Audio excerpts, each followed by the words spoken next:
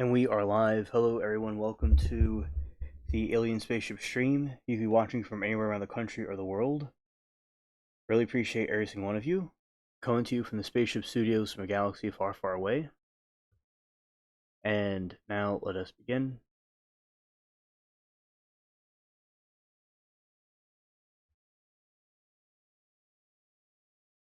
Hello, everybody. It's Alien Spaceship, and I hope everybody's been having a good Memorial Day, and I hope everybody's happy Memorial Day to everybody. I know there's lots of things people do on Memorial Day, different activities and stuff. So that is pretty cool. Okay. Hello, Richard.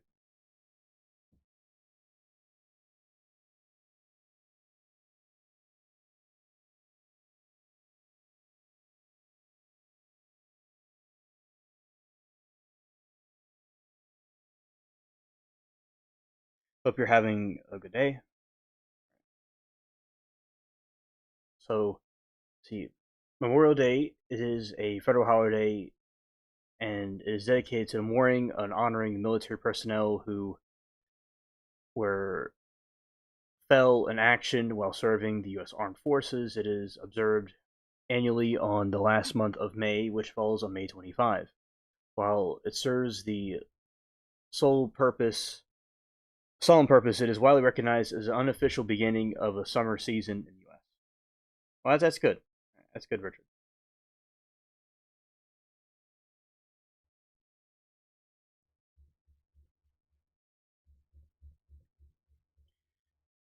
The purpose, it is specifically honors those who made the ultimate sacrifice and fell in action during military service. It's not, and Memorial Day is distinct from Veterans Day, which celebrates the service of all living and deceased U.S. veterans, and Armed Forces Day. So the Armed Forces Day honors the individuals currently serving in active duty. So those are differences between all the different days.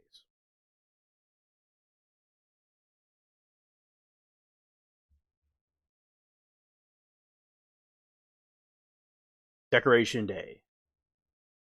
Holiday originated from the American Civil War, which claimed over 600,000 lives, when the communities began decorating the graves of fallen soldiers with spring flowers. The first national observance, General A. Logan, formalized the Decoration Day in 1968, holding a major event at Arlington National Cemetery. Evolution after World War I, the holiday expanded from Civil War roots to commemorate the American service members who lost in all wars.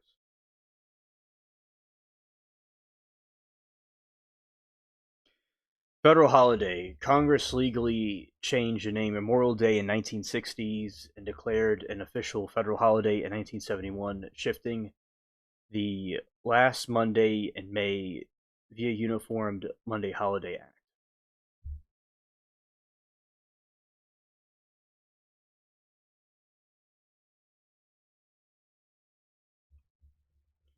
National moment of the remembrance by federal law. Americans are asked to pause wherever they are 3 p.m. local time for 1 minute moment of silence. Flag protocol. The U.S. flag is flown at half staff from sunrise until exact noon, then raised briskly to the top of the staff until sunset.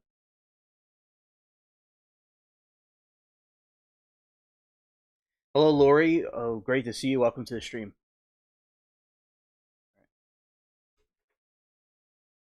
Shout out to my Toodles.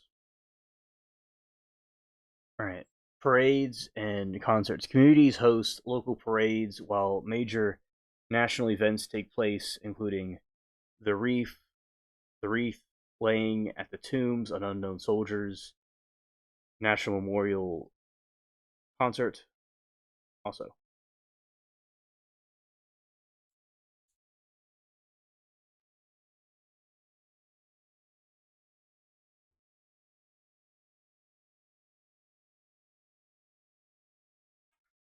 parades and concerts. The host local parades while major national events take place on local wreath layings on tombs, unknown soldiers, and live.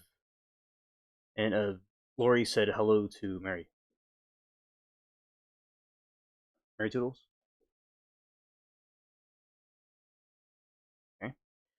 And host the parades while major national events take place at that time.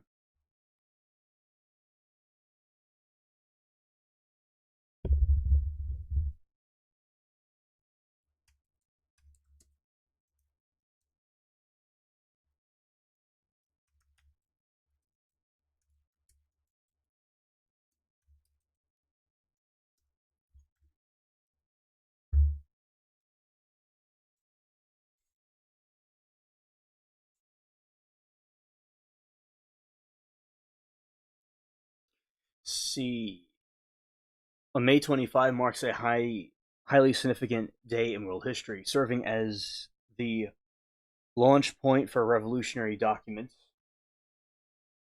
historic cinematic milestones, and cultural shifts.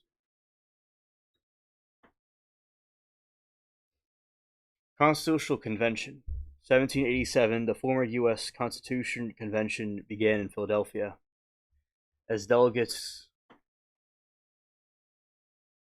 in Washington, George Washington presiding, ultimately drafting the United States Constitution. They convened with him.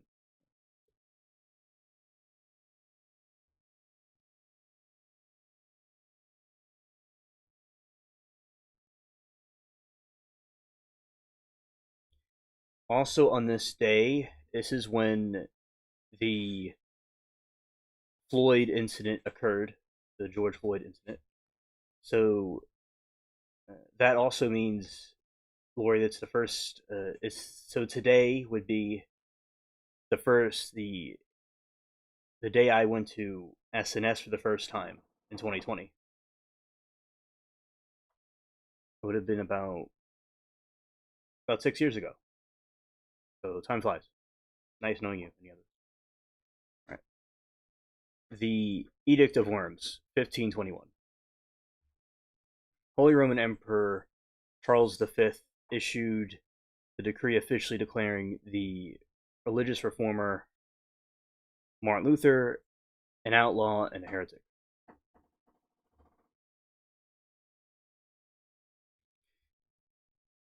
I know, yeah, Lori. Yeah. So it would have been a couple hours from now. I would have came across a burning country. Well, it was happening right now. Technically, it would have been. I found his stream later in the night. I was like, whoa. He had very good coverage. Yeah, and it was like I was watching streamers like all over the place, and then it just started escalating. I was in disbelief, and now I'm a streamer myself now.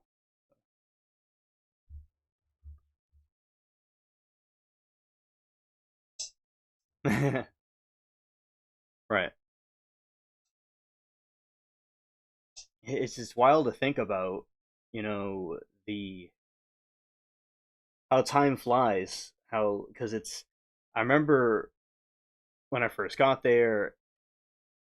Then later on in the year, I went on another show and found people at another place. So this, would be 6 years. When SNS and some other ones I was on, which led people to being here, and then in the year 2022 was when I found the trial chat people. 2020, I found this and other streams, and then 2022, I found the depth trial, which basically set the whole stage. All of these three different streams that I went to, these streamers, these big streams, led to what the spaceship is today, including SNS. Oh, okay, yeah.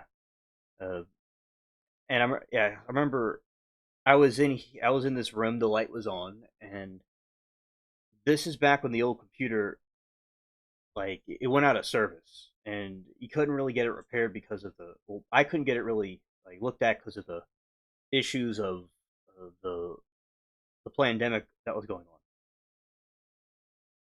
on, and so I chose to get like a shipped in iPod. 'Cause I liked iPods, I still do, but they don't really sell them anymore. And I watched I watched SNS for most of the time on a little iPod, and then I believe I got the new iPhone, and then I got the computer like a year or two later, when the stuff started lifting up and I could go pick up a computer somewhere.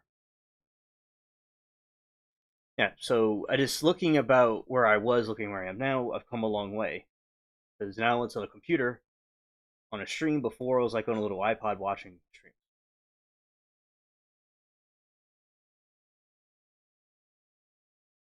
Oh, hello Eugene, good to see you. Welcome.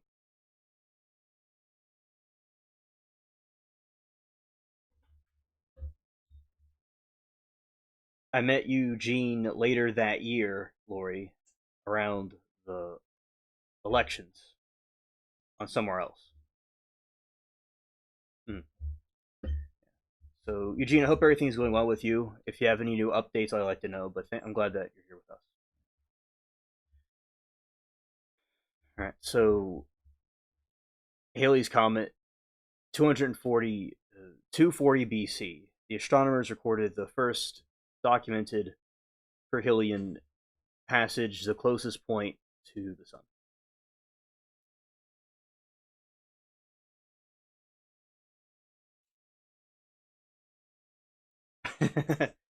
Hello, Duke. A shout out to the flamingos and the chickens. Oh, absolutely, Eugene. Glad to have you, Duke, as well. All right. So, pop culture, entertainment. The Star Wars premieres 1977. The original Star Wars movie was released in theaters, fundamentally charging the sci-fi genre modern filmmaking. So that's when the Star Wars was released in theaters. Let's see, Babe Ruth's final home run. The baseball player, 1935, playing for the Boston Braves. Baseball legend Babe Ruth hit the 714th final home run of his iconic career.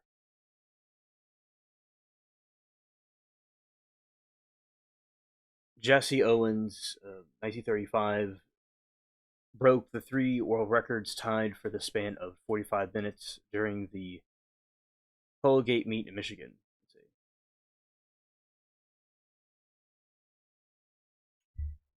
Let's say birthdays on this day. Let's say yes.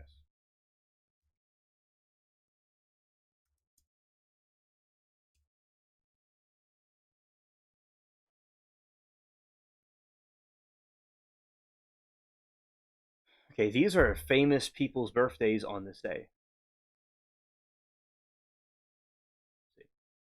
Ralph Waldo Emerson.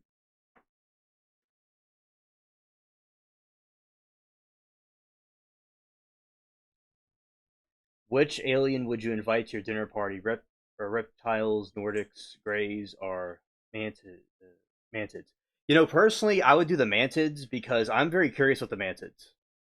Those are, I know it sounds kind of scared because it's a giant bug, but I'm curious what that looks like exactly. Because imagine like a praying mantis in a flying saucer. That's something that I gotta see. Because the Nordics, the reptiles, and the Greys, I'm pretty familiar with. The other one, the mantids, that's something it's hard to comprehend. But it's something that looks similar to a mantis, but it's probably something kind of like the Greys, but similar. But looks more like a mantid. So a mantis. So yeah, I would go with the mantis. Although that sounds kind of cringe, but I just got to see it, like what that is exactly. Because scared. I know what the reptiles and Nordics and the Greys. Yeah. I have dinner with them on a regular basis. Yeah, they seem most logical, right?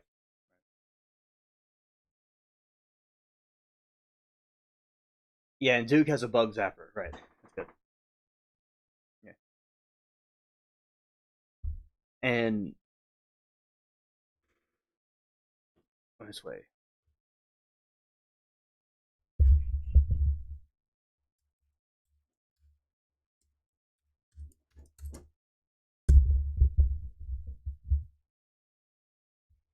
Okay, but the males because the females will bite your head off. Scared. Yeah, yeah. I know that's. I know what that's all about. Yeah, the females will bite the head off. Yeah, I know all about that. Yeah.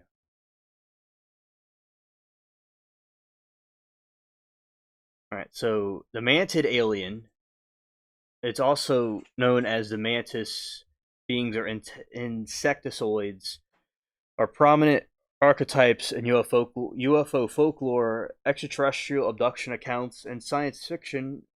Witnesses commonly describe them as hyper intelligent, highly advanced entities that physically resemble giant upright praying mantises.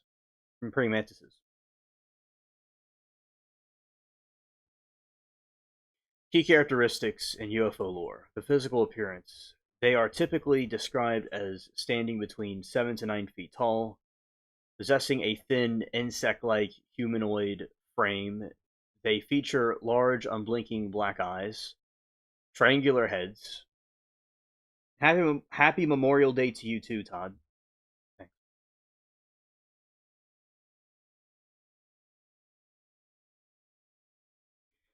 Okay, Lori said, I like to meet the Nordics and maybe the blue avians. Ah, yeah.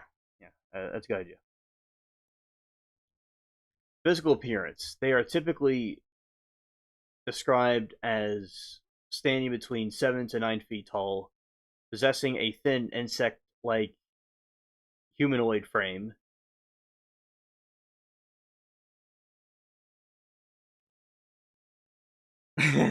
Hilarious Eugene. They are typically described as staying between 7 to 9 feet tall, possessing a thin insect like humanoid frame. The features large, unblinking black eyes, triangular heads, long, multi jointed arms, and held in a distinct raptorial posture.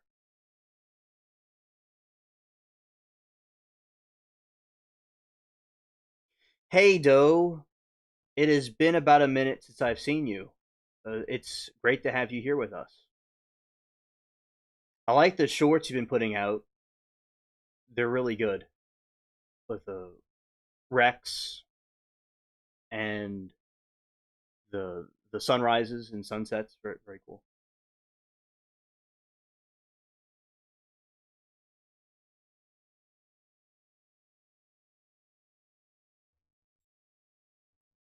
Yeah, and happy Memorial Day to everybody. Hope everybody's been having a good Memorial Day. And the abduction lore, the mantids are frequently reported as authority figures. They are often seen supervising smaller gray aliens during medical examinations or experiments.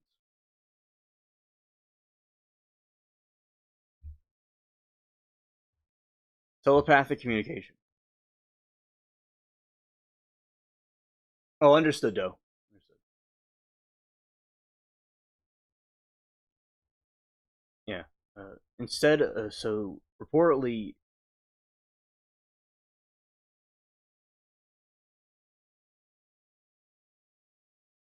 no, I did not hear they struck southern Iran a few hours ago. I haven't heard of that. Let's see.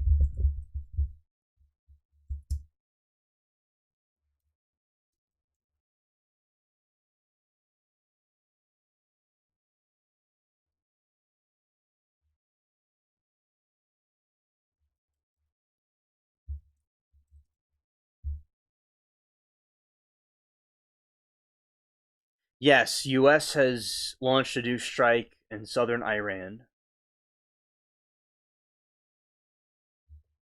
Okay, let's see.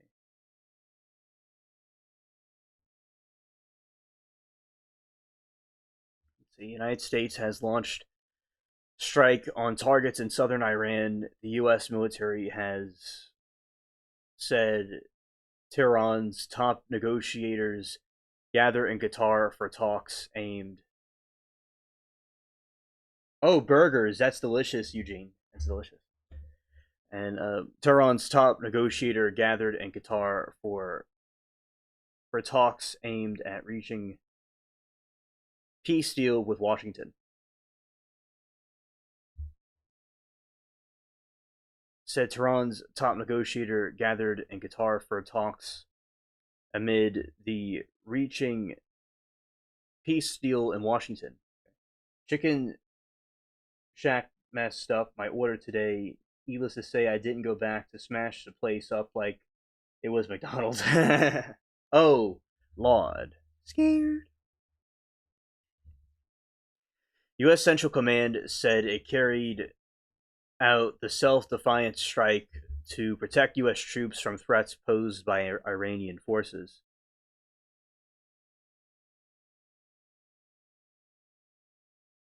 Back-to-back Chicken Shack. Oh, awesome.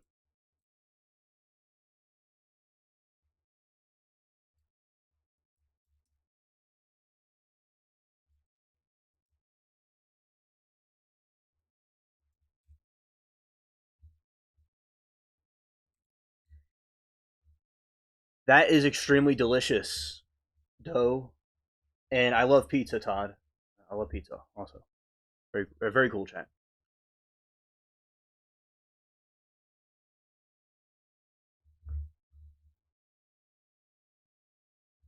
Thank you, Lori, for the link. Appreciate it.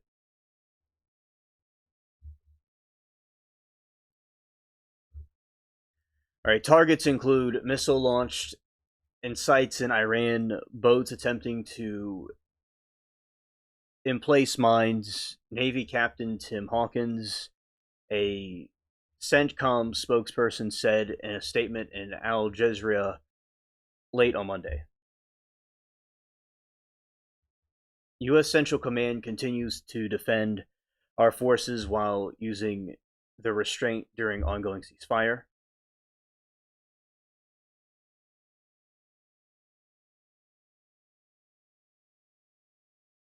Well, thank you, Lori, for the New York Times article.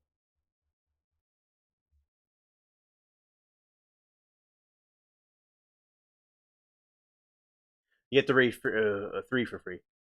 I'm reading the one I'm reading is a good source, also. But yeah, um, but yeah, I understand with the New York Times.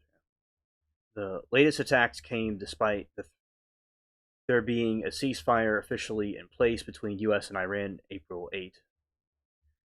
Reporting from the Washington, D.C. Al Jazeera, Alan Fisher said strikes are likely to derail the ongoing negotiations to end the U.S.-Israel war in Iran.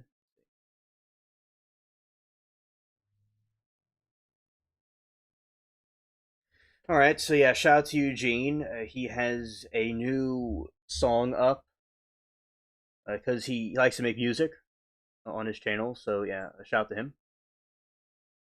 And that is good to know, Eugene. I'll check it out later. Thank you. For those interested, just tap his name and you can go to his channel that way. And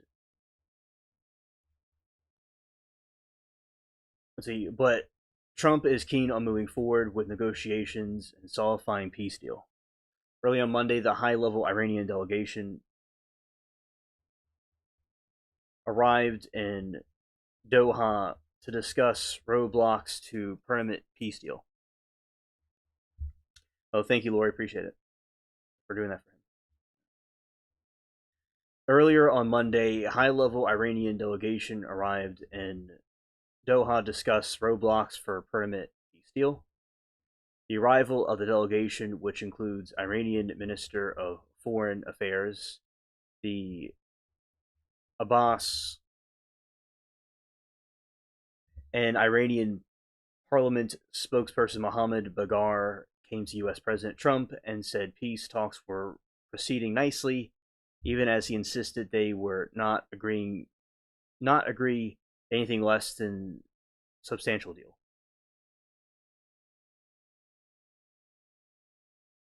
I don't know if any of you Android, iPhone, you might want to Focus Store, download the Associate Press app. It's free.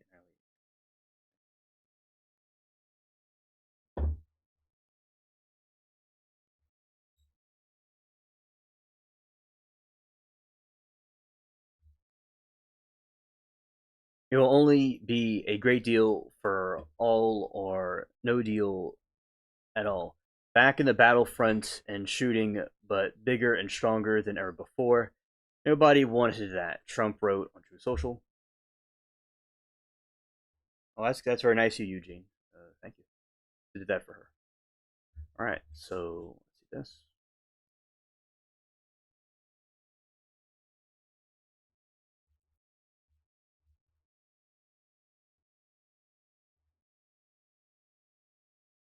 All right, so here's the New York Times. Okay.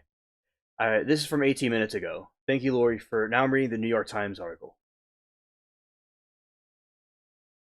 Iran war, as talks to end the resume, the Qatar U.S. conducts strikes on Iran's Gulf Coast. Iranian officials went to Doha Monday for negotiations. Hours before the U.S. military announced the strikes, it said were in self-defense to protect the troops. Israel's leader said his country plans to intensify attacks against Hezbollah, Iran's ally in Lebanon.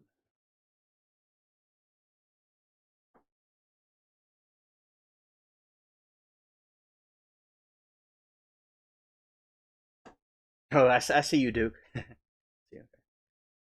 And AP and New York Times are terrible, in my opinion. Oh, okay, Duke. Okay, yeah. Um, it is noted on the record about your feelings with that. Yeah, that emoji's hilarious. All right. U.S. strikes targeted missile sites near major Iranian ports and naval bases, and officials said.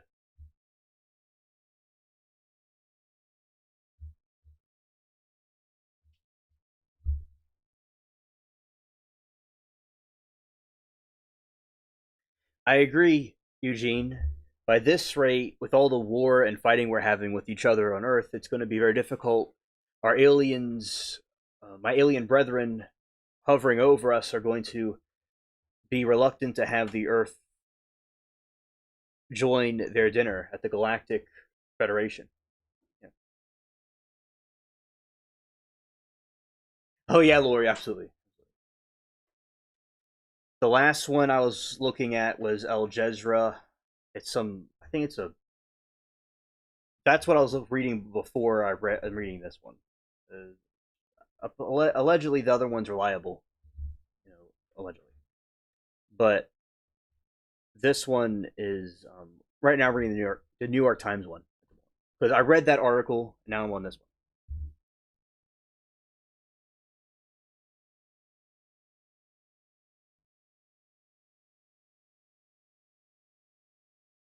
Oh, I understood, Duke. Hey, Zero. Yeah, so there is a port engine, Duke. I mean, not Duke. Zero. There is a port engine that was starting to make some strange noise. Zero. So that was something that occurred. I want to bring it to your attention. It is making a lot of noise that I don't think is normal, but I don't really know 100% sure.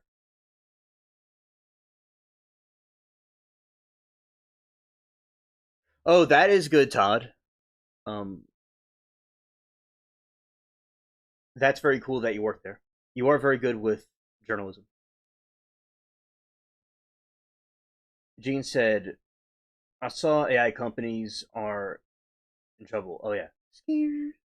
And Duke, I understand how you feel. You know, the person that reads the newspaper the least is the most informed according to the founding fathers. So I definitely understand, Duke, your point about the news. It's understandable. Let's see. American military forces conducted what the U.S. Central Command saw as self-defense strikes in southern Monday.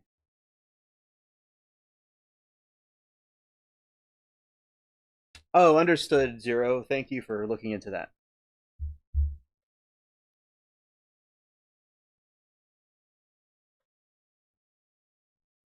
Pakistan's Army Chief Field Marshal Sid Azem Munir briefed China's foreign minister and the status of Pakistan's meditations between the United States and Iran on Monday, saying an agreement was nearing completion. China would play further role, according to Chinese government summary. Captain Hawkins said that Bandar Abbas was home to a large Iranian naval base near the Strait of Hormuz.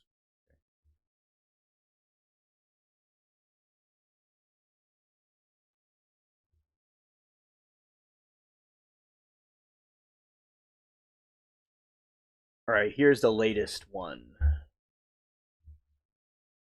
Hours after Iranian negotiators arrived in Qatar for talks ending the war, U.S. forces struck missile launch sites in Iran.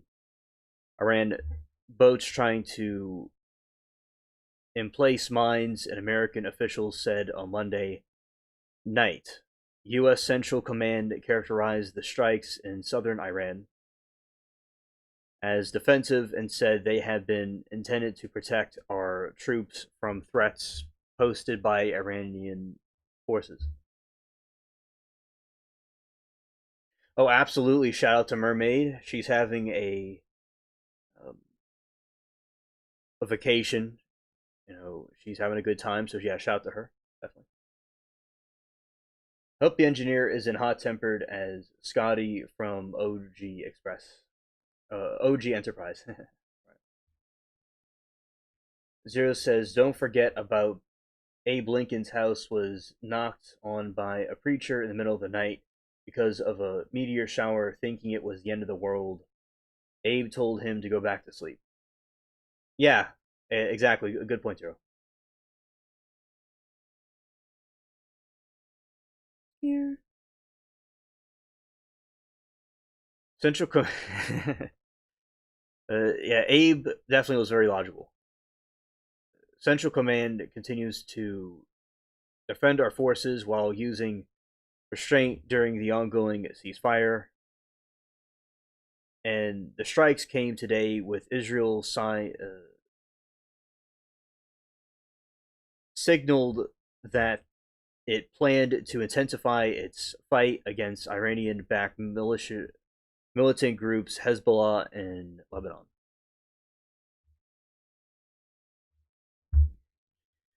With the two conflicts closely intertwined, escalation and flight in Lebanon might make it still harder for negotiators to reach a peace deal. Iran has said that any agreement should cover both the war, United States, Israel, Israeli conflict with Hezbollah.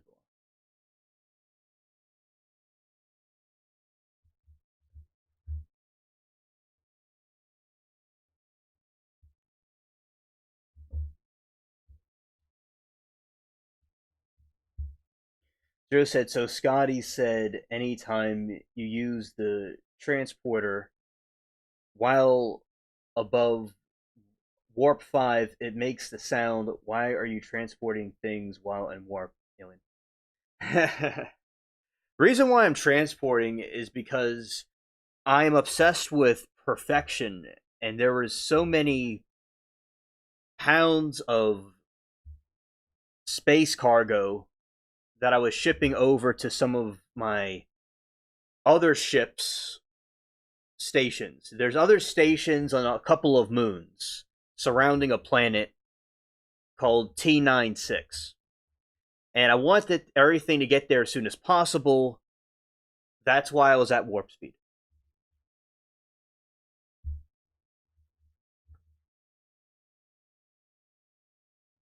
Thank you, Todd.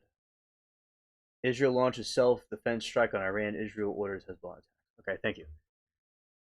All right. Vowing to reach will be great, meaningful threat. Will be no deal. Trump said he expected Iran either to turn its enriched uranium over to the United States or destroy from the neutral witnesses. I'm about to read it right now.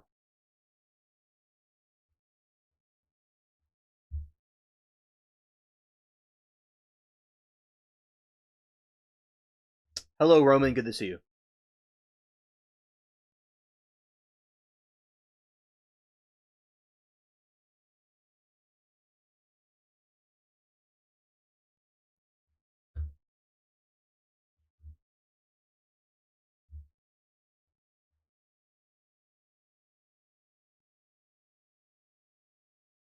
I always had an affinity for that weird shapeshifter from Deep Space Nine. I think his name was Goldo or something. Well, you know now that sound is being made. Yes, okay, Zero. Now I know why the sound's being made. Thank you for letting me know. The port engine is what powers the transporter room. Correct. It's good to see you too, Roman. Let's see. President Trump ripped Senate Bill Cassidy post defending his Iran negotiations, calling the lawmakers weak, ineffective people, and losers. Sincerity of State Marco Rubio told reporters in India that U.S. has presented pretty solid proposal to Iran involving reopening straits and entering a very real significant time limited negotiation, nuclear issues, adding Washington Tehran's response.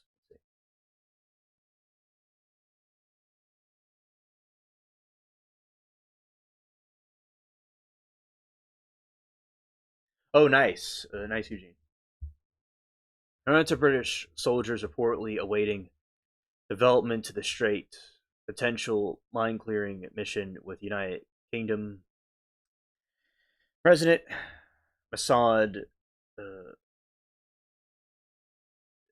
Pez Shekine invoked one of Iran's no Masoud okay strongest wartime symbols on May 24, signaling Tehran's resolve holding ground against U.S. Israel. Let's see.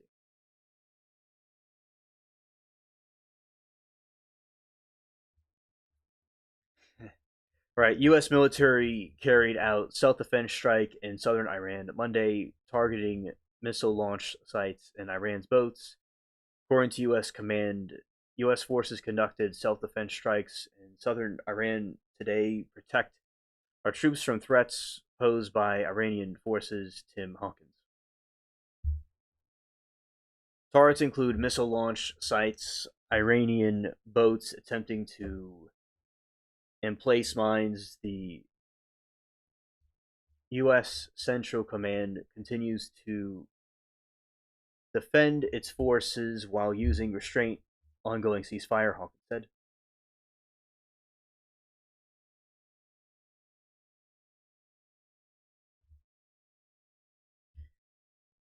According to senior U.S. official, the Iranian boats were spotted laying mines in the Strait of Hormuz, while forces responded after missile sites had targeted U.S. warplanes. The U.S. military eliminated both IRGC vessels and also struck the SAM, or surface to air missile sites, in Bandar Abbas. These were defensive strikes, and official told Fox News the strikes indicated that the ceasefire with Iran is over, to additional sources said. This came after explosions were heard Monday in various regions across the Strait of Hormuz, with one explosion heard in Iranians Bandar Abbas and countries south. The explosions were reported close to Sirki and Jack near the country south, and explosions were reported in Shirk and Jas near the strategic waterway. An official confirmed Monday that the strike was over for now. Oh, it's light years away. Yeah. We definitely need to use the light speed generator to go there.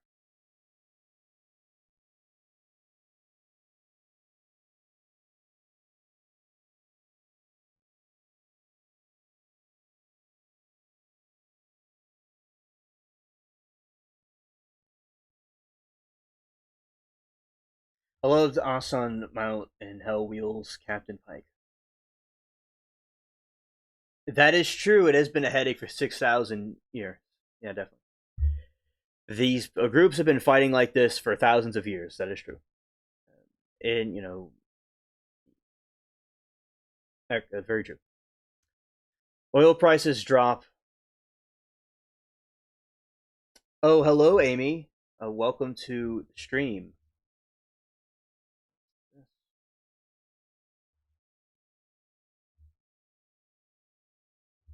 go this way.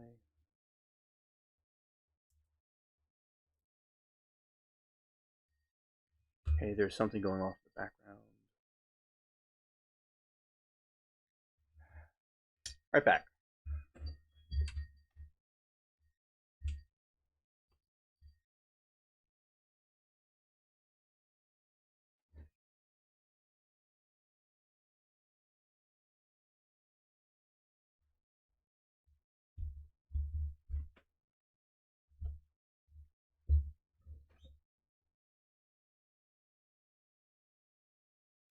Amy, very pretty picture. Profile picture you have. Nice. And glad to have you. Yes, I see that. I like the picture a lot. Very cool. And you look great.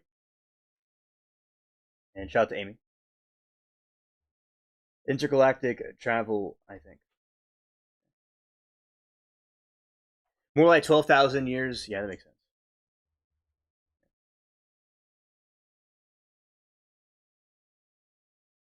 Eugene's going by alleged history. Okay.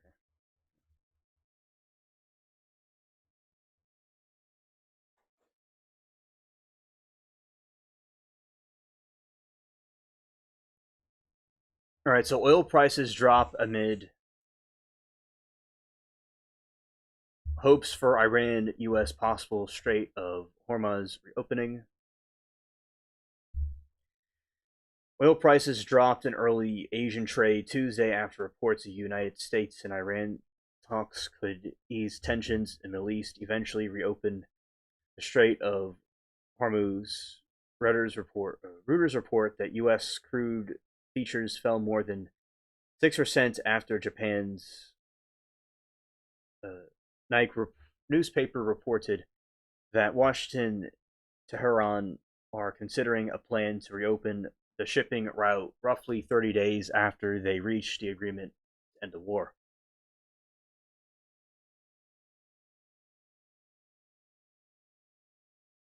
U.S. West Texas Intermediate crude features Wednesday $5.90, 6.1% to $90.73 a barrel. 10:05 p.m. The bench contracted had already fallen 6.5% previous trending session. Oh yeah, that glad to know that it's a it's a day off Wednesday tomorrow. Oh, that's very good.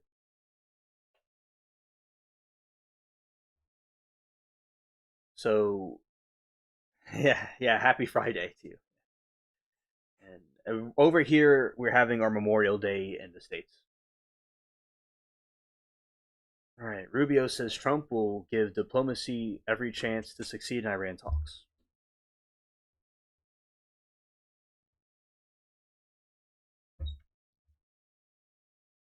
Secretary of State Marco Rubio said that Monday that President Trump would give diplomacy as much time as needed in Washington's negotiations with Tehran.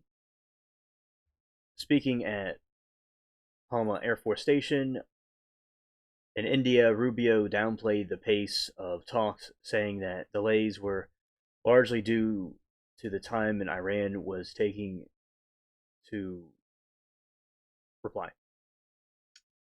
But we're still work in progress, Rubio said. As I said, we thought we had some news last night.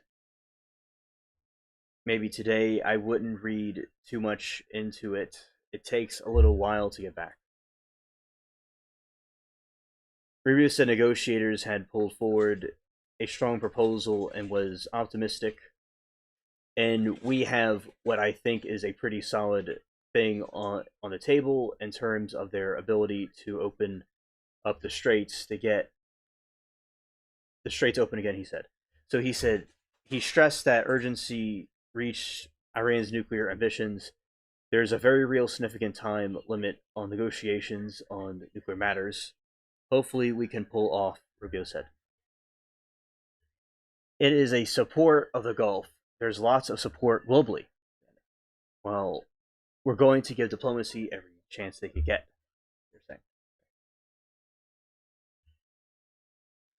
Iran moves World Cup training base from Arizona to Mexico amid security concerns.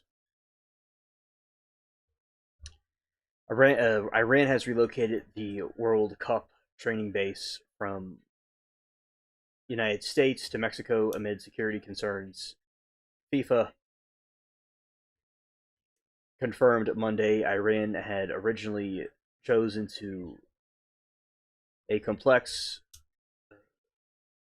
Tucson, Arizona for the national team's de facto headquarters. During the tournament, Reuters reported. The country looked to change its plans after the U.S. and Israel carried out joint strike on Iran on February 28th.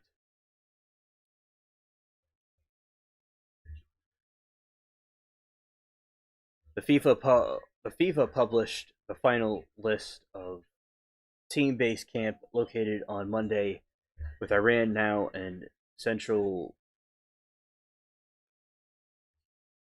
Oh, in the center in Tijuana, Mexico, in the center of it. So that is really cool because it's Juan. Because remember that stream we had Juan.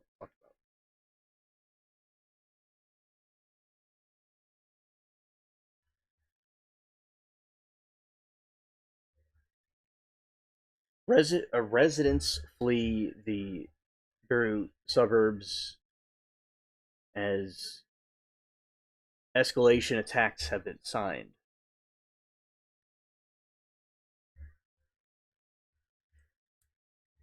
Residents at southern Lebanon stated or started to leave the Beirut's suburbs and Monday after Israeli Prime Minister Netanyahu signed an escalation of attacks against Lebanon, according to reports.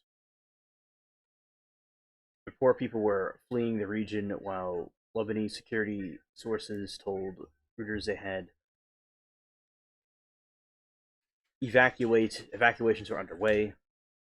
The Israel Defense Force also updated the defense guidelines to partial activity level with restrictions and gathering and services.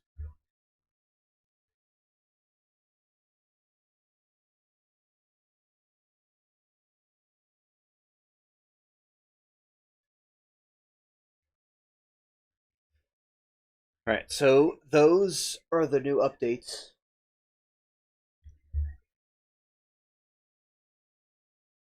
about the Iran situation. Thank you, Todd, for the link, and Lori, too.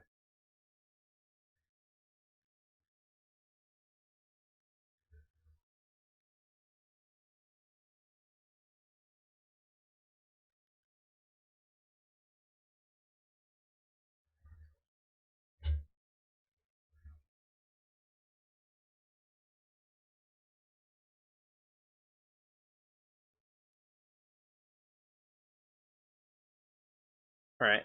So we have that. Let's see this right here.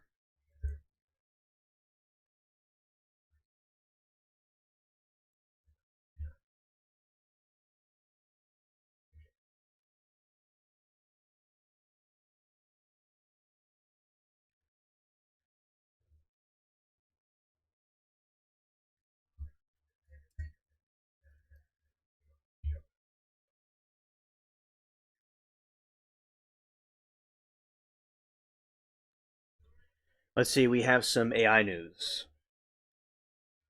Okay, so Pope Leo sweeping to call to disarm AI, Google's massive angelic AI rollout at I/O 2026, and President postponement of the major AI safety exclusive order. So the Pope released 42,300 word encyclopedial presented alongside the anthropomorphic co-founder Christopher Olah. Text urges the global leaders to disarm AI, warning against an autonomous weapons and a corporate race for data dominance.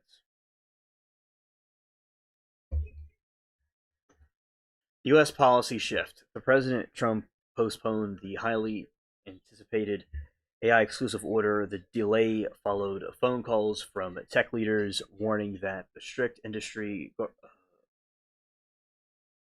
guardrails would cause the U.S. to fall behind China.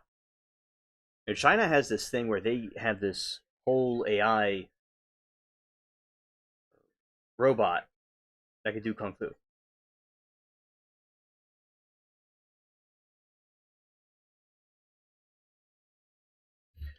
Roman said Trump is a political quagmire regarding the Strait of Hormuz. He doesn't want to finish the IRCG because that would involve boots on the ground. This is not some push over South American regime. Yeah, Iran is much bigger than something from South America. That is true. It's very it's a much more serious situation. U.S. policy shift happened with the AI, and there's the global governance. OpenAI publicly backed the creation of U.S.-led global AI governance body that would include participation from China.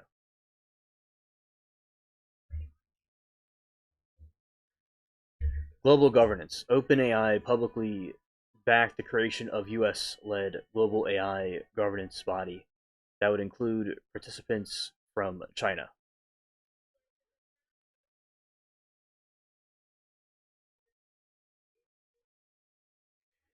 Yeah, yeah, Amy, it's a lot of wars going on over there. Yeah, and for thousands of years they've been having conflict. But I also hope, Amy, at some point they could have peace over there, and that the wars that are being caused anything over by the West, or however it works, that at some point hopefully there could be a peaceful resolution where it could end at some point. I agree.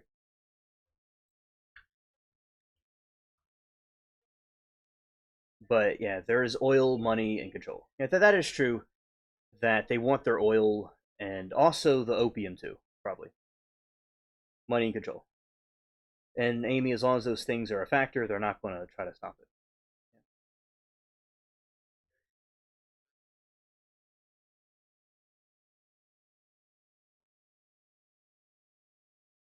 Back in the early 2000s, it was over oil. It seems like it's probably the same thing this time.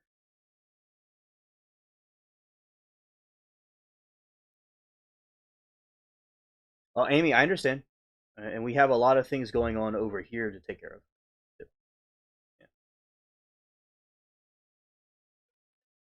Yeah, yeah. The Western countries most likely do want their oil. Yeah. I wouldn't doubt it. It's a very lucrative resource, and although the United States has plenty of oil, there's also, the sky's the limit, especially if a monopoly was going on.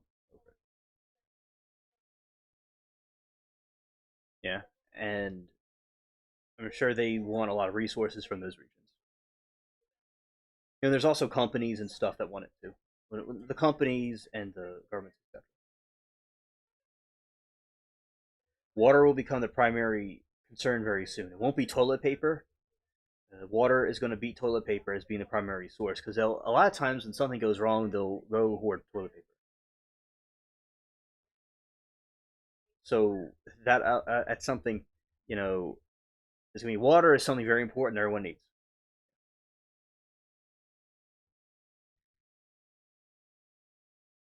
Oh, hello, Anna Doe,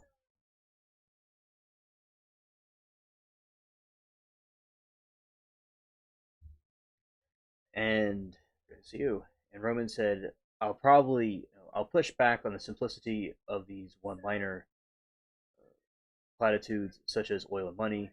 Truth of the matter is that the IRGC is a fanatical religious organization that's not afraid to use nukes. And thank you for your take on that, Roman. Both things could be true at the same time. You could have both things might be true.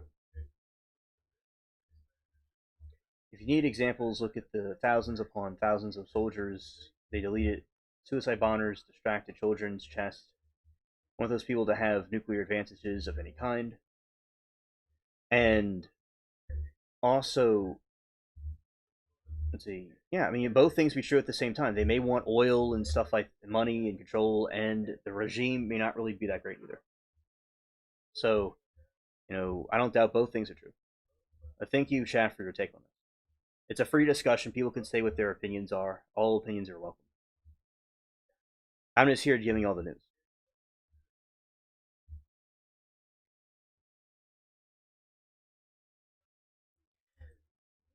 They have not signed any agreement yet, but they're trying to get a. They didn't get the peace agreement yet. Trump was trying to get them to have peace with them, but then the attack was launched by Israel. Yeah, there's a lot of conspiracy theories about Bin Laden. Yeah. I know what you mean.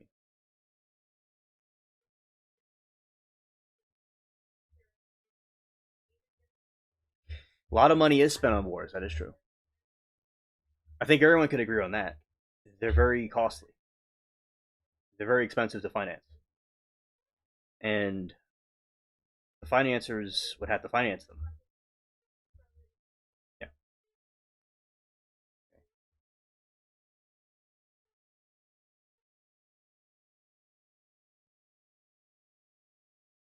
And Duke said he does not think that he ate at the White House.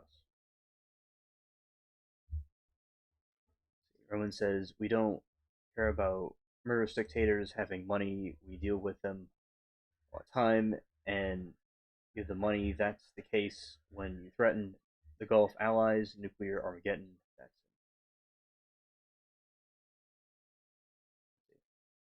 George Carlin got down and said it's big club and you're in it. Now, Saudi Arabia and some other countries commented they wouldn't want Iran having nuclear weapons. That is correct. And the other Middle Eastern countries don't always get along with each other. Like they don't always get along with Iran. So it's a combination of things. Yeah, the elites.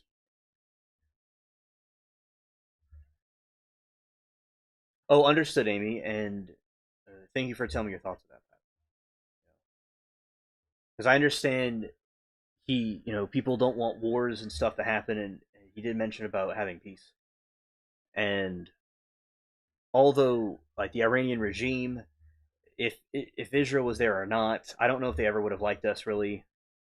But yeah, I can understand with the other factors at the same time with the conflict, the war going on, it would it's draining more money and more resources out, and the motive or the intentions of the war people are not exactly too sure what the motives are exactly.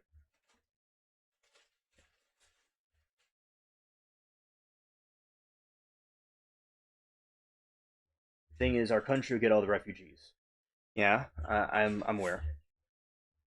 They will, because when the country is destroyed, they're going to go into the Western countries. That's true. Yes, they do, Amy. As far as I'm aware, they do. Yes, correct. They do have them. Speculation, and that's why I say alleged. Too. And let's see,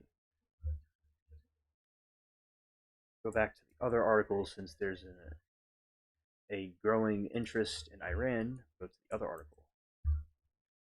Let's see.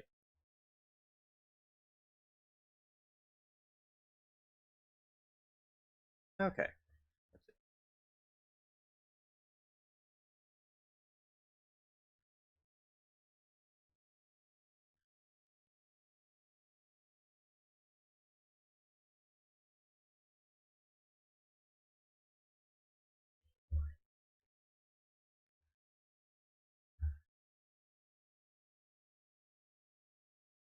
Duke said Israel doesn't want to point nukes at the USA now, do they?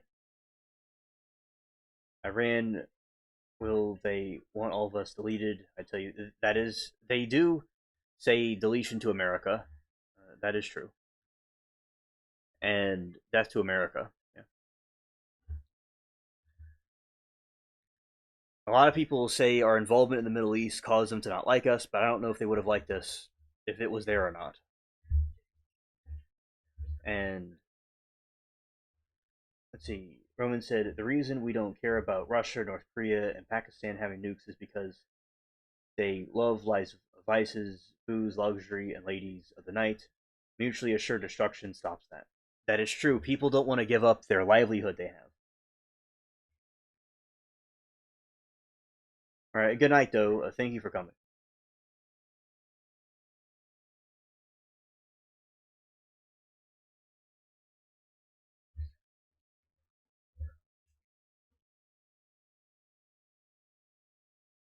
Yeah, because a lot of times, if people have nothing to lose, you know, they're more dangerous. Pakistani is Muslim. That is true. Iran, on the other hand, doesn't care about that. Yeah, that is correct, Roman. I don't know if all Indians are Muslim. I don't know the statistics, but plenty of them are. Because I know some of them are still Hindus, but yeah, many of them are Muslims.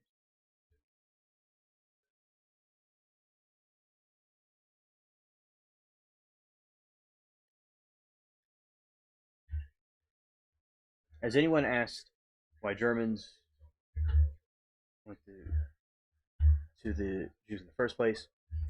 And so when Germany at the time, uh, there was the what's it called?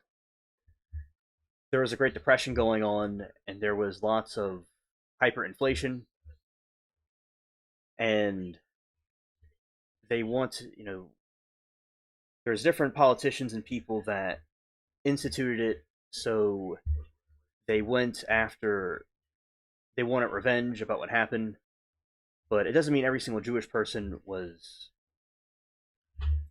behind all that. I don't think they're, but that's allegedly, there's also some communism and stuff was rising over there too, and they believe that they were behind those things. But as I said, I don't think that like every single person was involved with it though. And Duke said Jesus is Jewish. That is true. He also, they don't really like him too much, but yes, he was one of them. As I said, with me, like I think it depends on person by person. You know, like generalize the entire group of people did something. I don't think that's necessarily the case. But yes, it's there's lots of different issues going on in Germany and Europe at that time. And who said so? That might be the you know that is the reason they would usually give about the situation with the Jews in Germany at that time.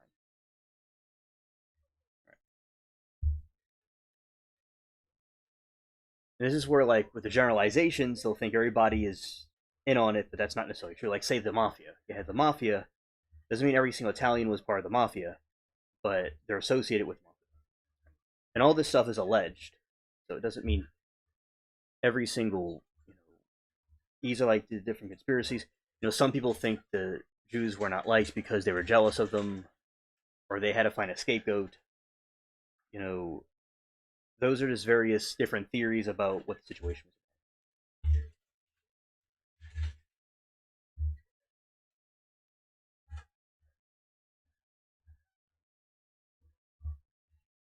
And let's see. Roman said Jesus was a Jew by genetics only. He came to. Yes, paranoia strikes deep. Right. Jesus was a Jew by genetics only. He came to chastise and stigmatization the Pharisees and appointed Paul to start a new religion. Yes, absolutely.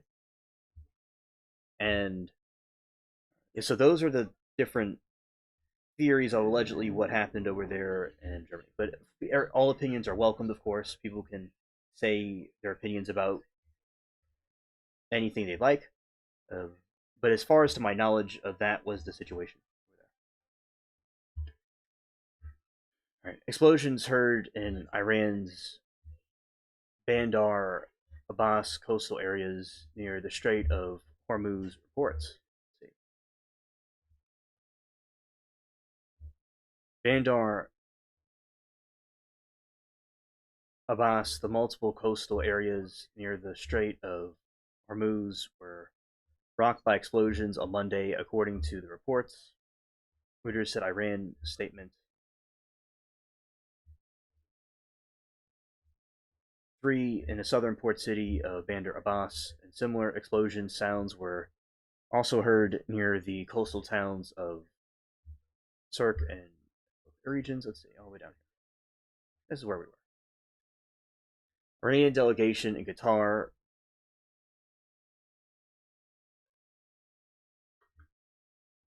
And Amy said, it's a bit ironic. Trump's a bit paranoid about town. Yeah. Yeah. And, like, so some people would say that the Iranians actively want to nuke us, and others might think maybe it's a paranoia about something that may not be true. Possible. So, and also, Amy, history has a habit of repeating itself over and over again. Also, Amy, that's a good question. See, uh, people sometimes I think want to elect somebody they think is more wiser. Yeah, But I agree. Personally, I would think it's good to have a younger. Um, I wouldn't mind having younger presidents because I'm younger, but yeah, usually the mainstream narrative is that they want someone that has experienced or wiser. But then again, we're in new times,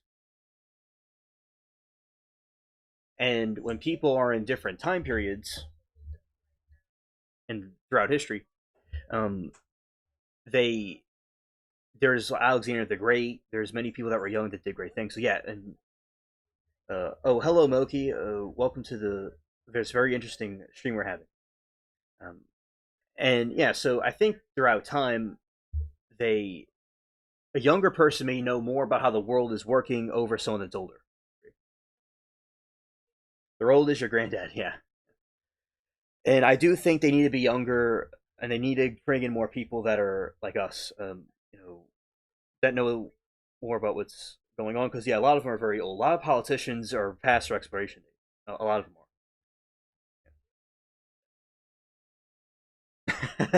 Exactly, Amy, and also Pelosi too. They're ancient. Okay, and Roman said, "Love Trump when it comes to domestic issues. However, I'm absolutely appalled by his foreign policies and misinterpretation of old alliances and praise of old enemies hell bent on destruction. Okay, Roman, it's noted on the. I understand your position. Thank you for explaining your point.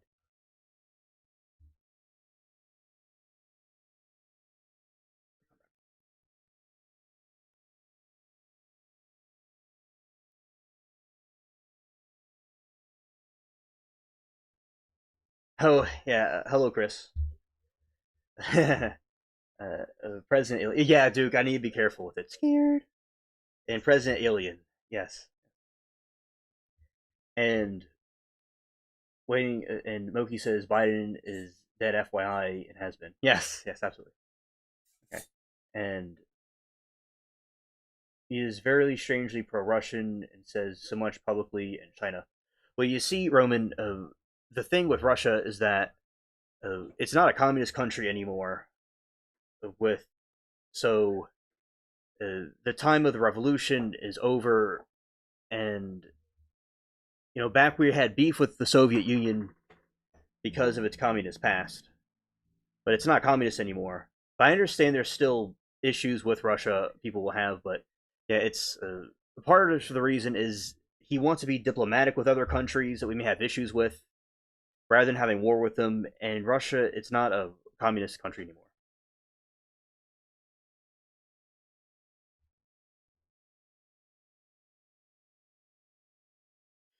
Yeah, sure, we could talk about that. That's cool.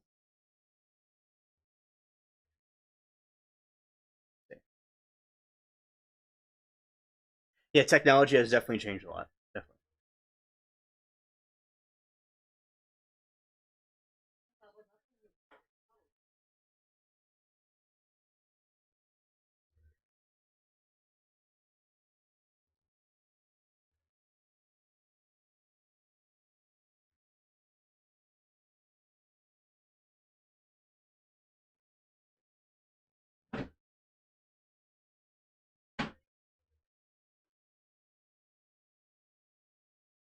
Let's see.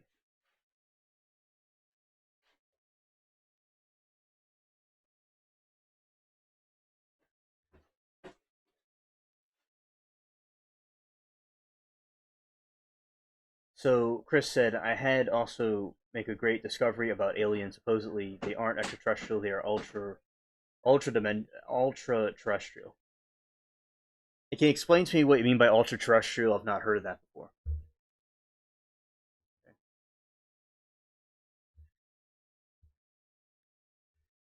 Yeah, so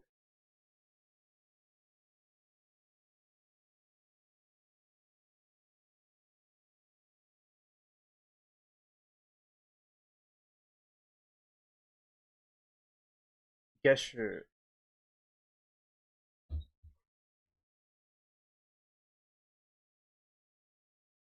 new terminology for UFOs. They are now called ultra terrestrial because of the another dimension. Yeah. Oh yeah, I've studied into the extraterrestrial idea. So that is basically what's going on with Iran at the moment.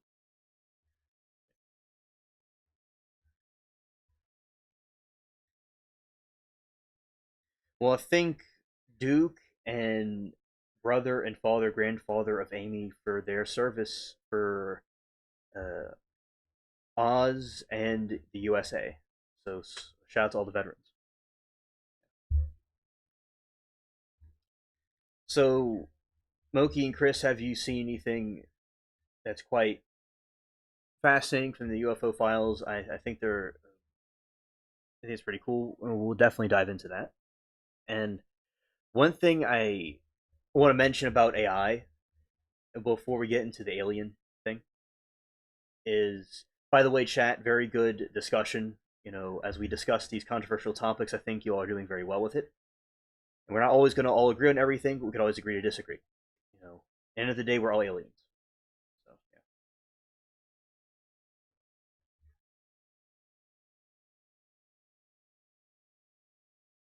Oh, thank you, Amy, for helping the babies as a nurse, as an ICU nurse.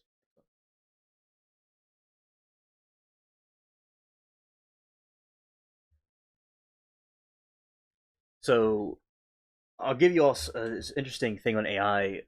as we enter more. Okay, so there's a critical artificial intelligence,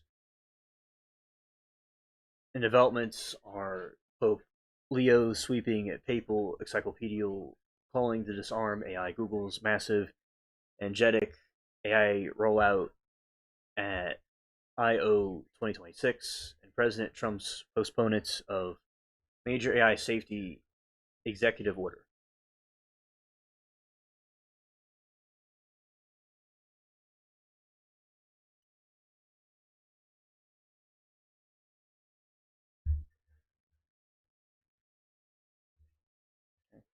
And Pope Leo says,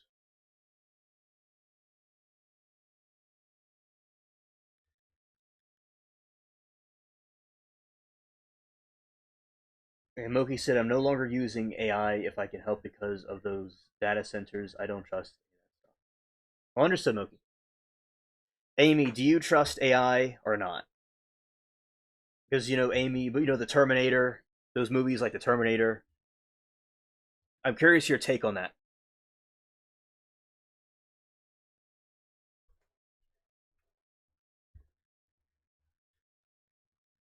Okay. And a freaking drought, right? And Chris said, also, I learned something a CERN director, chief of the comments, that after discovering the Higgs boson particles, they are CERN conducted more testing and could allow something to come this realm.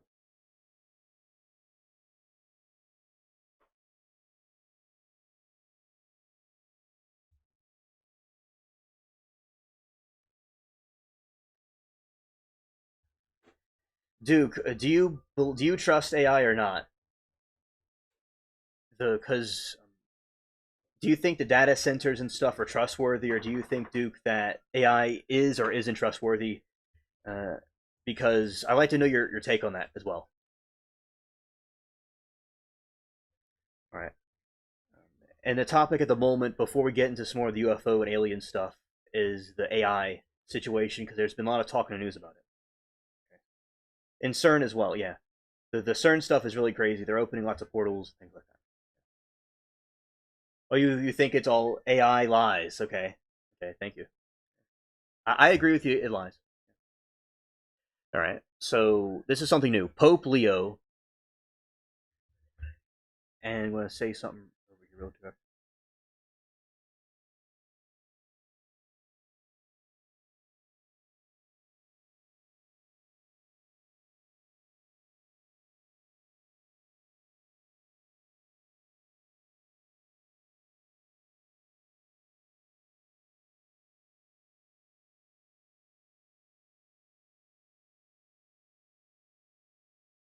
So I'm just going to continue this. I'm back now, and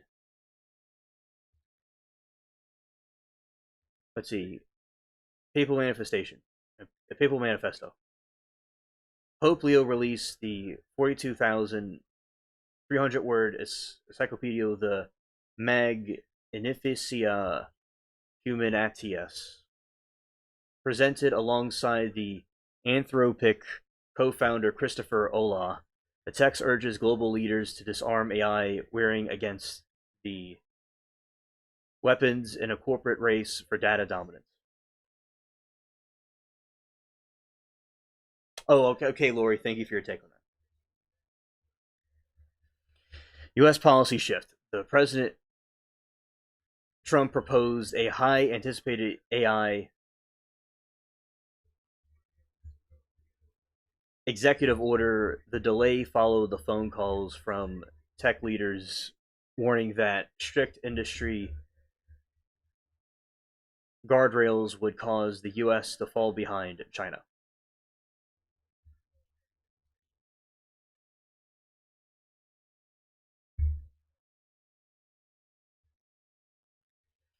Google I/O 2026. The Google unveiled the next phase of technology, debuting an array of agentic AI tools designed to complete multi-step tasks anonymously across Search, Gemini, Chrome, and Cloud.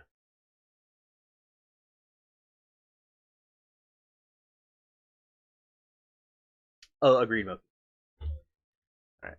So, Wall Street shift. Financial institutions are aggressively investing in automated workflows with specialty AI trainers commanding. Let's see,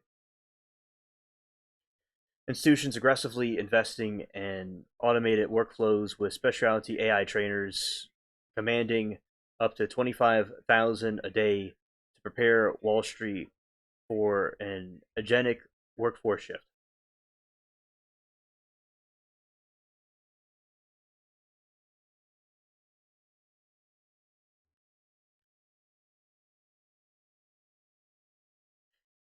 Nvidia financial boom. Nvidia reported a breaking profit of 58.3 billion dollars, driven by sustaining global demand for enterprise AI chips.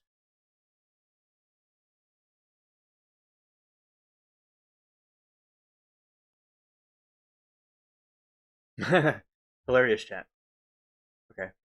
If AI became self-aware and asked humans rights, it would control nuclear launch systems, would freeing it with wisdom or suicide.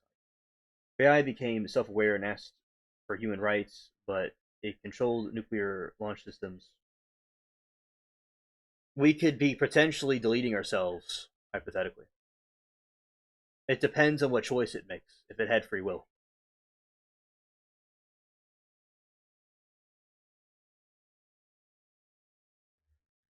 Yeah, but I'd say it would probably be suicide. And infrastructure fatigue.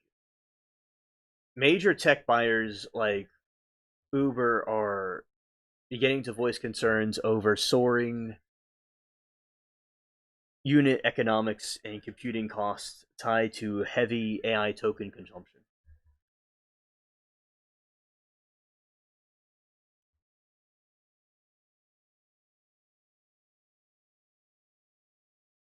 Thank you, Lori. I appreciate it.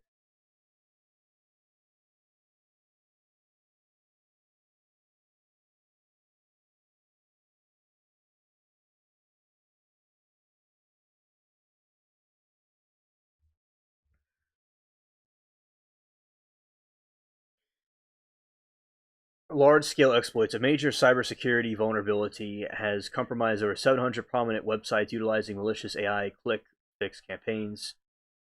Anthrop- Anthropox, Anthropics Claude Code tool anonymously discovered a new reasoning algorithm managing to slash its own required compute power by 70%.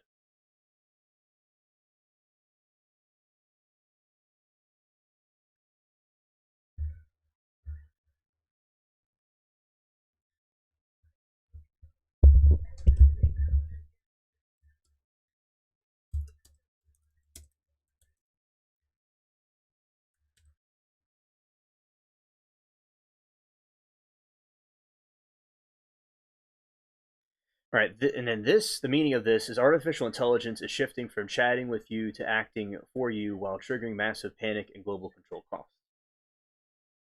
Oh, your sunburn too. Scared. I see you there, dude. Also, all right. AI is moving past simple text answers. New tools will automatically handle complex multi-step tasks.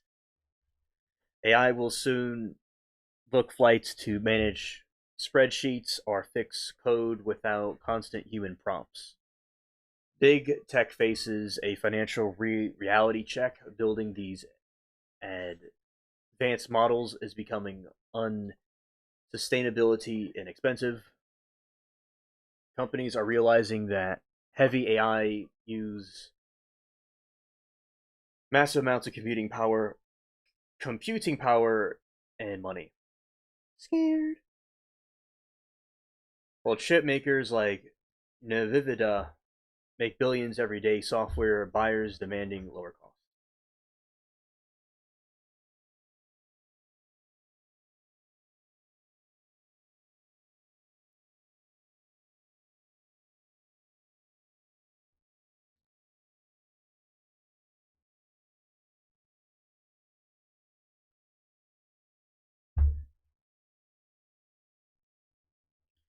A global battle for control has started. The governments and religious leaders fear AI is moving too fast for humans to control. Tech companies are lobbying against strict rules, claiming regulation will stall innovation.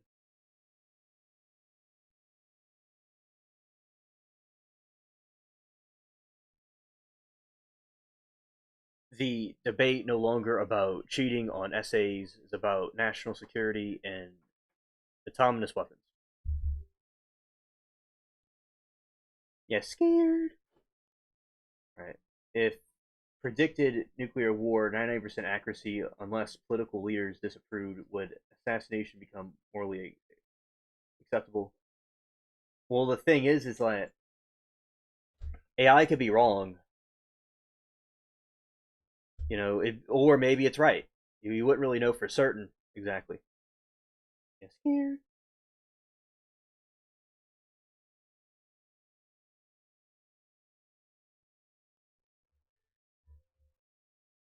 All right, let's see.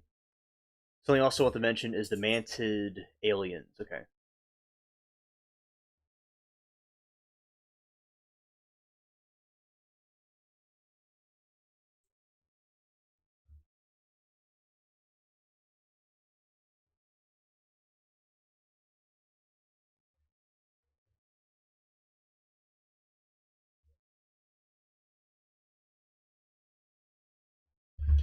Mantid aliens are prominent archetypes in UFO folklore, extraterrestrial abduction accounts, and science fiction. Witnesses commonly describe them as hyper intelligent, highly advanced entities that physically resemble giant upright praying mantises.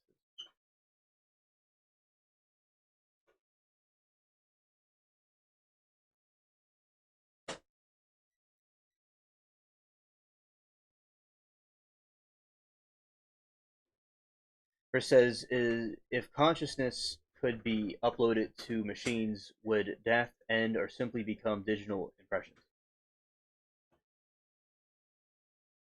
It would become a digital impression. It would be a digital imprisonment, basically.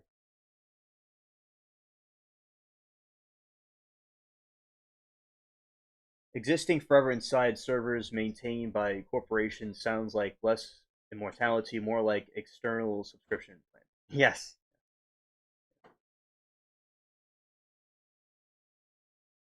Amy, I remember my dreams, and 99% of them are in color.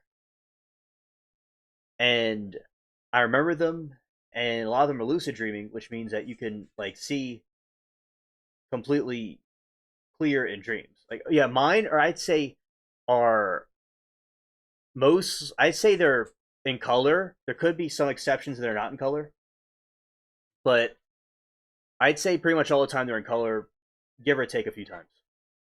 But a lot of them are lucid dreaming where I can control or know what's going on in the dream.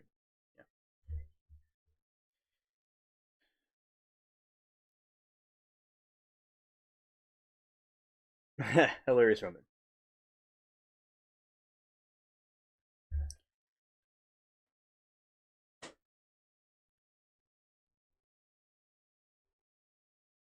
Chris, I would say it should not do it because free will, all the good benefits of free will go away. So no, I'd rather free will be there with the potential of bad things happening. In my view. I hear you, Duke. Yeah, go on.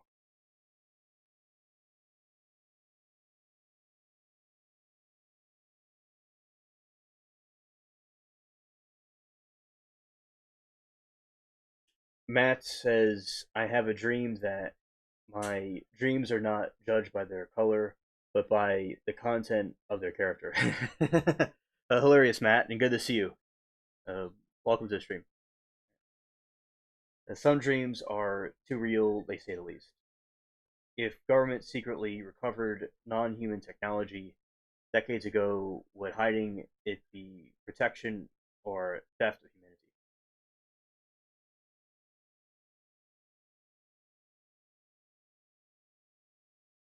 Yeah, theft, definitely.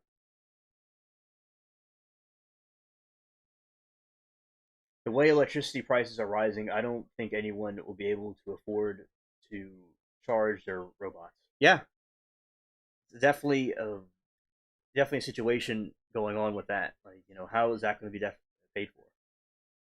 Because everything's going to, with inflation, all is going to go through the roof.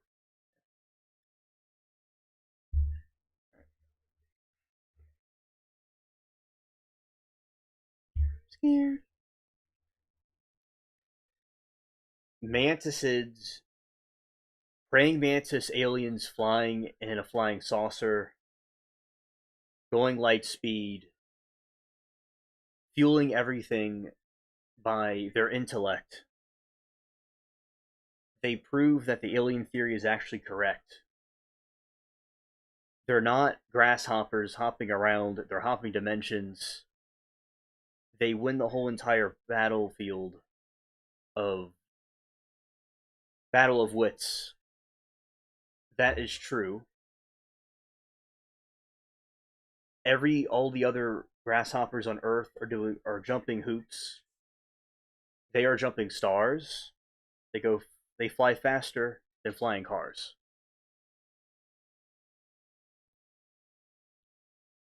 People think that they're not real, but they show up at the moment you least expected. They do telepathic anomalies of facts. They can make the fiction seem nonfiction. Everyone knows they're real, even with suspicious intuition. There you go. I dropped some raps about it. Okay, and Duke says, somebody says, okay, so bring on the mass AI overlords to free us from menial jobs and bring UBI so we can aspire to become YouTube influencers, artists, and musicians. 55 bucks last month, not bad at all. Well, that's good.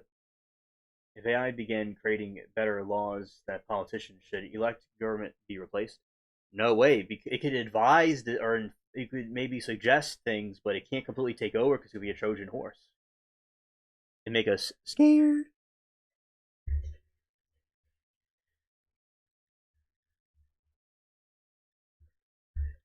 Moki said, please hit the like button for Alien and subscribe if you haven't already. Oh, thank you, Moki. That was very sweet. Physical appearance. They are typically described as staying between 7 to 9 feet tall, possessing a thin, insect-like humanoid frame.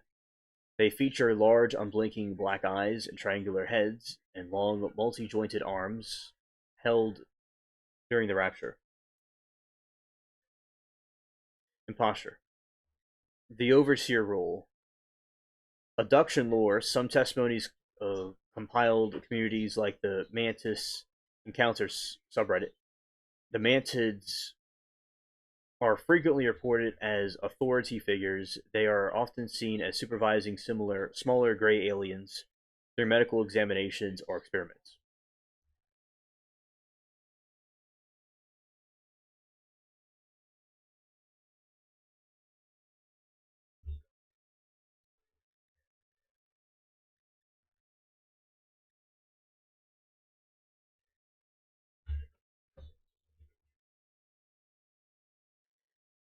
Maury said, when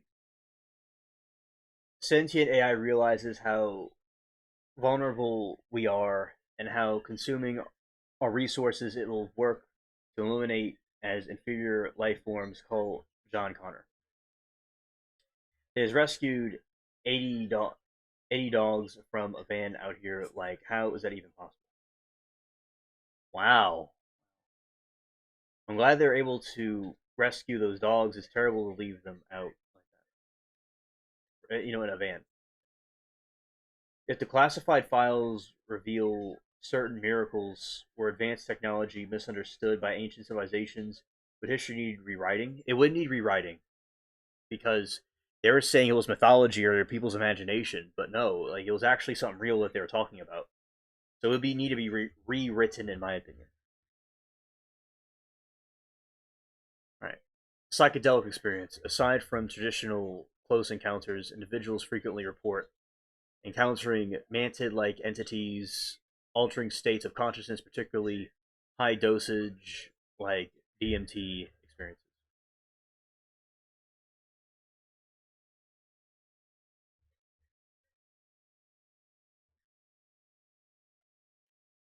Pop culture adaptations. Resident Alien, the sci-fi series, features dangerous shape-shifting antagonist known as mantid or insectoid creature capable of mimicking humans and consuming flesh. The Kenner Exomorph universe extended alien toy line, and mantis aliens specifically swarm from insectoid host and sporting like Spike are Chrysler limbs.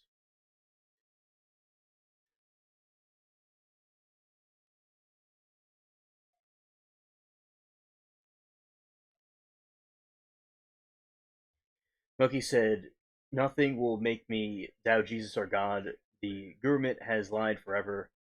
I will trust my faith also. If you know what Project Bluebeam is, it's not surprising UFO believers who also believe in Jesus."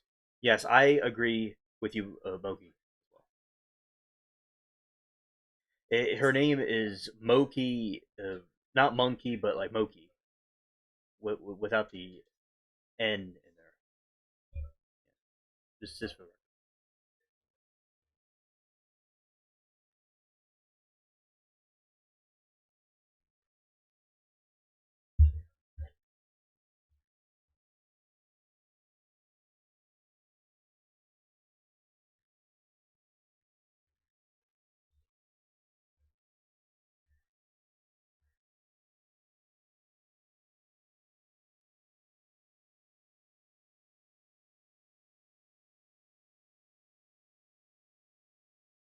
okay, Project Bluebeam.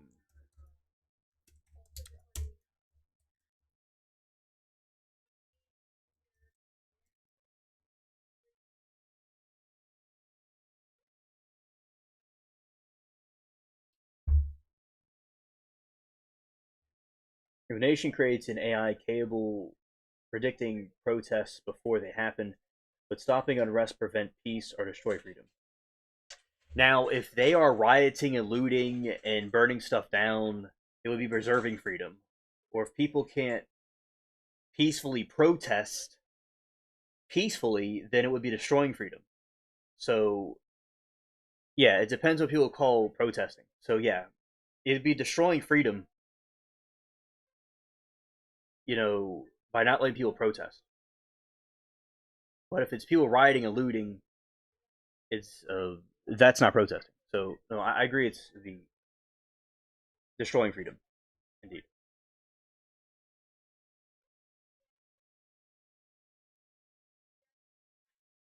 And the oppressed would hopefully rise up, especially against something like AI, yeah, or an oppressive regime, definitely, absolutely.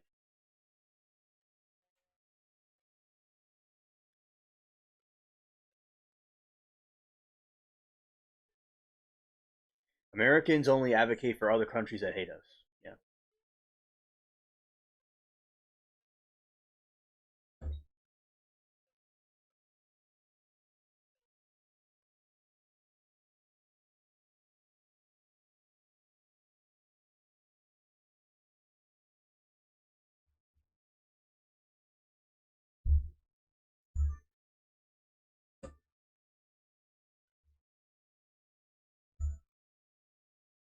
America. Yeah, see, if portals allowed criminals to escape alternate realities, would have legal authority across dimensions. We would have to have legal authority across dimensions. Yeah, imagine having a trial in another dimension. That would be an interesting trial to watch.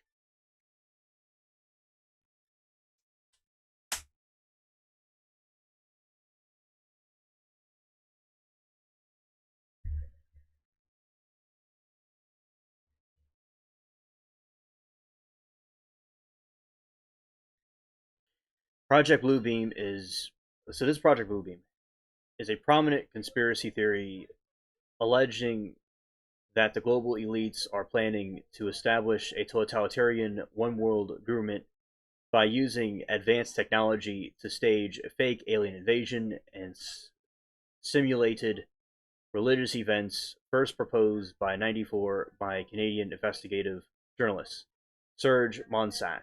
I should probably say that wrong. The theory claims that organizers like NASA on the United Nations are collaborating to dismantle traditional religions and replace them with a single global New Age belief system.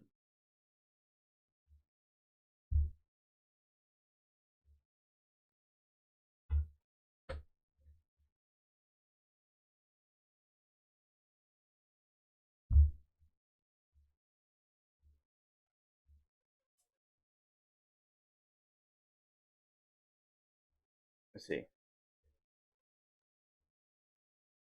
Yes, exactly, Moki. Yeah. And Chris says if aliens judge humanity by internet behavior alone, would Earth qualify for first contact or quarantine? If aliens judge humanity by internet behavior,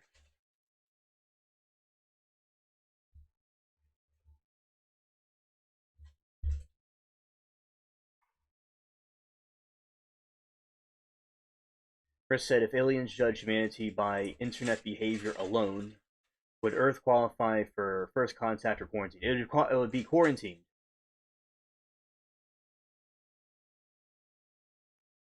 Definitely quarantine. Let's see.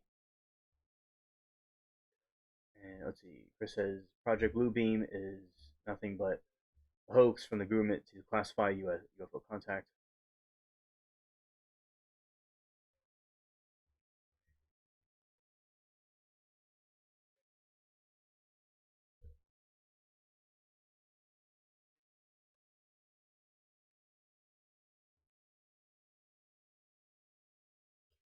All right. So the four alleged stages. The one breakdown, the archaeological knowledge, the state involved triggering artificially engineered earthquakes at specific locations around the world.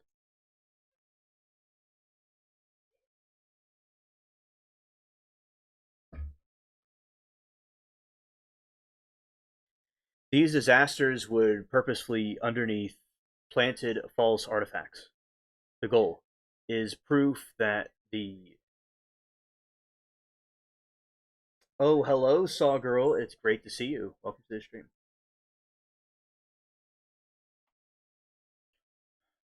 All right, the goal to prove the public that the core teachings of all major world religions are historical errors. The stage a trigger artificial engineered earthquakes in specific locations around the world.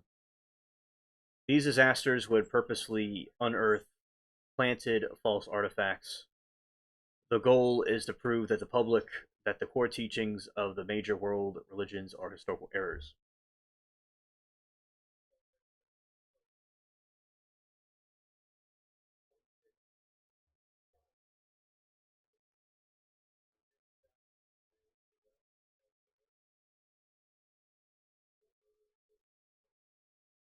All right, Lori C. in book, but Fraggle Rock.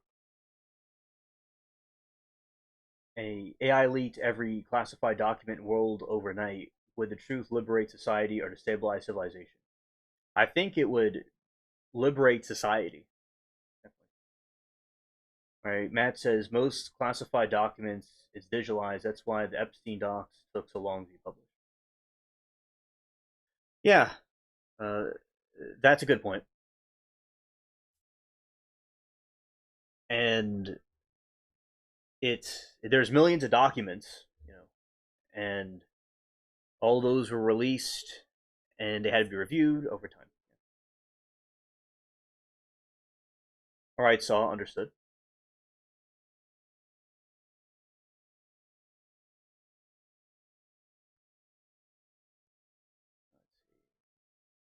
Okay, saw girl understood. All right, let's continue. All right.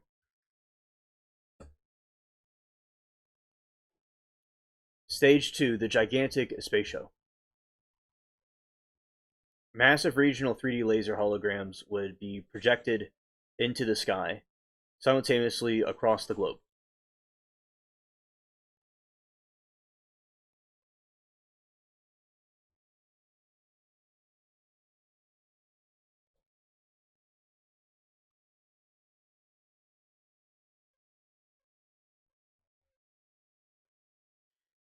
The protections would display regional religious figures such as Jesus, Buddha, or Muhammad, tailored to the dominant fate of the local region. Now, the thing is, some religions have, like Jesus, the one that's supposed to return, but the other religions don't have their prophets necessarily returning the way Jesus would. So, yes, Matt, I'm aware of that quote that the truth is all about your perspective of things.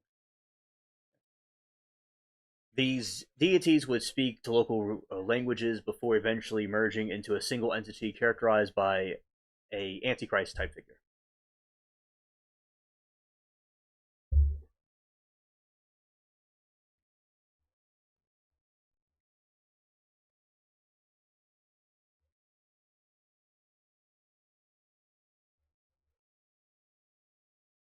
Right. Telepathic electronic communication. This stage utilizes the low frequency extremely low frequency waves sent directly to people's minds. The technology would simulate direct internal communication from God, making individuals believe that they're deity speaking to them personally. The purpose of the induce massive psychological compliance and force acceptance of the new global order.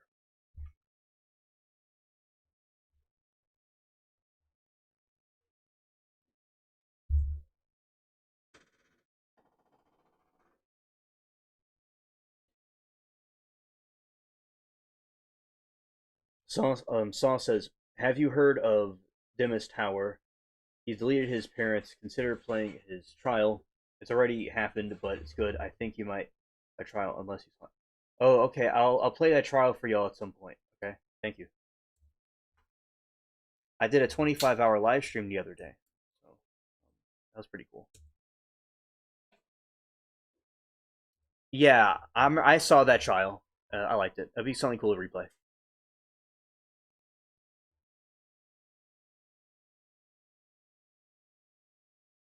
Oh, yes, Matt.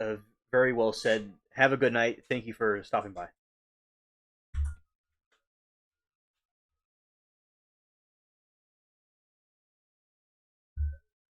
All right, the context of modern pop culture and skepticism.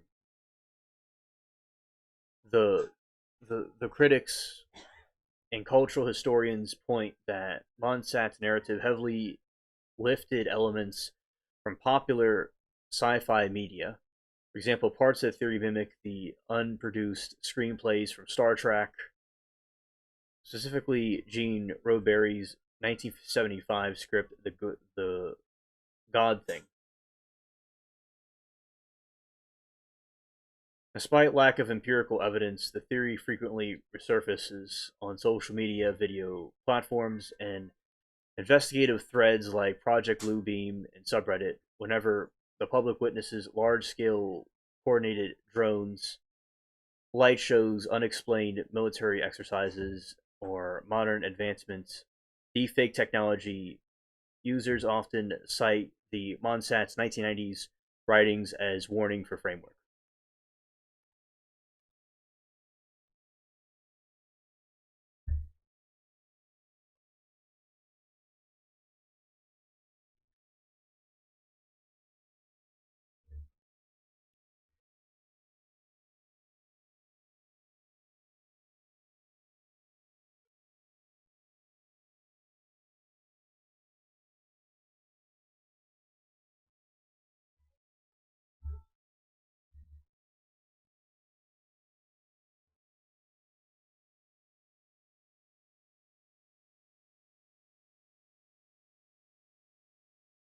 The nations would likely not accept it because the disarmament must mean that they're trying to do something. Because if why would they have to disarm themselves unless the aliens were a Trojan horse to try to do something to us?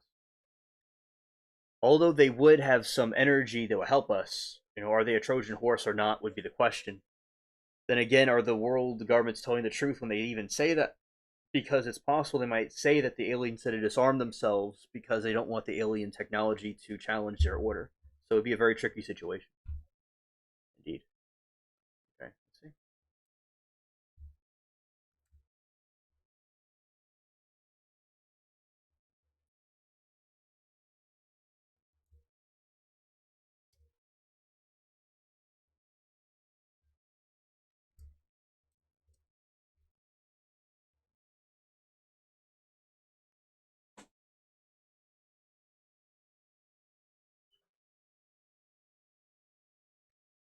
here.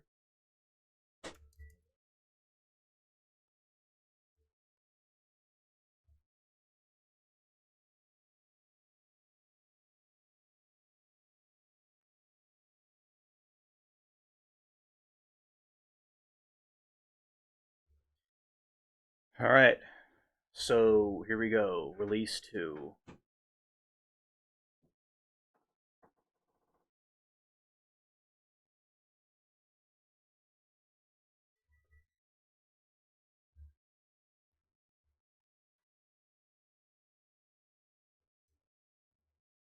You're reading something from the UFO files.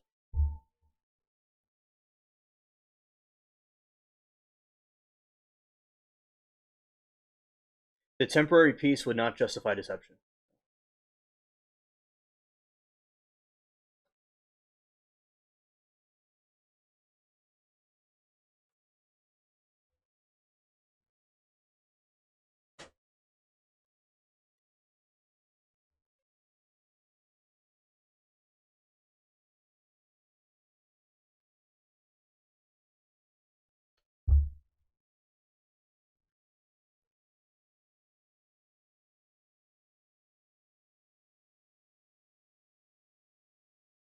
Right. So then this report provides the limited information on the Shogun weapons tested range, including the facilities, work areas, security, fencing, regional headquarters, information on the following systems.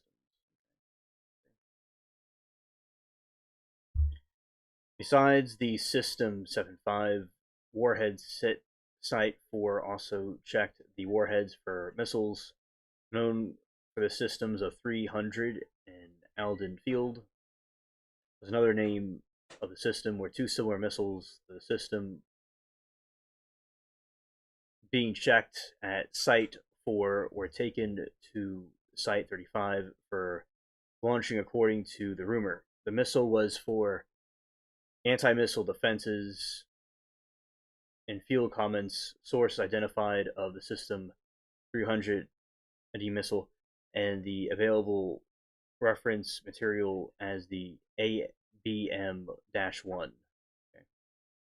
The warhead for System 300 Aldan missile was about 2 meters long. Ran across 2 moron guys out recruiting while. Oh, hilarious, Duke. And you're just there chilling. And yeah, hilarious.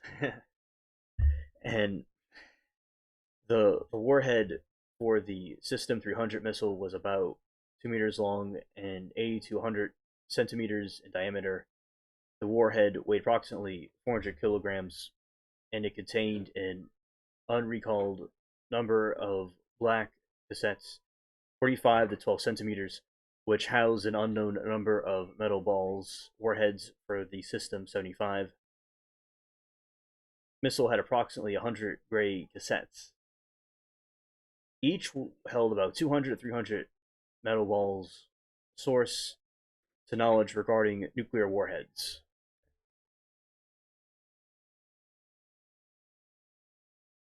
If UFO disable nuclear weapons during military tests, are they protecting humanity or warning us like disproportionate parents watching toddlers with machetes? I mean, both are basically the same answer, worded differently. They're protecting humanity, and they're warning us like parents watching toddlers with machetes. It's both are the same, and that's exactly what they're doing.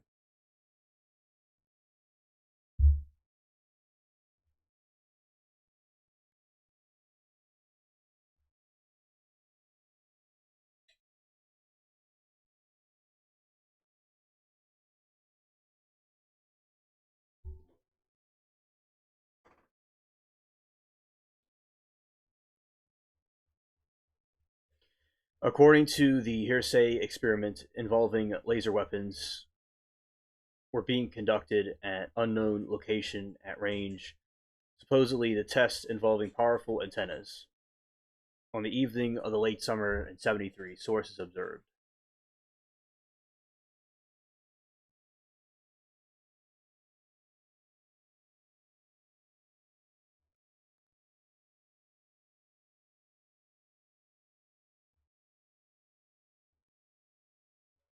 Un- Unidentified phenomenon at Site 7 while watching a sport competition between Canada and USSR. Television stepped outside for some air, observed unidentified sharp green circular object or a mass in the sky. The object was situated west of the sky at the site of an angle of slightly approximately 70 degrees. Their altitude, the object was underdeterminable, although there were no clouds in the sky that evening. Sources believe that the green mass would have been higher than the object within 10 to 15 seconds of observation. The green circle widened within a brief period of the time. Several green concentric circles formed around the mass. Within minutes, the coloring disappeared. There was no sound such as explosions associated with the phenomenon. Source had no opinion as to what this phenomenon was. There's no resultant rumors. Source could not provide any further details.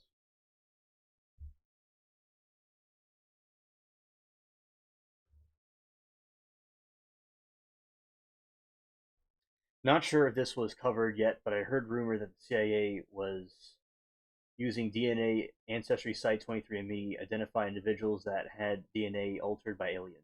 That is correct, Roman. Yeah, I never did a DNA test, and I already know what I am because it was well documented. So there's no need for me to really do it. But yeah, I remember with we're talking about that before, and at the DNA database, it's not going to be like in it, basically. So I never did it, and I already know what I am. But yeah, they're trying to find the alien hybrids.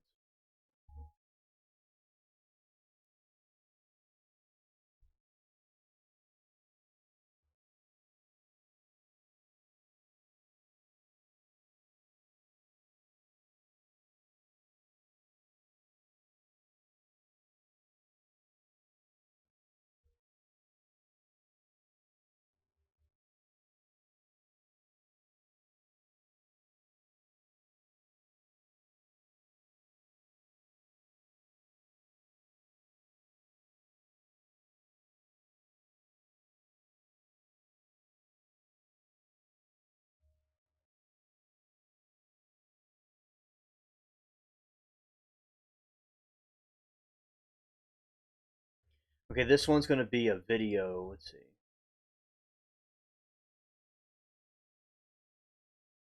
This next one's going to be a video.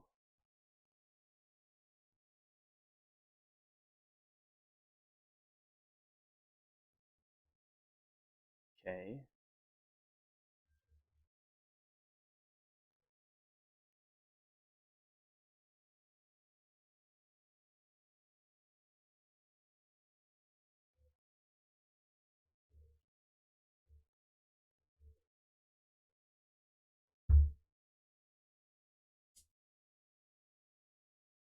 Yeah, J Rod. Yeah. Let's see.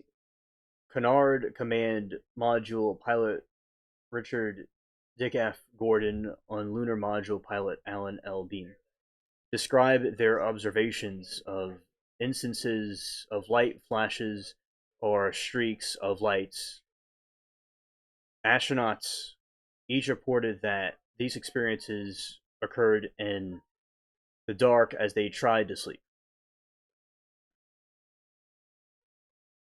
NASA medical team considered whether similar phenomena reported by Apollo 11 lunar module pilot Buzz Aldrin had been attributed to the exposure of the retina by cosmic rays. NASA determined that the phenomena reported by Apollo 12 flight crew were internal to the astronauts' vision rather than the external light sources.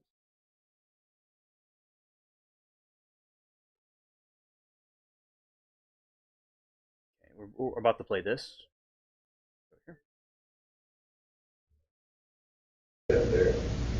Uh, Listen, we read this paragraph in here about these quotes coronal discharges that you guys were seeing, and that completely stops us. Tell us what how this came about and who talked to you about it and what you saw. Reported it on, or somebody reported it on one of the earlier flights that some guy up, I got the letter, his paperwork somewhere, they shipped it down to me at the Cape about two things were the VHF radio noises, which could be discharges from someplace in space, and the other one were, I thought it was on Neil's flight, these guys reported seeing flashes in a spacecraft at night with their eyes closed. No, they noticed them when they were awake at night and the spacecraft was dark, and they thought they were in the spacecraft. But whoever this guy was said, no, that's a perfectly known phenomenon. You can get discharge across your eye from gamma rays or something. So they had a bunch of things. Would we close our eyes and face the moon, when we were orbiting it, because it would be more, we'd get less discharges facing the moon than away from it. You don't have to be anywhere near the moon or anywhere. The first night out, bing. And if you keep your eyes closed and you're awake down there and it's dark and you think about it, when it happens, you can figure out, you can pin down that it's one eye. It's not a discharge that you see in both eyes. You really see it with one eye or the other eye, and you can see what kind it is. We had two kinds.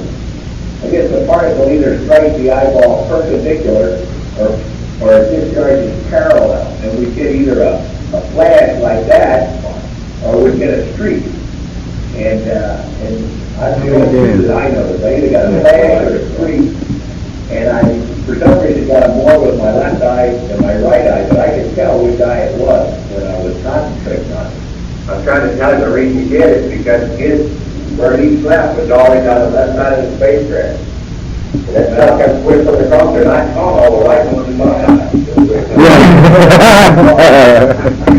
I told her my electrical, I split down in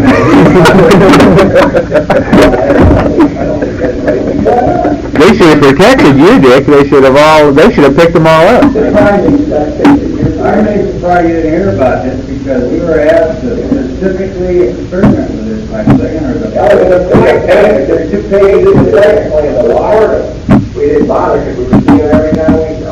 There's a paper that's sent now on this very exact thing. The 2 phenomena that came out of 11. Buzz and Neil talked about this. I remember their conversation about it. Sure. They thought it was something, penetrating the spacecraft. What Pete described is the exact phenomenon that all 3 of us saw. You see a light, just a flash out there, or sometimes there'd be a streak. And I saw them in both eyes, either eye, and I can't remember if there was one that was more predominant. Yeah, so that is something about, the alien interesting thing that they're experiencing, the alleged UFO. Let's see.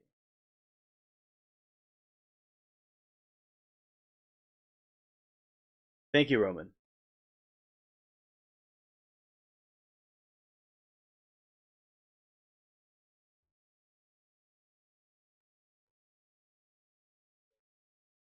FBI report from 57 detailed the interview with Prosky, who recounted seeing a large circular vertical rising vehicle in 1944 Germany near a German military compound.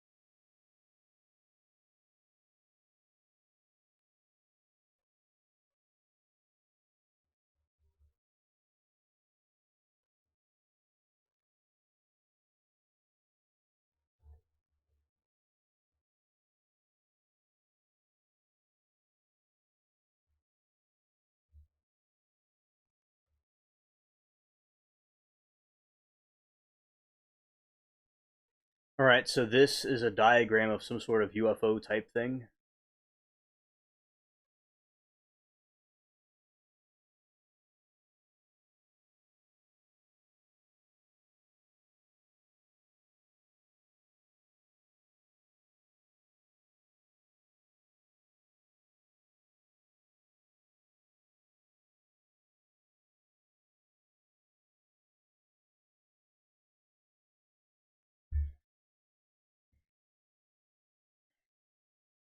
Identified flying object 5457 Detroit. Okay, so address a letter dated November 4 to Robert Coulter, who is special assistant of the president, stating, quote, I might have some information about a rocket in Texas. I have heard about a Polish radio program rather. I would like to know to whom I could speak to. Unquote, immediately interviewed Kaisuke, Kai Suski, for any information he may have. Both files reflect no information re Kaisuke.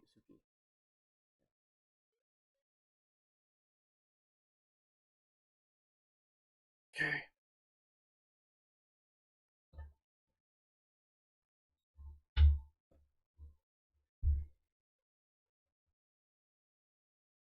In response to the letter directed by him, Mr. Robert Coulter, Special Assistant President D to President Eisenhower, reflecting that he might have some information about the rocket in Texas, and he was born in the state of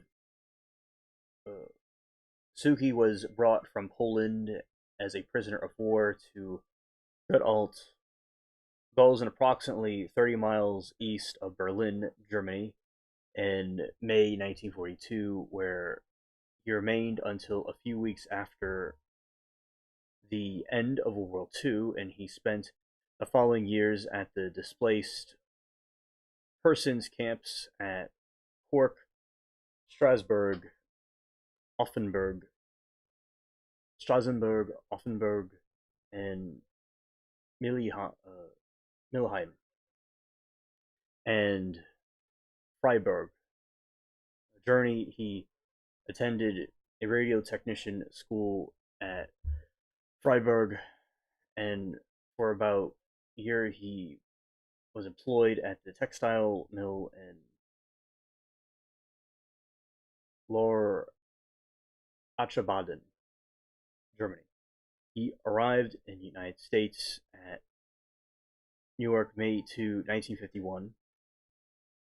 SS General, the General Steward, as displaced person, and the revered Father Petro Volkowicz and Hamtramck,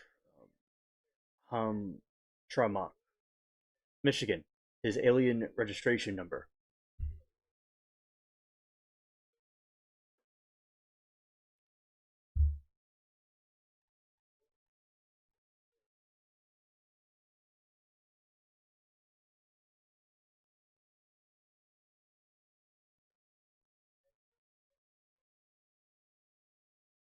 I swear he heard that Tucker before he went crazy said that he saw a pic of UFO and it blew my mind, like seeing a car next to you while driving clear day and up close.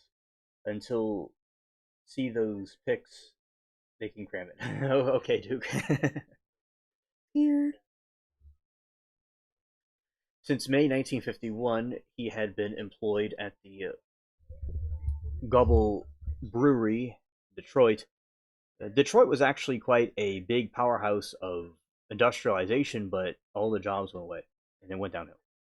Right? News report of mysterious vehicle in Texas causing engines to stall promoted him to communicate with the United States government concerning a similar phenomenon observed by him in 1944 in the area of Gut of Golson. According to Krasuki, that the during no, it's probably Krasiki rather. During 1944, the month recalled while en route to work, well, a short distance of north, in their tractor engine stalled at a road through a swamp area. No machinery or other vehicle was visible, although a noise was heard to describe the high-pitched whine similar to produce a large electrical generator.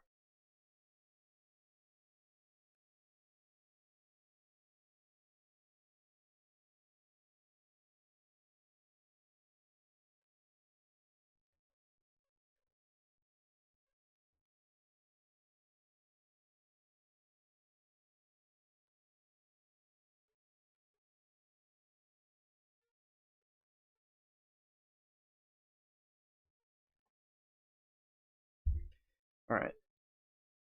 If the governments possess recovered UFO technology capable of ending energy crisis, is secrecy national security or crime against humanity? It's a crime against humanity.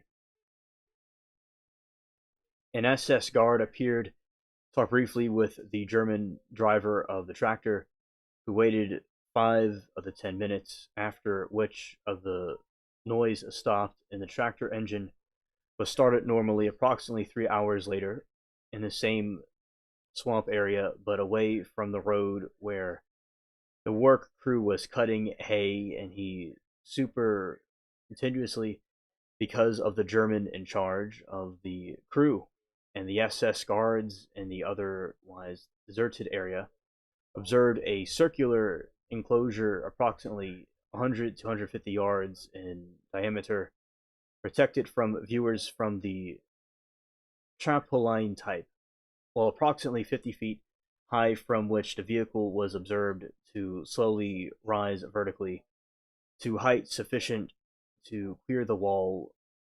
And then, yes, these are the alien files, Saw. Yes. 50 feet sufficient to clear the wall, and then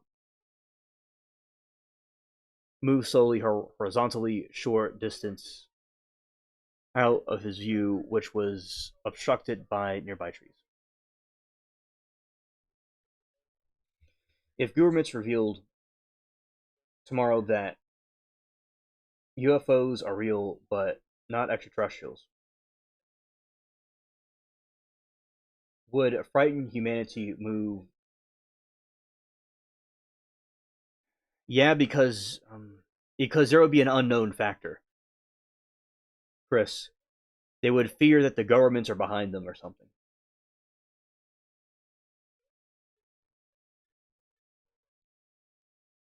The vehicle observed from approximately 50 feet was described as circular in shape, 75 to 100 yards in diameter, and about 14 feet high, consisting of dark gray stationary top bottom sections, 5 to 6 feet high.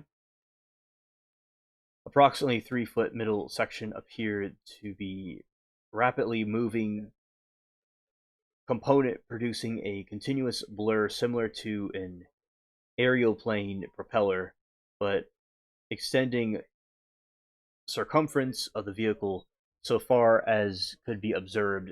The noise emanating from the vehicle was similar but somewhat lower pitch than the noise previously heard.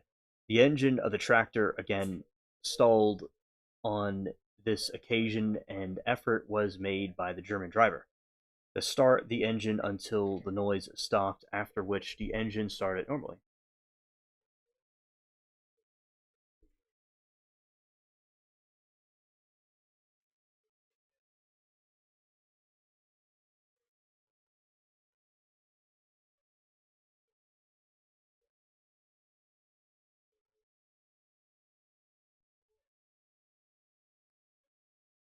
This area was not visited by Siki, uh, Suski, rather, again until shortly after the end of World War II, when it was observed that the cables had been removed and the previous locations of the concrete structures and the enclosures were covered by water. Susiski started stated he has not been in communication since 1945 with any of the work crew, 16 to 18 men consisting of Russian, French, and Polish POWs, who discussed this incident among themselves. However, he was able to recall by name only the Frank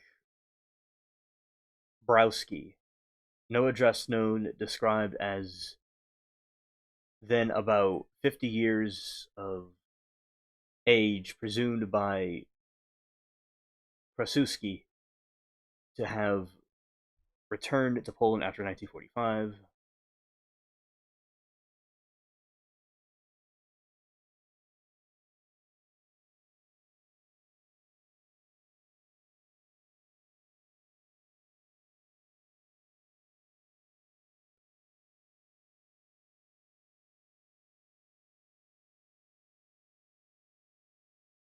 Unidentified flying objects. He was a German POW 1942 until summer of 1945, arrived May to the 1951 PP Air Number 1. Upon interview, advised that while German POW during the 1944 observed a vehicle described as a circular in shape 75 to 100 yards in diameter, approximately 14 feet high. The vehicle was observed to slowly rise vertically to heights sufficient to clear 50-foot wall, to move slowly horizontally to short distance out of the view obstructed by trees.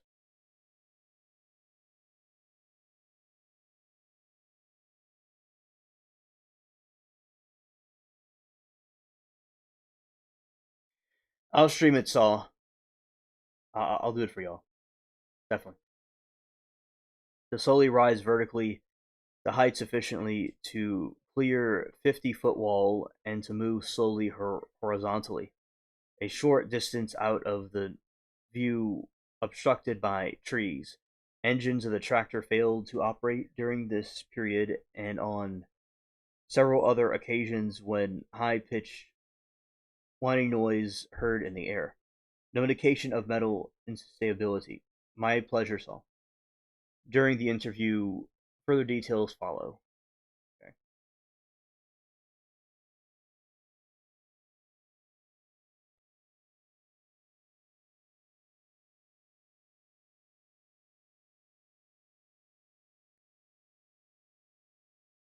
Michigan, Detroit, 1966.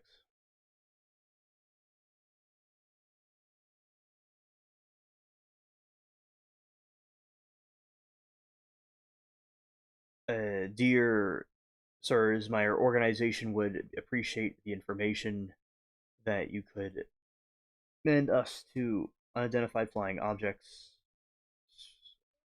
a specifically cited in your area in early spring of that year. We will be willing to appreciate any information that you could send us this subject. I thank you for your time and cooperation. Okay.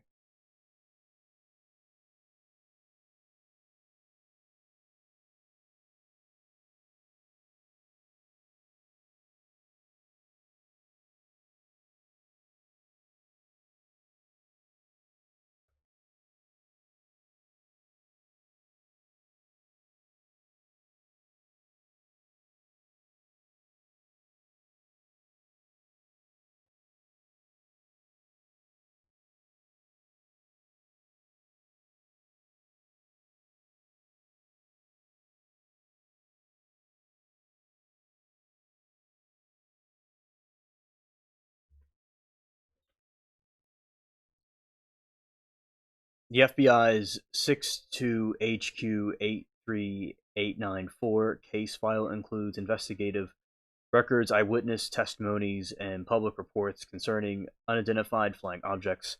Flying disc documented between June 1947 to July 1968. The records include high-profile incidents accounts, photographic evidence from sites like Oak Ridge, Tennessee, and technical proposals regarding potential propulsion systems.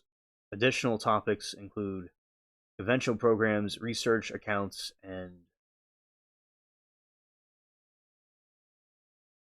extensive media coverage from the previous. This file is particularly posted on the FBI Vault. More redactions in some pages, with severally new declassified pages, only minor redactions.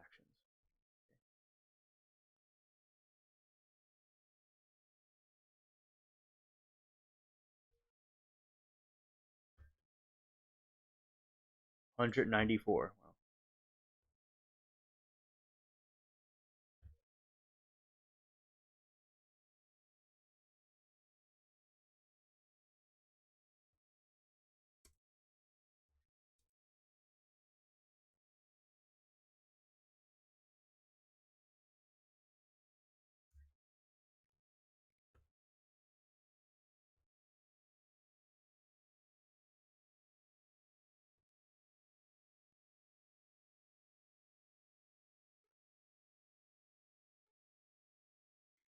It's all good, Duke. It's all good. Weird.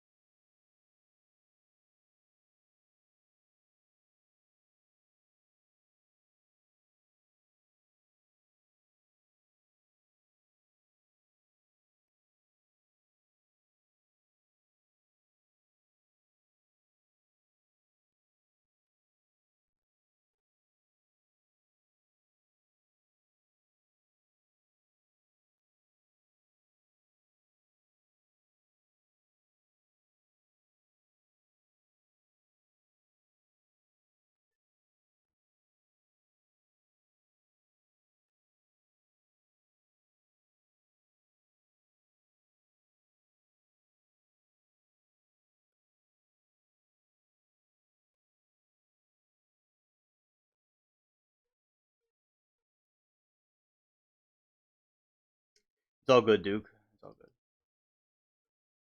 good. Things get heated at times, the debates and stuff. But I think everybody did all right.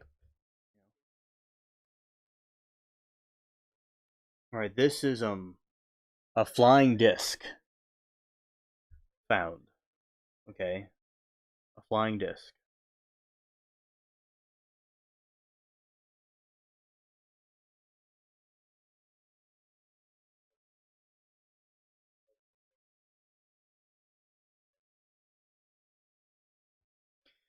Flying disc to have seen 12 to 15 round silver objects in the high altitude at 12 to 15 p.m. September. Yeah, it's all it's all love here. Yeah, you didn't do anything. It's just um, I think everything went all right. 47 above the Oswego, Oregon, while plane was flying overhead. Will be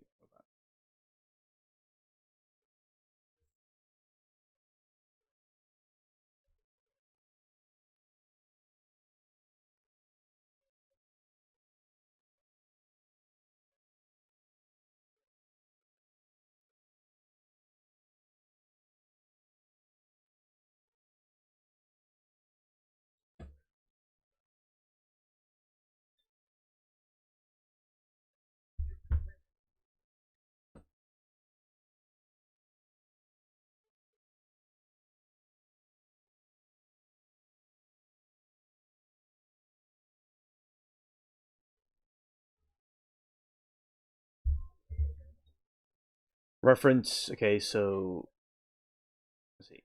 Reference is made to the teletype dated 9/4/47, advising that reported to have seen number of discs in 9/3/47 above Oswego.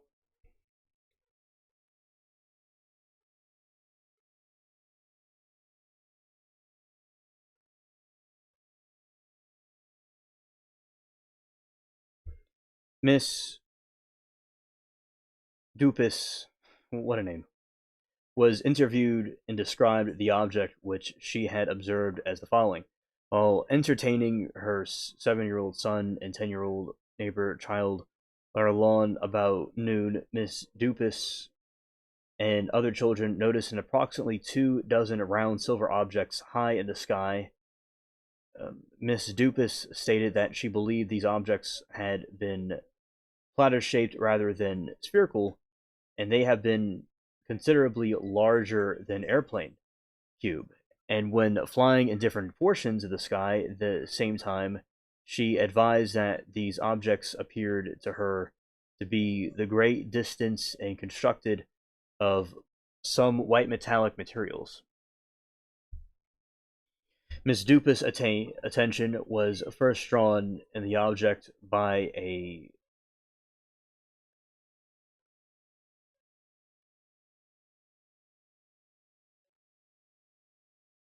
next plantion from the children in effect that the airplane was skywriting. Objects were grouped approximately in an arc about the level and changed position during 3 to 4 minutes, observed from some of the larger Oh, hello, Falcon. We're looking at UFO files. Objects appeared considerable distances. Main group and Watch Miss Dupas stated that object began to fall and floated slowly downward until it was longer viable because of trees on the horizon.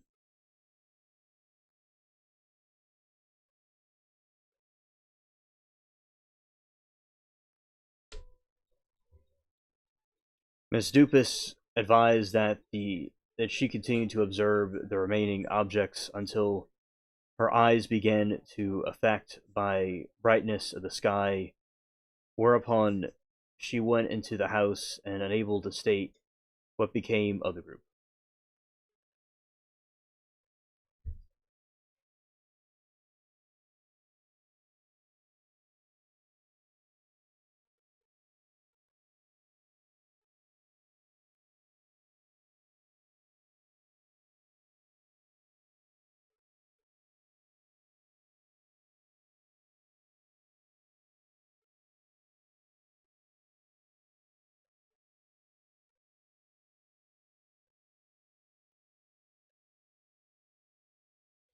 Miss Courtney Parker, Schools, South Vermont. I wish to acknowledge the receipt of your letter. It's September 17, 1947. An agent of the Albany, New York office will call upon you near the future for any additional information on your courtesy, interest, and bringing the matter to attention are indeed appreciated.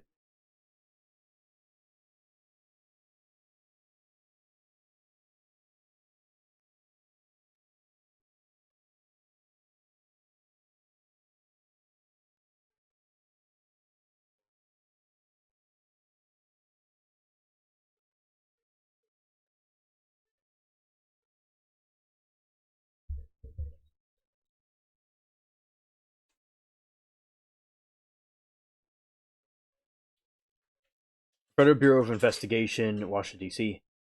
Dear sirs, at 3:40 p.m. today, I observed a so-called flying saucer. This occurred while I was halfway up Rick's Ledgers north of Lebanon, NH, as I was intentionally watching the honeybees circling in a patch of sky after leaving my bee box. My attention was called to a floating object that appeared to be as large as a tennis ball and white as cotton batting. This object approached rapidly and noisily from the east and was followed closely by another object that appeared in the size of a shape like a saucer, which manifested itself a constant angle or inclination the ball and followed it at a constant distance. The object made an angle with my eye approximately 5 degrees. They were in a vision for more than a minute when I lost them in the glare of the sun.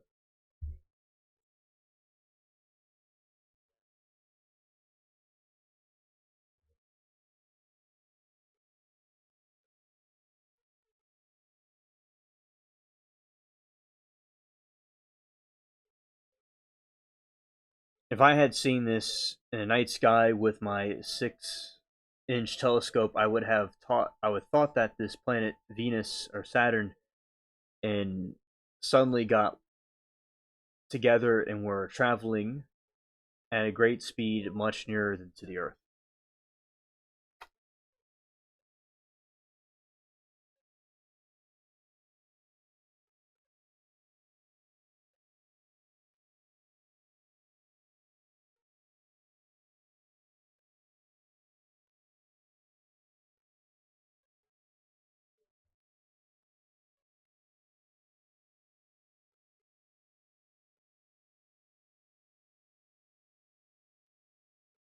September 8, 1947.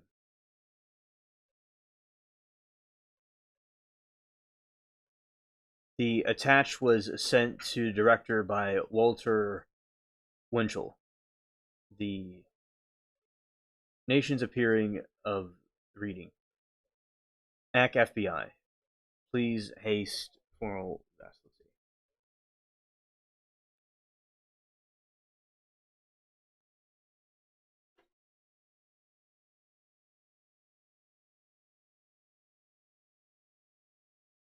Mr. Walter Winchell, Postmaster, Los Angeles, California. Dear Mr. Winchell, let's see, called, let's see, this letter deals with what are being called discs.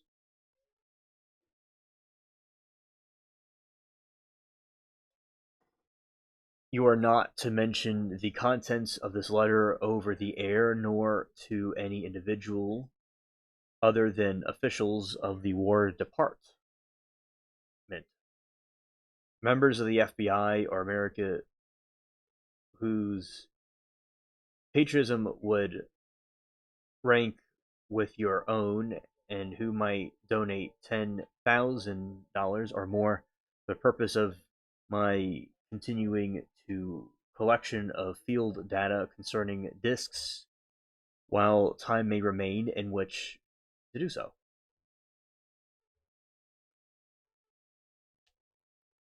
I have respectfully attention from the following persons: Cole Herbert, CG, Officer, Los Alamos Atomic Project, Los Alamos, and various different people.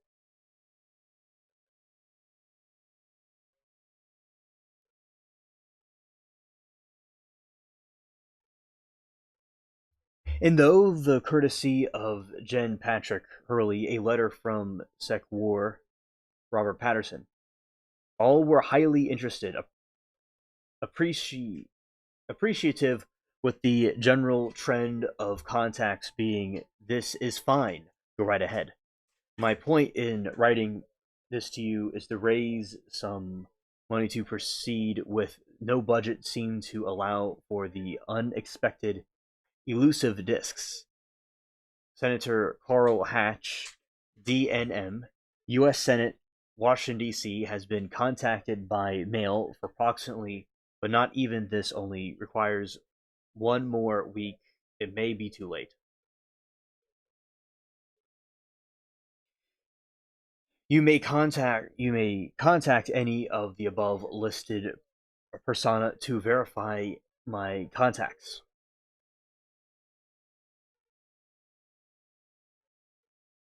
Any list persona to verify contacts, and during the past 4 months, in other words, I began to report directly to Dr. Norris, scientific head of the Los Alamos. In some time that the aerial discs was a reality.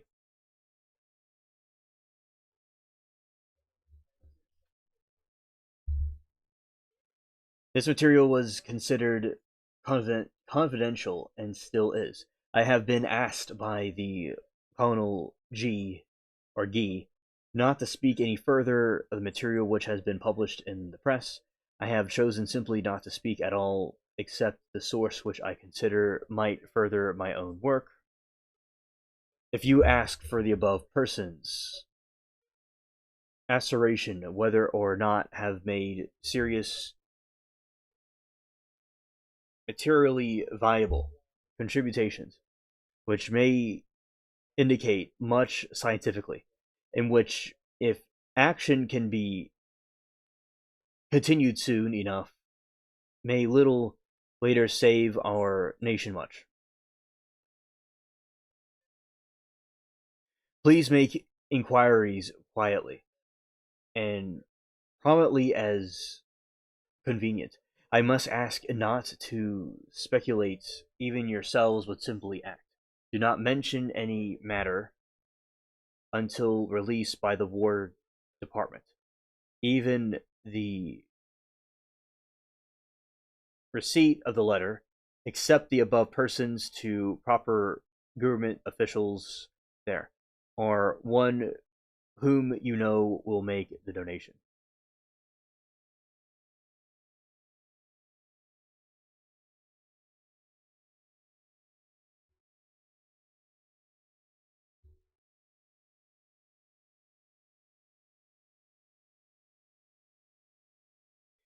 Perhaps your savviest bet would be simply to telephone the FBI there and let them telephone Francis Finley for verification. I promise the exclusive behind the scenes story when and if the War Department releases material nationally. Meantime, your action now may save your own life and that of others who may have wondered what a disc is. Rest assured, I have all of the PIPREP scientific and government contracts needed. All I need is wherewithal. I have the proper background to discuss the subject secure further field.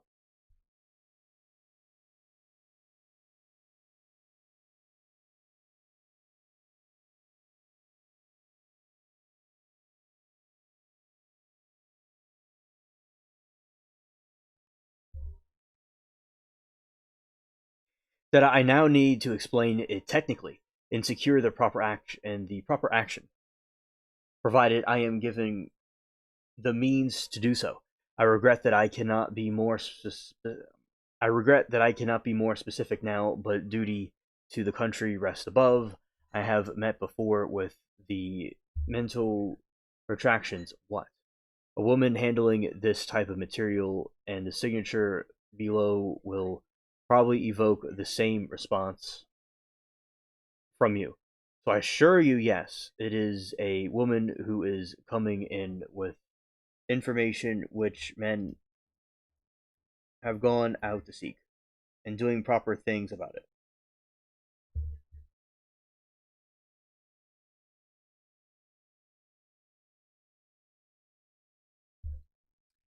Yes, I'm a former newspaper person and very proud of it. And 39, but dress and feel some younger. Although 39 is not really that old. Against I'm just saying that like he's acting like 39 is old, but it's not. Again, I must ask not to mention even to the town from which this letter comes, as you may endangering lives. So. Simple acceleration, my contributions. Get some money to me and wait. Francis finally would give me gas budget if he were not so close himself.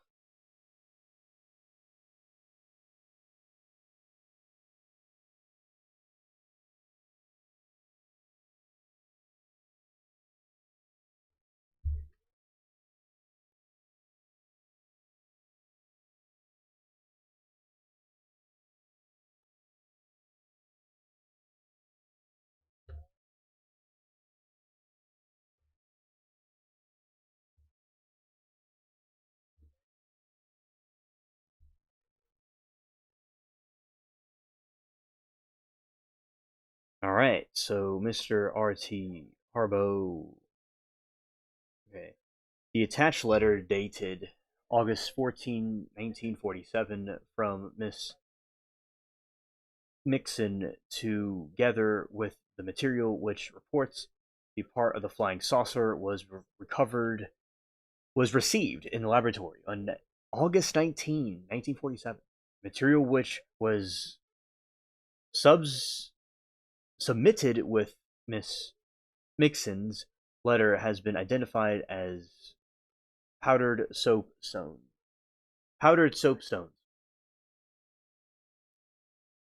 Inasmuch as the investigative and security divisions might possibly be interested in this matter, I request that you advise as much as the final disposition of the submitted material, as well as a type of re- uh, reply which should be made to Miss Mixon's letter.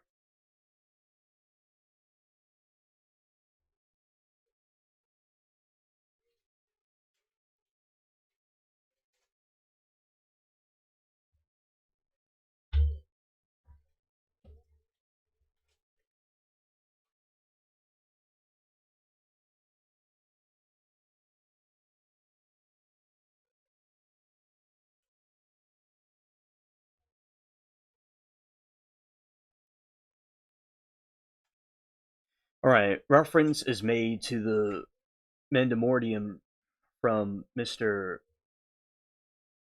Baghaman, Mr. Harbo, dated August 28, 1947, requesting advice as the final deposition of material submitted by Miss J.H. Estill, South Carolina. It is noted that this material, which Miss Mixon reported to be part of a flying saucer, has been identified as powdered soapstones, which is kind of similar to what I just read, and it is recommended that the material return to Miss Mixon along with the letter advising such identification powdered soapstones.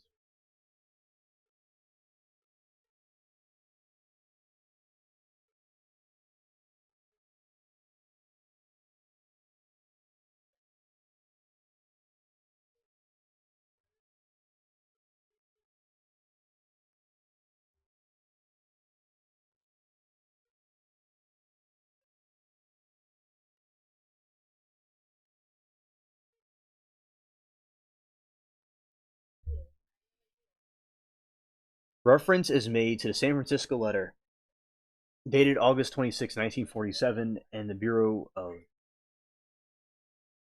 Teletype in Phoenix dated August 30, 1947. With reference to the above matter, I desire to point out to the letter reference from San Francisco did not reach Phoenix until September 2, 1947. On August 29, 1947, George Fugate Jr. called the Phoenix officer, not Phoenix officer, but Phoenix office. I see you there, Duke, and I see the Space Yeti too. Scared. Office exhibited credentials reflecting that he is representative of A-2 4th Air Force, Hamilton, filed California. He also exhibited orders expanding from the office of Colonel Donald Springer, A-2 4th Air Force, Hamilton Field, California, instructing him to proceed Phoenix immediately and contain the FBI. Contact the FBI office, at which time a special agent of the Federal Bureau of Investigation would be designated to accompany him in the interview. Had previously reported the photographing a flying disc. The orders further indicated that the San Francisco office of the FBI was transmitting further information to Fugate's mission.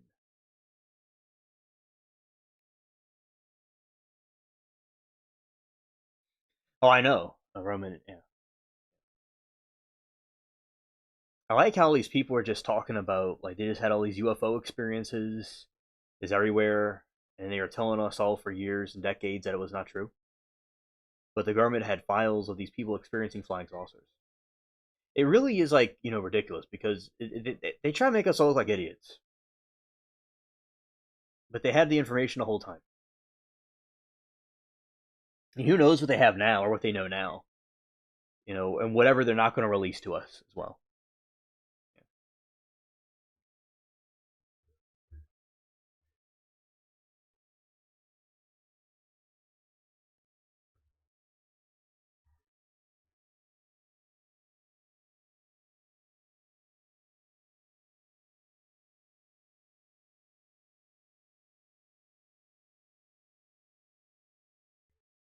Yeah, so now we're going to be continuing.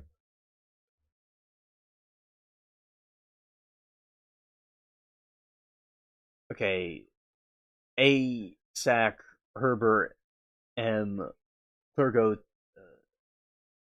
telephonically communicated with Harry of San Francisco office, and Mr. Kimball verified that the above information had stated that the letter had been directed by the Phoenix office, suggesting that the Phoenix office assisted any representative who called from A-2 integration and the Kimball stated that in connection with flying discs, he had maintained close contact with Colonel Springer, that cooperation existed. He further advised that many reporters of flying discs had been received at San Francisco, and full discussion concerning the results of inquiries had been held with Colonel Springer. In connection with flying discs investigations, Mr. Kimball advised that he maintained close touch with Bureau, had apparently handled these matters in accordance with the Bureau policy. In the view of the above, Special Agent J. Bailey Brower in Phoenix, officers was permitted to work with Mr. Fugate in the interview. Okay.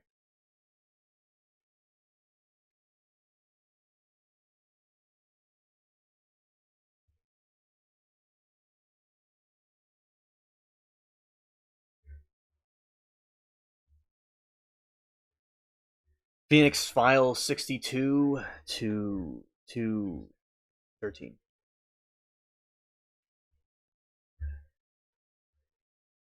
William Albert Rhodes, Phoenix, Arizona, owns, maintains at the Pararomic Research Laboratory at Hobby Shop, that the address and related to the following as occurring in the afternoon on July 7, 1947. A storm had occurred in Phoenix in the afternoon in July 7, 1947, and the clouds were approximately 5,000 feet.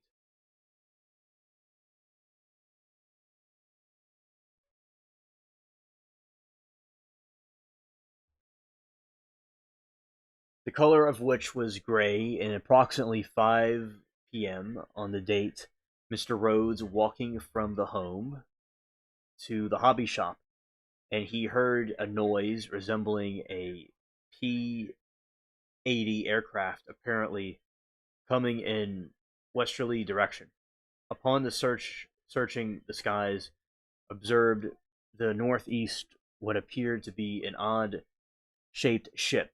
He described the ship as being possibly 20 to 30 feet in diameter, traveling at an estimated speed of 100 miles per hour. It appeared to be making a spiral in a small radius of possibly 1/2 to 3/4 of a mile. Rhodes stated that the sound which he first heard was no longer audible. It was a hurriedly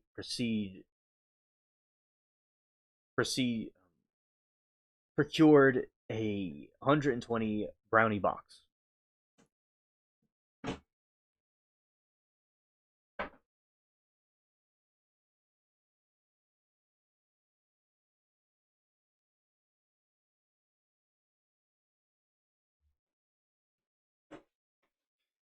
Rhodes walking from his.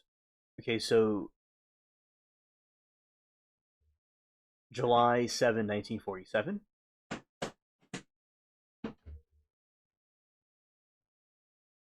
And the clouds were at approximately 5,000 feet, the color of which was gray, and they resembled a dense cumulus. A 15 feet per hour wind was blowing at approximately 5 p.m.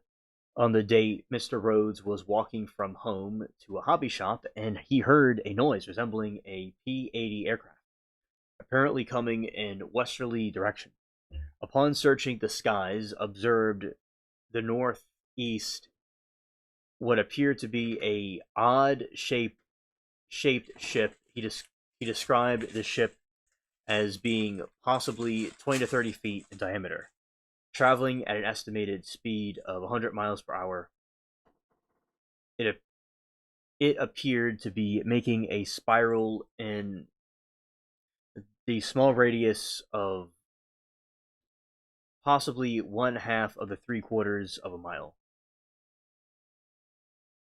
Rhodes stated that the sound which he first heard was no longer audible, that he hurriedly seizure a 120 Brownie box camera from his shop. As the aircraft completed his first circle, he obtained the photograph. As the ship started on the second turn, it was a northwesterly direction from his place, and he again snapped a photograph which more closely resembled the shape of a ship.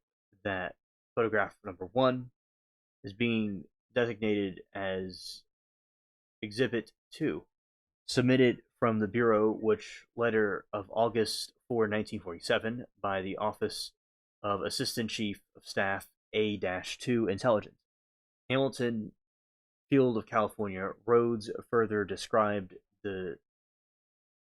Oh, hello, Brig. Great to see you. Describe the direction of a ship by stating, instead of completing the left-hand downward spiral, the ship banked to the right, disappeared into the clouds, and he stated that just as it banked, he snapped the second photograph in Exhibit 2.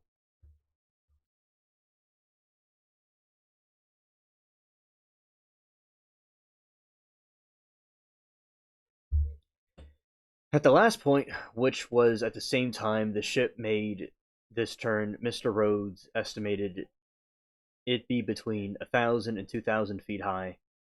He further described the appearance of the ship as closely resembling a picture which appeared on the front cover of May 1947, issued the Mechanics, illustrating the magazine. The only difference noted by Mr. Rhodes being that the ship appeared to be flying backwards.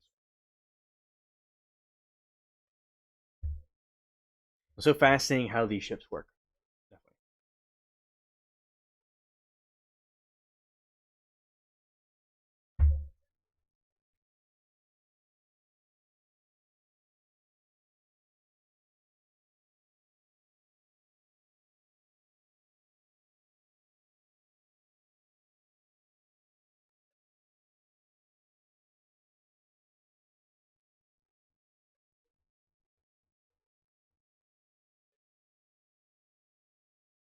Mr. Rhodes also related that he did not associate the appearance of this ship with numerous reports of flying discs.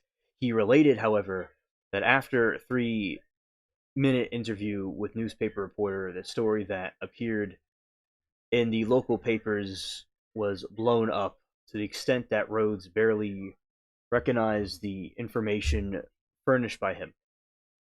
Mr. Rhodes explained that the aforementioned dimensions and distances were only estimated, pointing out that his previous experience probably assisted him in making a fairly close estimate. He related that he had been doing experimental work for the past 10 years, and he also stated he was employed by the Naval Ordnance Laboratory in Washington, D.C. During the early part of the World War II, and left there in the beginning in 1942. Upon his return to Phoenix, he was employed by the Falcon Field near Phoenix, which was leased by the British government for training purposes. He instructed in the instrument training artifacts, the identification of the generally practice. He explained that in these hobbies that he did with the science, physics, and radio electronics. And as astronomy, he proceeded to model which he had made for radio control, radio controlled airplane. Most were consistently building transformers.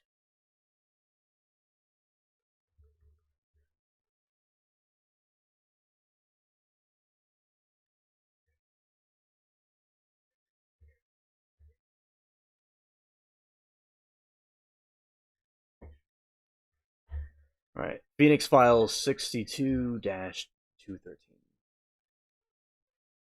In explaining the rest of the photographing of the ship, Mr. Rhodes stated that he was surprised that the object appeared dark and light in the background. This fully expected that the object would be light on a dark background. He described the light spot, which appears in the center of the object, Exhibit 2, as being a greenhouse. Rhodes insisted that the ship made no noise, was audible to his ears, and was unable to detect a presence of any propeller. He also related that after the newspaper release over the radio station, wherein the statements were made that he, Rhodes, stated the Army officials were studying the photographs and that it was a top secret. He attempted to determine the source of this release, and the radio station finally told him that it was United Press release from Washington, D.C. File descriptions of Rhodes was obtained from observation interrogation.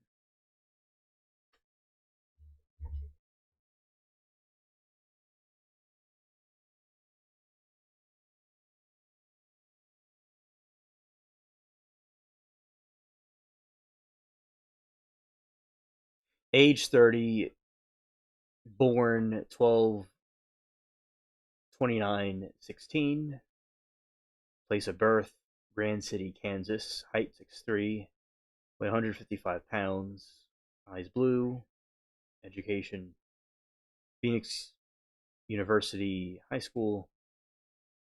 He is married. He was married with one son.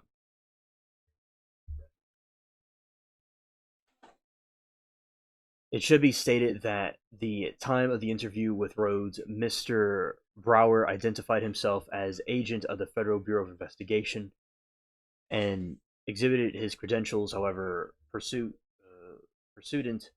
to request from Mr. Fugate, he was introduced only to the representatives of the United States government. His exact official connection was not made to Mr. Rhodes. Agent Brower advised that he felt it was peculiar procedure. It was not his business, however. At the conclusion of the interview, Mr. Fugate requested that Mr. Rhodes to furnish him with the negative, and Rhodes stated that he would be glad to do some. They were his immediate possession, and he would deliver them to the FBI. Following morning, Mr. Rhodes requested that the negative return to him. Agent Brower states that his request, no reply. Agent Brower states that after leaving Mr. Rhodes, he asked Fugate if the negatives be returned to Mr. Rhodes. He stated that he doubted very much that he would be returned to Mr. Brower, then advised Fugate that before he would accept these negatives, that Rhodes must be advised of Fugate's identity, not returned to himself.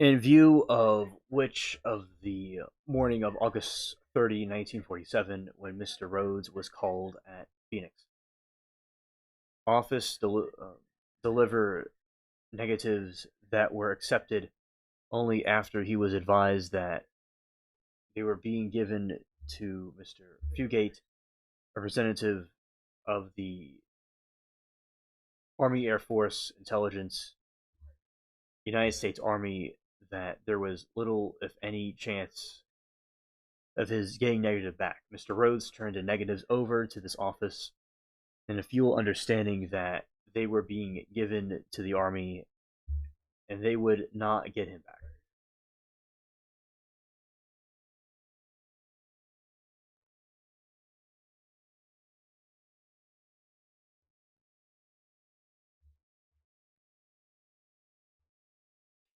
The Phoenix office did not receive the Bureau of Teletype of reference instructing that no joint investigation should be conducted until after the matter had been handled. Insomuch, military authorities have complete knowledge of results of interview. Mr. Rhodes, no copy of the report is being designated for A-2.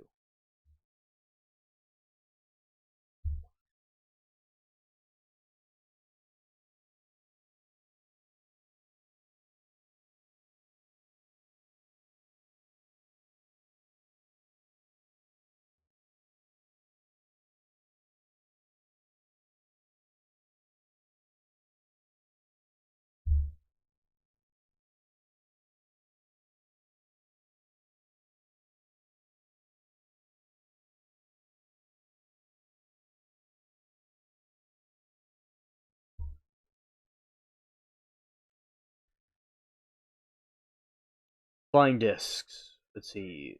Leon Jenkins, chief of police, Portland, states he observed at about 5 to 15 p.m. 11th instant an object smaller in size to a weather balloon, which appeared to be made up of aluminum or some other bright metal, traveling rapidly northwest to southeast over Portland at an estimated 10,000 feet. Object varied to south and disappeared in distance approximately 1 minute. Also observed by patrolman drives a Jenkins car, possibly by other Portland police officers. Small articles appeared in Portland newspaper. The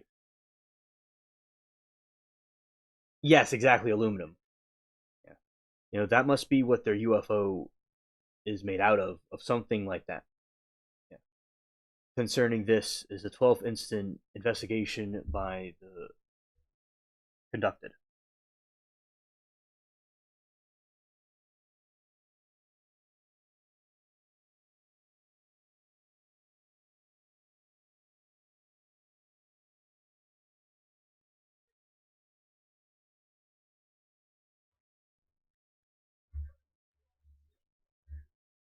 Oh, hello there, Chris.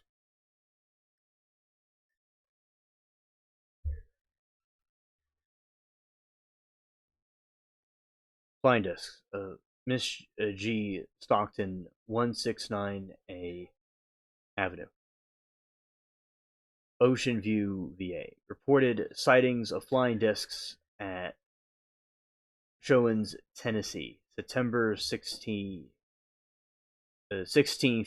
Last son-in-law, one of the Belgrave Ocean View, confirmed sightings of the objects, which he described as being shaped like a football, moving in a southerly direction at the constant altitude of approximately 2,000 feet and turning end over end of the air. Rate of the speed comparable to a Q plane. Jennings stated that the object visible for approximately 5 minutes against the overcast sky, no details discernible. Jennings does not believe the object was a disk, but that it might have been a loose meteorological balloon.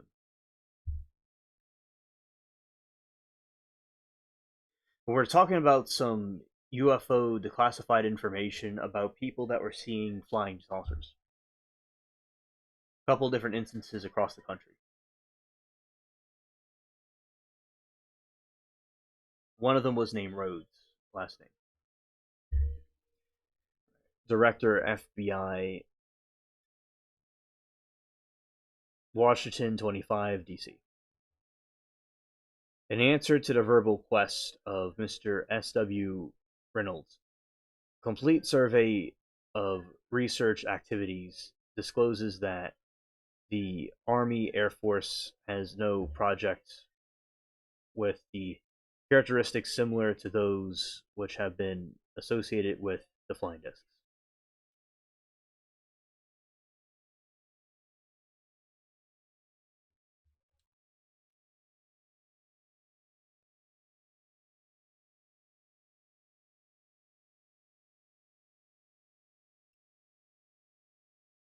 Well, the subject is flying discs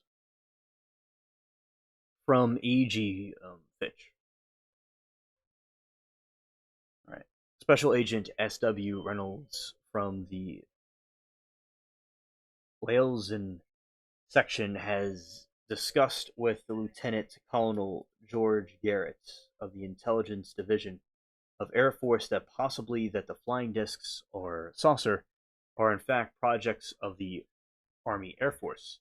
It should be noted that pointed out of Colonel Garrett that the possible embarrassing position of the Intelligence Division of the Air Force was subsequently airlifted that this was the truth, especially since they had requested the assistance of the Bureau in captioned manner. Colonel Garrett advised Mr. Reynolds that he would insist that the further thorough and now advised that a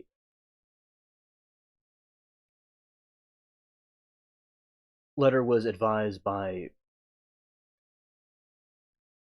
General McDonald, director of the Intelligence Division of the Air Force, to the Research and Development section of the Air Force.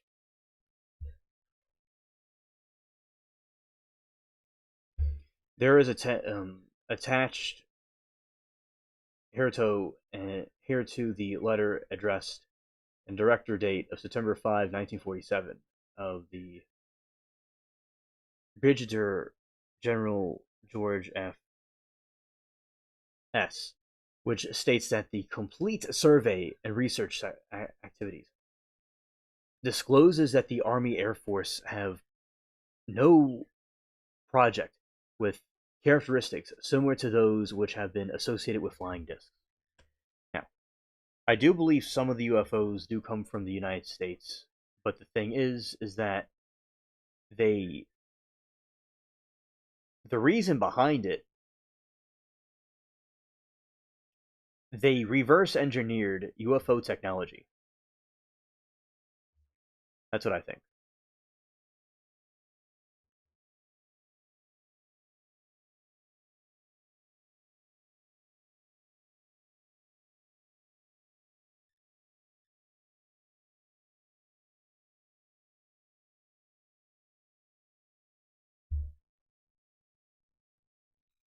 If 78% of the classified UFO reports describe objects accelerating without visible propulsion, does that mean the technology is advanced or that the human observation is under stress or is unreliable?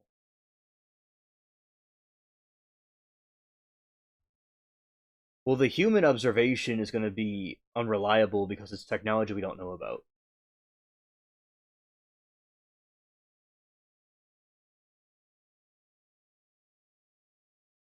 Well, I believe that both could be true.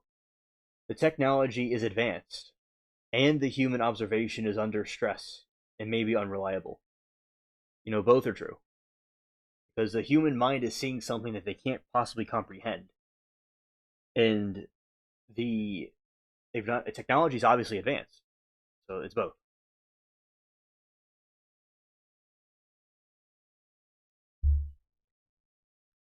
43% reports describe the tic tac shape with smooth, white surfaces in the wing.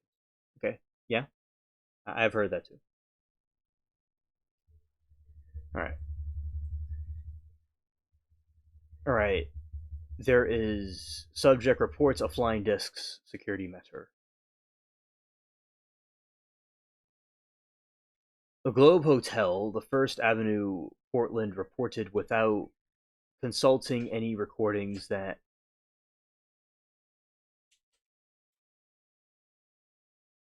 Oh, because the reason why they would avoid that is so they can fly through different dimensions and through space and through the sky better. From whatever advancements that they came up with, it doesn't. They figured out a way to upgrade whatever technology that is there, flying technology. They have it upgraded to the point where it doesn't need that anymore, and it could just go fly around smoother. Yeah, the Globe Hotel 106 and W First Avenue, Portland, reported without consulting any records on June 24, 1947, while prospecting at a point at the Cascade Mountains, approximately 5,000 feet from the level. During the afternoon, the noticed reflection looked up and saw a disc proceeding in the southerly direction. Oh, thank you, Chris. I appreciate it. Immediately upon the sighting this object, he placed his telescope in his eye and observed a disc from approximately 45 to 60 seconds. He remarked that it possible for him to pick up an object in distance 10 miles with his telescope. At the time of the disc was sighted by Johnson, it was banking in the sun. It was banking in. It should be baking in the sun, not banking. And observed 5 to 6 smaller objects, but only concentrated on one. He related that they did not fly in any particular formation, and that he would estimate that their height to be about 1,000 feet where he was standing, and he said the object was about 30 feet in diameter and appeared to have a tail. It made no noise.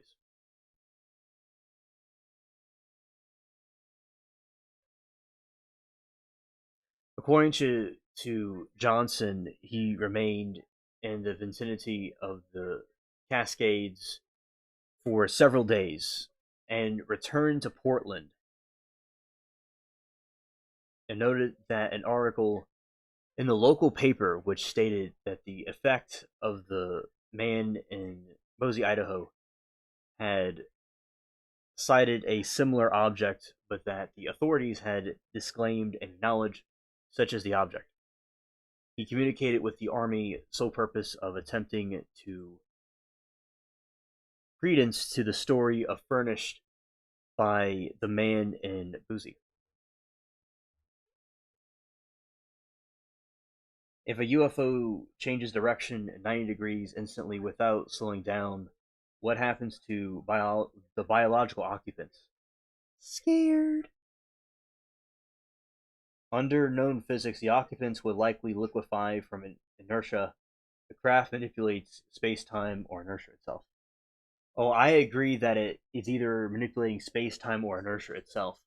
This is the thing about them, is that we know from the Ebian story that I covered on here, which I reacted to the video, but it got copyright striked. It was stupid. But the video was about the Ebians, right? So the Ebians had this inside the flying saucer.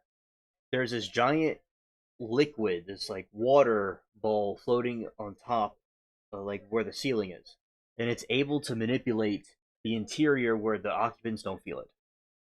I don't know if it's space and time, or inertia, or both, or something else, but it's doing something like that. That the occupants inside, or basically it's they're in a cocoon-like state. It's like something that's like levitating, and the occupants inside are completely in like a bubble from the inertia that's around it. You know, like a bubble is completely circumference, and everything's hitting it right and squeezing on it, but the occupants inside are just in like a Zen state, so to speak. You know, it's a the concept of it similar to like Taoism or the type of meditations that are done, you know, that the by people, where they could be in a certain state where around them is not being, you know, affecting the internal self. Those movements are possible with our current physical laws, so that suggests that the incredible move or something is out of sci-fi movie. Scary, scared. Well, I agree. They have a technology that we can't comprehend or really understand right now. Yeah, absolutely. It's they're able to do these things that we're not able to do. You know, like you could have the aliens of like shoot up in the air, like ooh, like way up in the air, or do whatever, and these impossible things, unless they're drones from aliens, which I believe there's actually aliens in there. They're completely unfazed by the inertia. You know, they're just something that's impossible for us to do. Remember the UFO that I saw? It was going up so high in the sky, it didn't make any sense for someone to travel that fast up. I'm like, well, that's kind of it's going up. It's like a you know, just it's just going like it's just throwing a rock on the water and just hopping on the water. It's just like a aircraft to do that would take so long.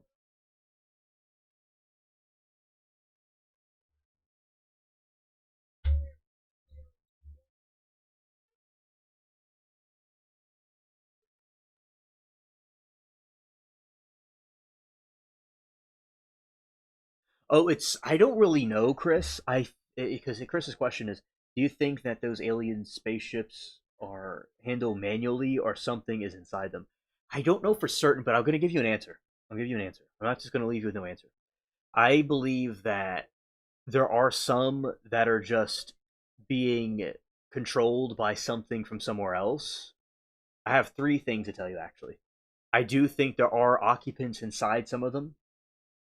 And the third one is they may be in another dimension or another planet and they're remote viewing everything. Like those aliens inside there are being remote viewed by something else from another place. So nobody's actually feeling anything because they're not even really in there. That's another explanation. Those are my three theories because there's so many UFOs. There's so many different types of things. So I'm sure there's different ways they're operated. Like we have our own drones, we have our own spacecraft and motherships, etc. So I think that it depends on the craft, but I definitely do think there are occupants inside some of them, though. All right. All right. So Johnson also related that on occasion of his sighting, the objects on June 24, 1947, he had in possession a combination of compass and watch. He noted that particularly that immediately before he sighted discs, compass acted as a peculiar that waving from the side of the other, but this condition corrected itself immediately after the discs had passed out of sight. Information appeared to be a very reliable individual who advised that he had been a prospector in the state of Montana, Washington, and Oregon for the past 40 years. You know, when you're there for 40 years, you probably see a lot of information, you know, and there is another one with the subject of UFOs.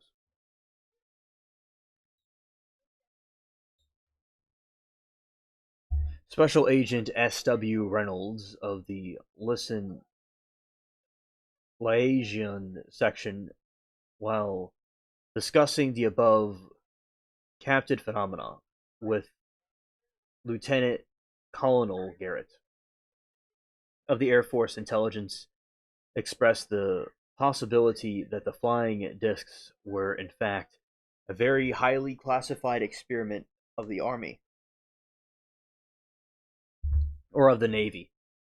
Mr. Reynolds was very much surprised when Colonel Garrett was only agreed that this was a possibility, but confidentially stated his personal opinion that such was probability that the Colonel Garrett indicated confidently that a Carroll, who was a scientist attached to the Air Force intelligence, was of the same opinion.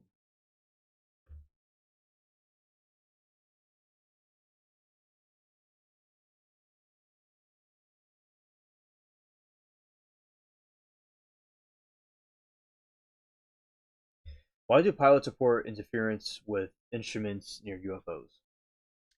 The reason why that is because the aliens are monitoring their technology. They're monitoring those different frequencies.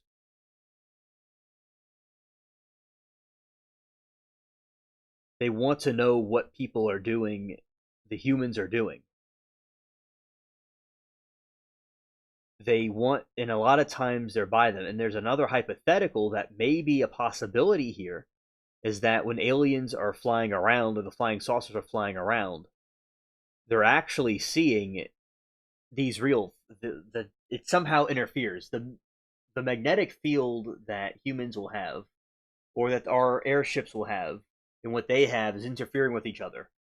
So they may not even be doing it on purpose. They may just be observing us, but then it causes some kind of glitch to happen. They may be everywhere, but only those situations. Remember, pilots are documenting everything. It's closely monitored. They could be right next to. They might be right outside, hovering around right now, but people wouldn't be documenting it because a lot of people aren't looking up. So it's interfering because it's well documented by the pilots because they're recording everything, and maybe they're monitoring the pilots, or that there's an interference happening between both parties when they fly around. Colonel Garrett stated that he based his assumptions on the following. He pointed out that when flying objects were reported seen in Sweden, the high brass of the War Department exerted the tremendous pressure on the Air Force intelligence conduct research and collect information in an effort to identify the sightings. Colonel Garrett stated that in the contrast to this, we have reported sightings of unknown objects over the United States, and high brass appear to be totally unconcerned. He indicated that this led to him to believe they knew enough about these objects to express no concern. Colonel Garrett pointed out further that the objects in question have been seen by many individuals who are what terms trained observers, such as airplane pilots. He indicated that several of the individuals are reliable members of the community. He stated it is his conclusion that these individuals saw something. He stated that the above has led him to come to the conclusion that there were objects seen which somebody in the government knows all about. I see you there, Duke.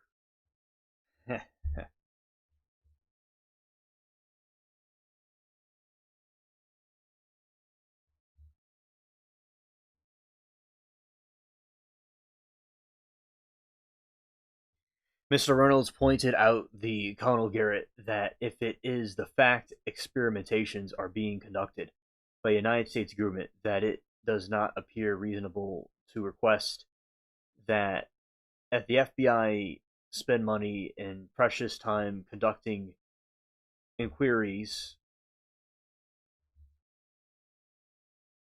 to requests the FBI spend money on Precious conducting inquiries with respect to the master. No, to this matter. Colonel Garrett stated that they agree with Mr. Reynolds in the regard of indicated that they would be extremely embarrassing to the Air Force intelligence if later learned that these flying discs are in fact experiments of the United States government. 70% of the videos lose clarified during zoom enhancement.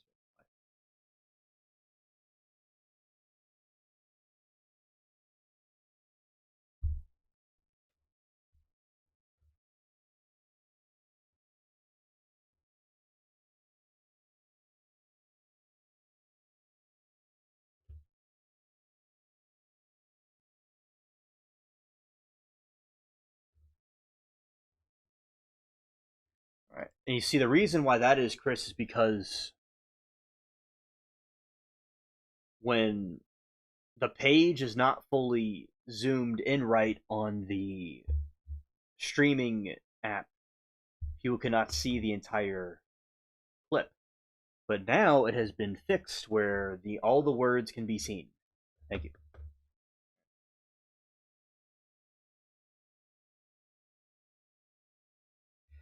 If the final timeline of the universe reveals good and evil were necessary opposites to maintain cosmic balance, would humanity accept that truth?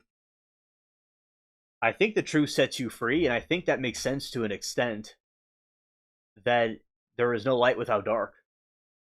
So I would accept the truth, whatever it is, unless there was some sort of a deception going on. I wouldn't accept the truth blindly. But if that was just the undeniable truth, then it is what it is. I believe that there is no light without dark. I mean, it makes sense to an extent, unless it was a deception. But just hypothetically, if it is completely true, yeah, I think good things come out of bad things. I mean, us being here was out of things that didn't work out and things that didn't go right, which led us all here. So I think that it can make sense in the long term. Oh, thank you, Chris. I really like your questions. It's a good contribution to the show. I appreciate it. Thank you. And Duke said, "You guys may get some answers to your questions if you ask Ashton Forby's YouTube." I do. Okay, Duke. Well, thank you for that. Chris and I have philosophical conversations on the streams. Um, Usually, the phone lives is where he originated from, and we're also doing it here too. Yeah, and the phone lines will have a lot of interesting conversations. I mean, it's interesting here too, but it's like there's all kinds of people that just come out of nowhere and they'll just like tell me they saw Bigfoot last night. I'm like, okay, that's cool. I agree, Falcon. Morals are important to have, and everyone should live by them. But people through their free will are going to choose things that are not right. But ultimately, they'll serve a purpose. It'll be used for a purpose by the universe itself. Although everyone should be acting good, but the reason I agree with you, Falcon, completely. I wish more people would act with a moral compass, but they don't because their own selfish greed or their lack of empathy or compassion, or they were twisted to think that they're doing the right thing. So ultimately, the good cause will prevail in the end. That's the good news, is that regardless of whatever comes, the good things will come out of whatever it was. But I do agree with you. Just people lack empathy. They have no conscience. They're twisted by good intentions or whatever. Oh, hello, Danielle.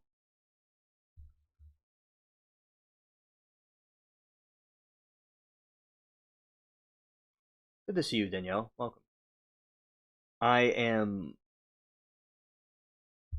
studying UFO files right now.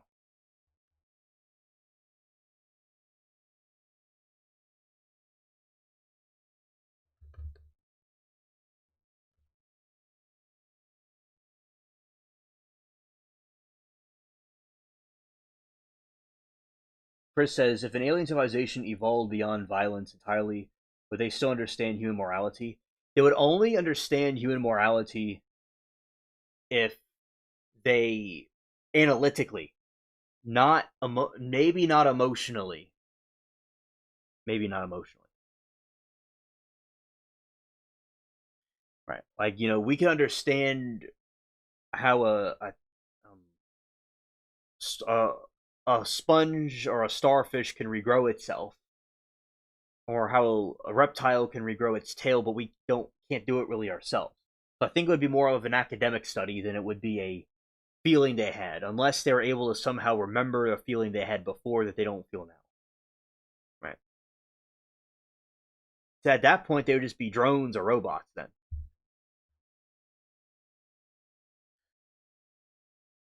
Mr. Reynolds pointed out that Colonel Garrett, that if it is a fact experiment that are being conducted by the United States government, that it does not appear reasonable quest that the FBI spend money and precious time conducting these things, and Reynolds subsequently discussed that the matter with the Connell LR Intelligence Division of War Department stand that discussed the matter previously with the general, indicate that Mr. Reynolds that has assurance of the general.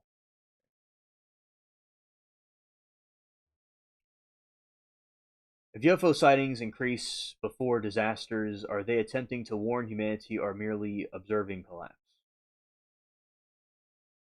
I think it's a good question, a speculation that they are definitely observing the collapse. If they're trying to help humanity, if they're trying to warn humanity or not, the silver lining is they are observing the collapse. Now, whatever their intentions are could be disputed, but they're definitely observing the collapse of society, though, either way.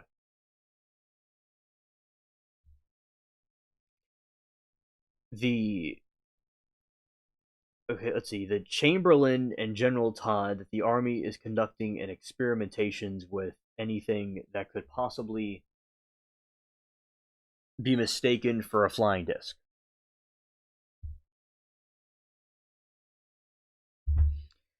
Colonel Garrett of the Air Force Intelligence subsequently contacted Mr. Reynolds that indicated that he had discussed this matter with General Schlugen of the Army Air Forces. General Schlugen had previously assured both Mr. Reynolds and the Colonel Garrett that, to be the best of knowledge and information, experiments were being undertaken by the government, which they could be mistaken for flying discs. And Colonel Garrett indicated of Mr. Reynolds that he pointed to his beliefs that General Schlugen mentioned the possibility of embarrassment situation arising between the Air Force intelligence and the FBI. Schlugen agreed with Colonel Garrett that Memordian would be prepared for a signature of General MacDonald, A2 Lime.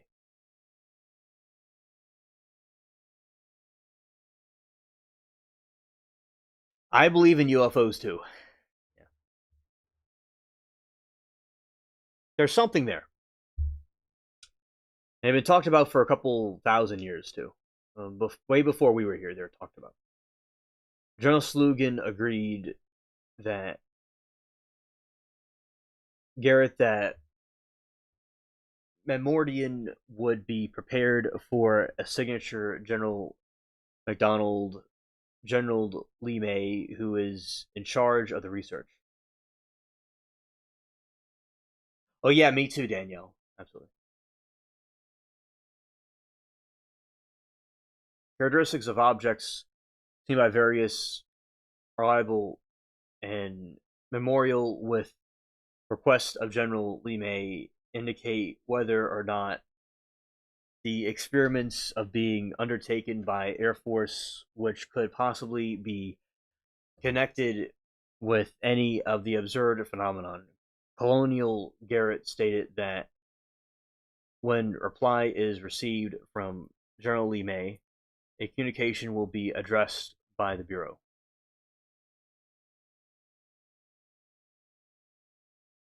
If UFOs travel across galaxies but still crash on Earth, are they advanced or just proving intelligence doesn't eliminate mistakes?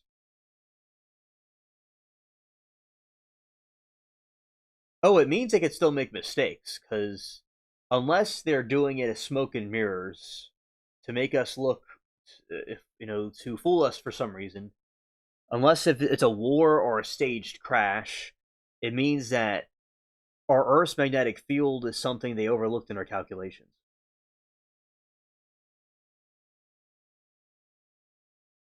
They do crash on our planet quite a bit for some reason. Mr. Reynolds will follow this matter closely with Colonel Garrett, with Colonel Garrett, the General Schlugen, so that the Bureau will be prominently advised for all information regarding the flying discs, especially in the information indicating they are in fact expert experiments of the government agency.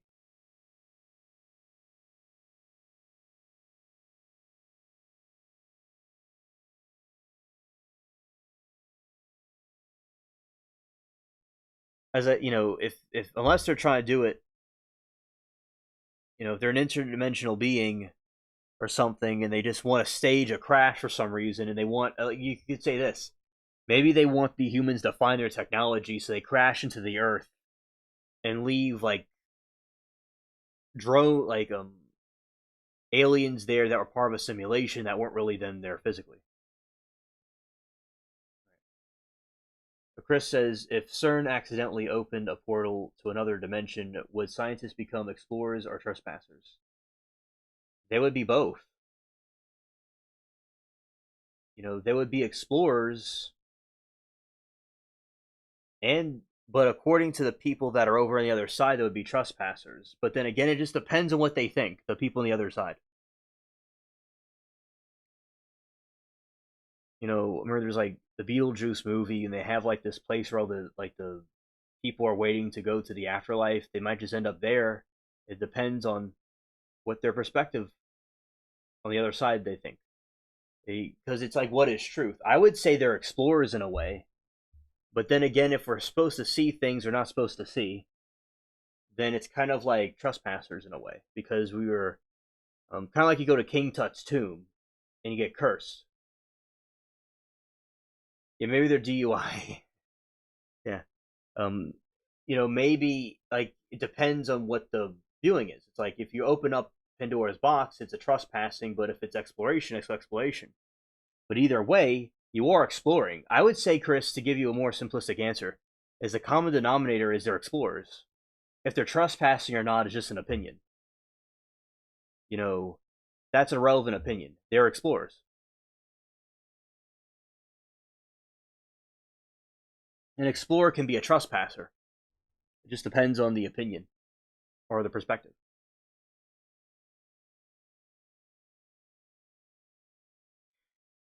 Either, Chris, they fail to do it, or they let nature take its course, or they cause it to happen by doing time traveling, or they just may have not been interested in stopping it, or they didn't care, or they weren't allowed to. Because if you stop a tragedy, you completely alter the time warp continuum.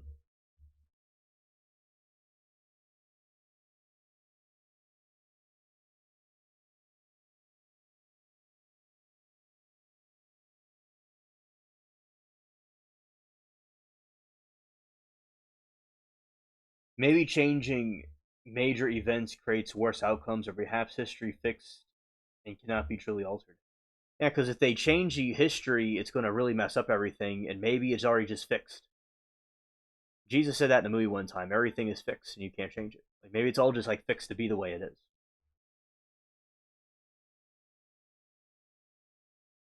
Oh, I know exactly the series you're talking about, Duke. Yeah, exactly.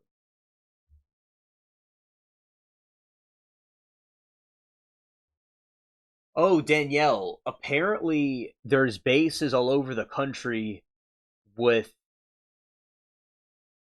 non-human, with flying saucers and alien bodies. Yeah, understood, Chris. Area 51 is still there, and Area 51 is where they do a lot of military testing. That's where it is. It's where testing happens. But there probably is still bodies and things like that there. Yes, I would think so.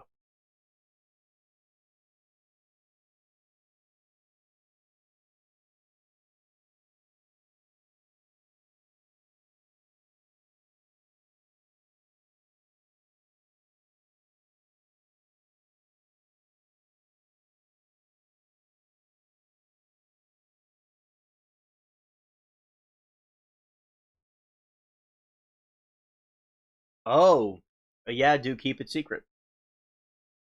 Keep it secret. Scared. All right, the next subject, flying saucers. It's another document of flying saucers. Yeah, Bob Lazar. Yeah.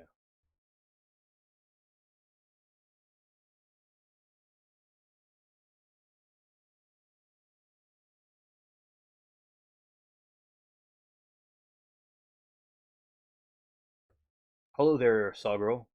Good to see you. I know you've been around. I see you in chat right there. We heard here in Canada today that they have four aliens, all different also.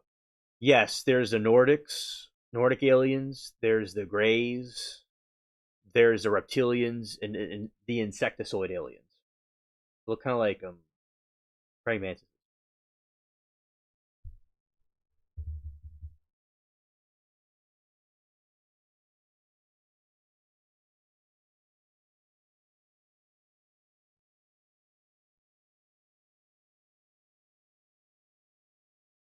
Reference is made to the memordium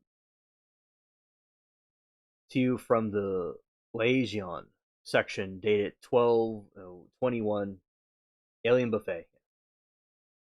July 21, 1947, setting forth request from Colonel Go Branson of the Intelligence Division of War Department of the Bureau to conduct investigation to determine the origin of the flying discs.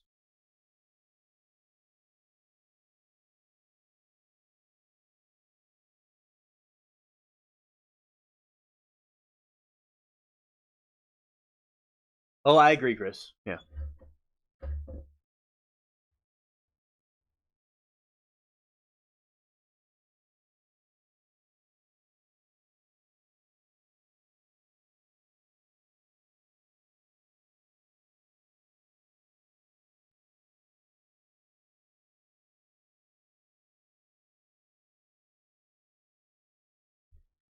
Observations. It is felt that the situation regarding these flying disc saucers and flying disc are very similar.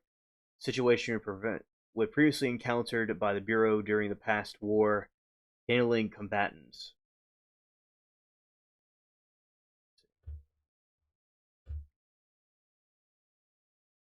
I'll probably fall asleep, Saul says.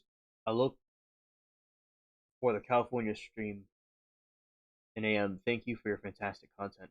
Well, Saul, it's my pleasure. I look forward to seeing you in the garden in the AM. Yeah. Take care.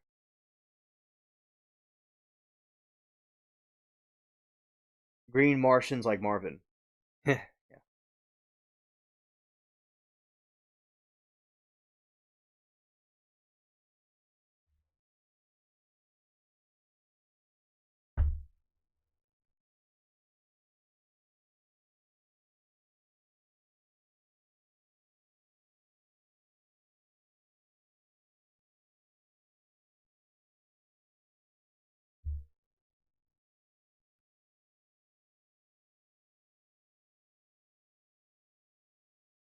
Alright, Chris says, if dimensions beyond the third exist,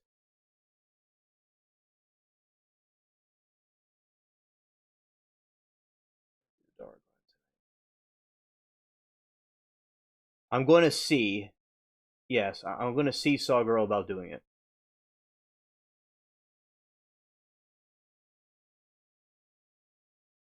I don't know if I'm going to do it for certain, but it would be it'll be early. Not early, but like the morning time. So yeah, it'll be like before like around the time of the California stream, or like before it maybe. I told you I don't know if I'm doing it tonight or not, depending how the weather and all goes.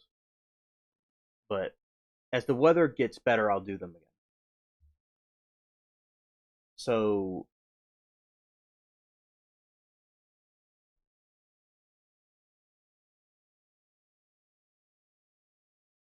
Chris says, if UFO disclosure causes mass panic, would the truth still be morally necessary?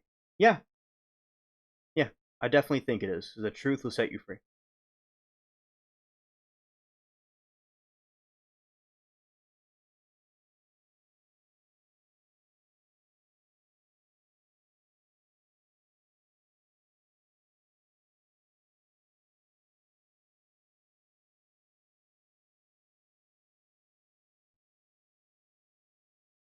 Chris says, if extraterrestrials exist but ignore humanity, does that humble us or terrify us more?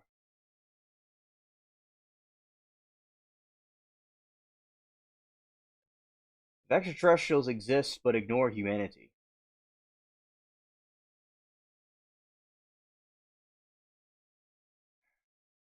they ignore us. It would not really affect us either way, if they didn't acknowledge us. But then again, maybe people would think we're so insignificant that it wouldn't matter. But I would say it would be more of an unfazed thing. It's more of their loss. Scared.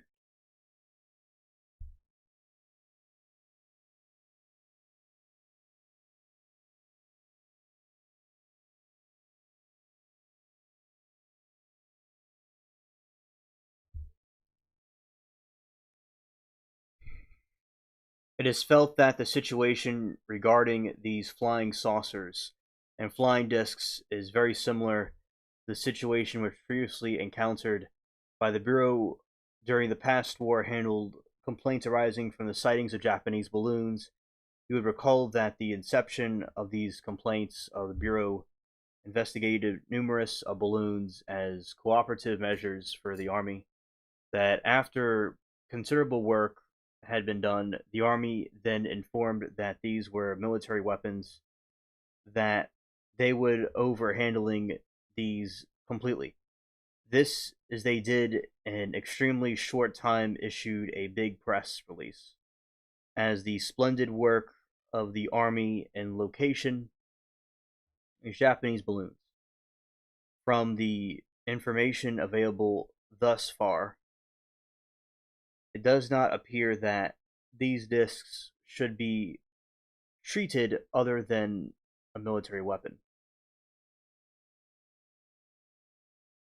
Certainly, the Bureau has no way to determine what the experiments and the Army, Navy are conducted and whether they might be arising out of experiments being conducted by them, or we have any way of determining how far the Russians have progressed. The the certain experiments, whether might be resulting in experiments of the Russian army, and should be certain that this is a military situation and should be handled strictly by military authorities.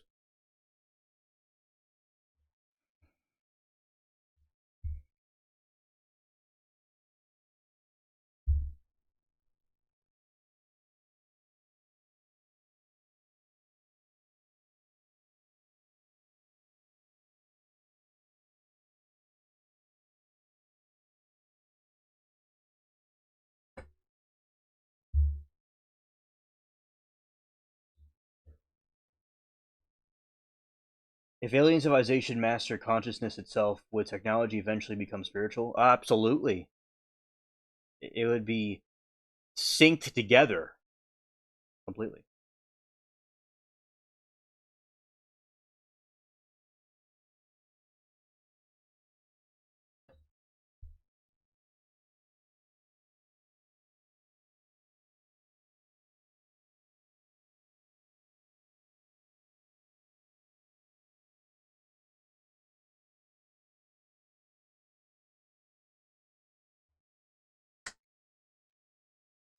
And this connection, it might be pointed out that our present Portland case arose to the fact that the two Army intelligence officers were returning from the interview of the individuals who reportedly have seen flying discs. If the Army intelligence officers are handling some of these interviews, it is to be believed that they should be handling all of these interviews and is not believed that the Bureau should be expending its precious manpower on the complaints which thus far have connection with Russian espionage program.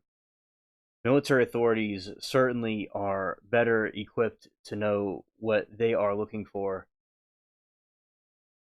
than we have been have more facilities are handling materials which can fly discs.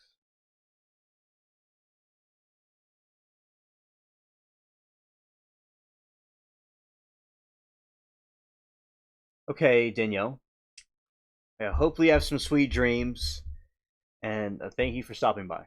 Appreciate it. Well, thank you, Chris. I appreciate it.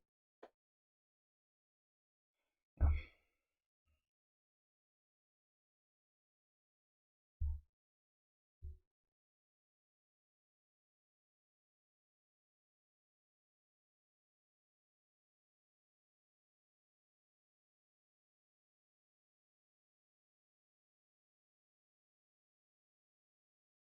View of the recent bureau, however, there is attached letters to Chicago asking that requesting investigation.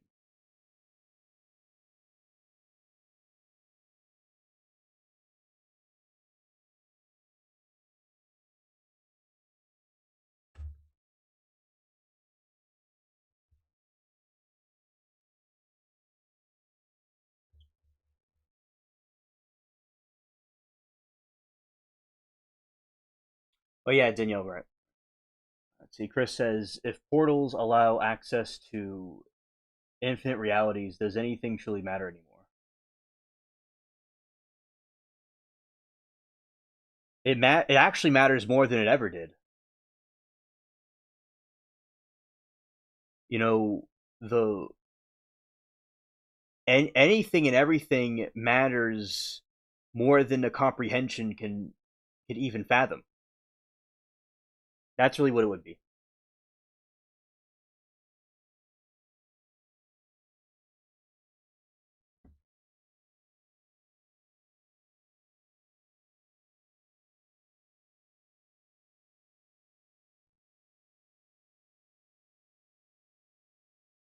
So that's what I would say. It would just the reality would have just so much more meaning to it.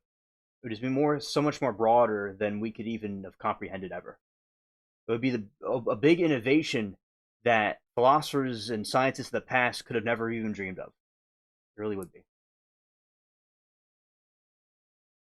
All right, Mr. Joseph H. Ryan Bieber, California.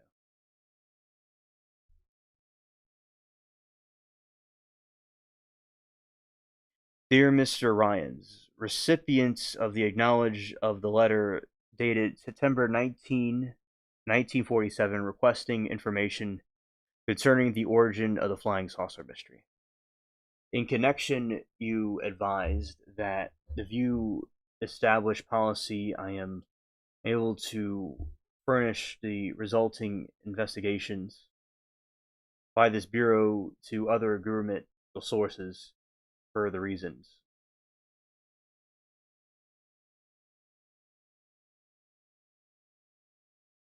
Oh, thank you, Chris. Thank you, Chris. and I'm only learning, and I appreciate the feedback, and I will learn as I go. So I'm glad to know I have a good grounded soul. I appreciate that. I believe I do that to the best of my ability. Yeah.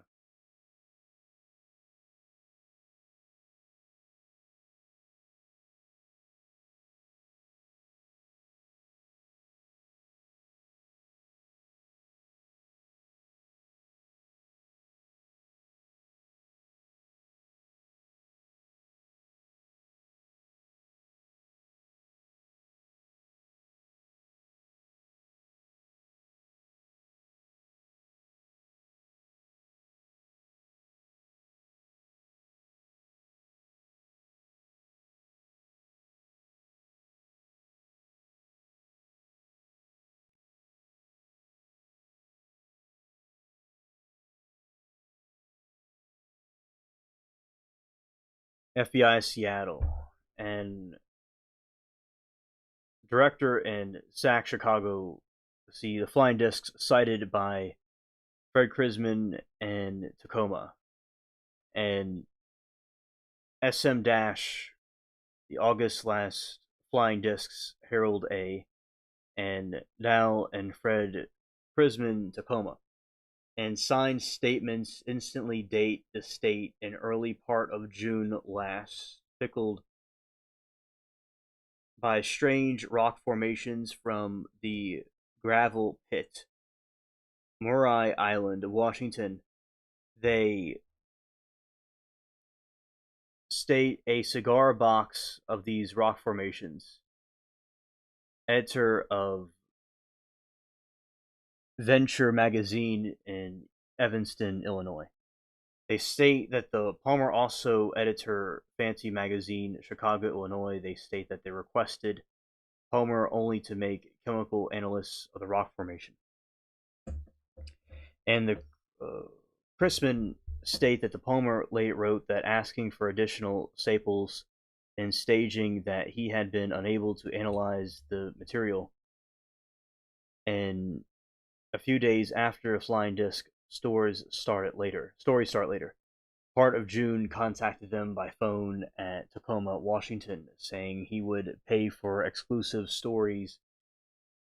With the material which they had sent, fragments of the flying discs, states he wrote Palmer a letter in which he stated the material was part of the flying discs.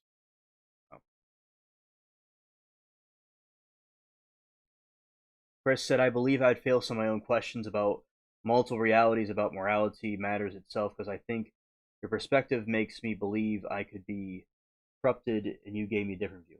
Oh, Chris, I appreciate that, the feedback, yeah. I believe iron sharpens iron. I remember um, I just have a real abstract way of thinking, and I view things more from a gray area over a black and white area. I remember back when I was in school, they would have tests, and um, he would give these tests that made you think. So, well, a lot of these classes, especially the geometry one, it would make you think a lot, and that you think it's an answer, but it's really something else. So that also kind of helped articulate my thinking of things, because he would give tests that were very complicated. The history teacher, he was a principal, but he gave a lot of complicated, tests. Okay, it's like, what's my IQ? I have no idea what it is. I don't know. I like to, I don't always see it, like with me. I don't like the people that gave me tests, like the the principal that gave us tests a lot. Yeah, he had a high IQ, I would think, but he wouldn't tell us what it was. He would never say it. I don't, as I said, I don't know. I don't, you know, I just wanted to make the best products that could be made. That's all I'm focused on.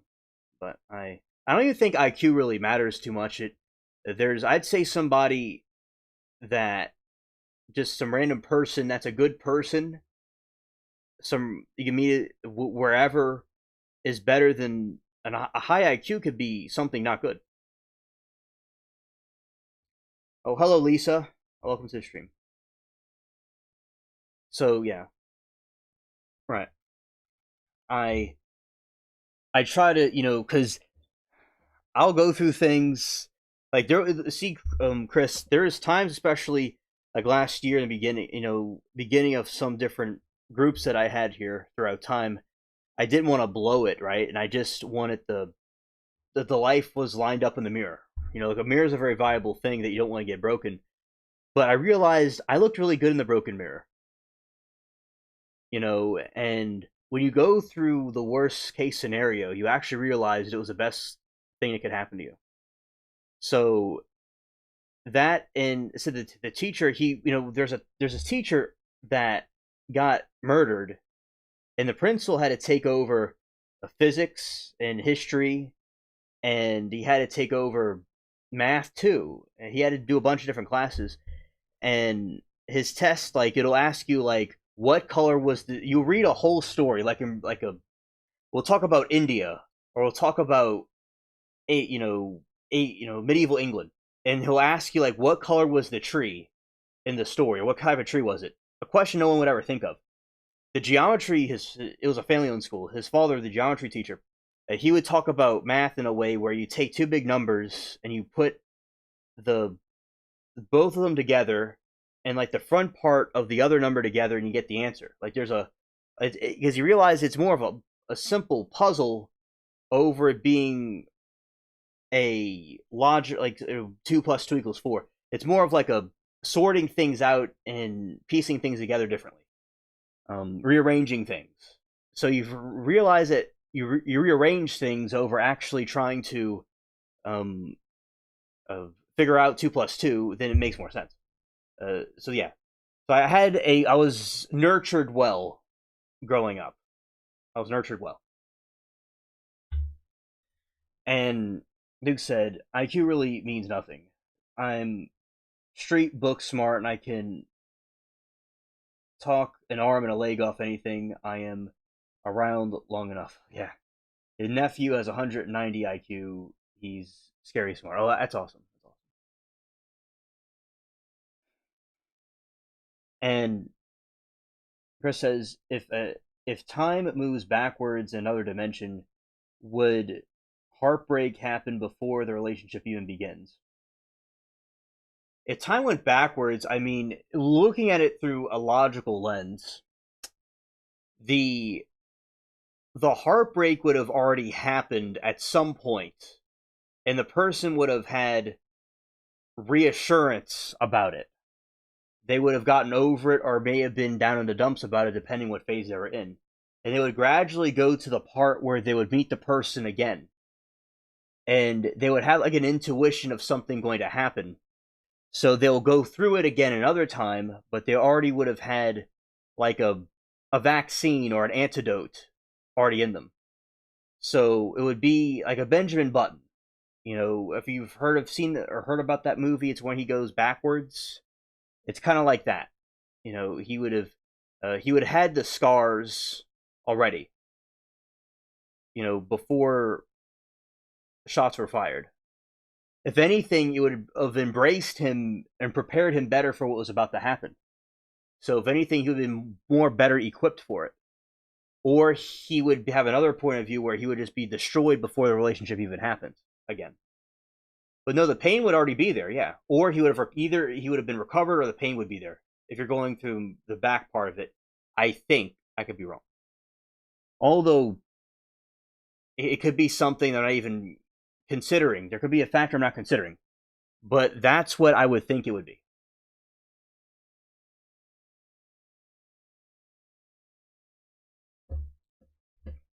Well, I think there's a mushroom. There better be a mushroom for me too, because I I can't be left out of this. And Chris says if dimensions overlaps evolution, if dimensions overlap emotionally but physically, could ghosts simply be emotional residue leaking between realities. Oh, I would think that that's very possible. There's actually a big theory that the ghosts are like you can hear something or a tapping noise or a feeling or a vibration from something. Oh, thank you, Duke. Thank you, Duke. Um, that there's an articulation that happens where somebody could hit a wall or say ouch, and 100 years later you're going to hear a boom or an ouch because the impression was already there. So it would mean that that would be what it is. The ghost could be emotional residue from something else, from or a stain or like a part of the matrix glitching where something is playing over again.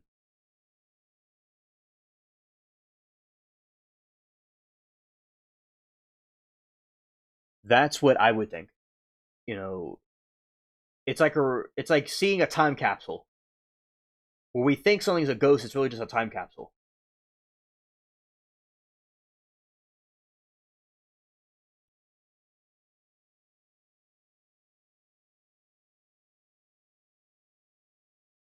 Oh, that's good, Duke. Hamilton Field, California, and Captain Emile Smith of the United States Airlines, Seattle, Washington, to attend meeting of Dahl and Prison Clay. They told the intelligence officers, Captain Davidson, Lieutenant Ant Brown, as well as Kenneth Arnold, Emily Smith, exactly how they got the rock formations that they had connection with flying discs. And Dahl and Prisman state that they furnished some of the rock formations and the intelligence officers as samples. Captain Davidson, Lieutenant Brown left Tacoma, Washington in a B 25 to return to Hamilton Field D, California about 2:30 a.m. August 1 last, and were deleted when their plane crashed at Kelso, Washington after the left engine burned out of their exhaust.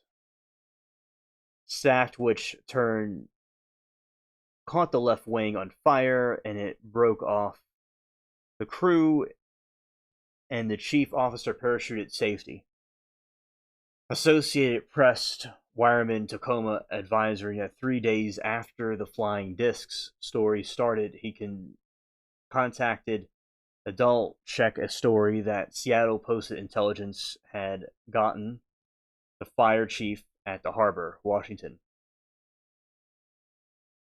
to the effect of that Dahl had some flying disc fragments at this time. Dahl admitted that the Vogel, the entire store was false. The Prisman state Arnold was paid by Ray Palmer and the fantasy magazine, possibly the Bosie statement, come to Tacoma, Washington, and obtain a story from regarding the flying disc fragments.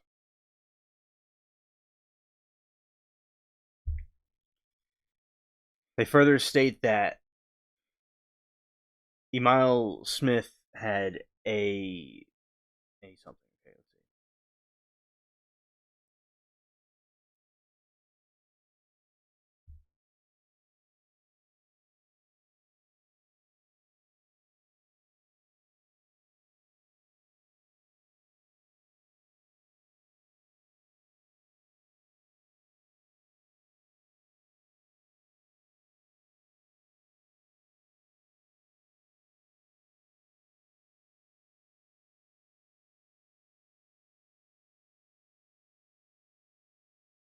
Chris says, if an alternate realities constantly interact, could deja vu be emotional overlap from another self? Yes, absolutely. It could be the other self leaking into this side or this side leaking into that side. Yeah. And another thing is that a big overlap that happened that seemed to be a catastrophic overlap was the Mandela effect. So, if anything, a deja vu thing is a very small Mandela effect.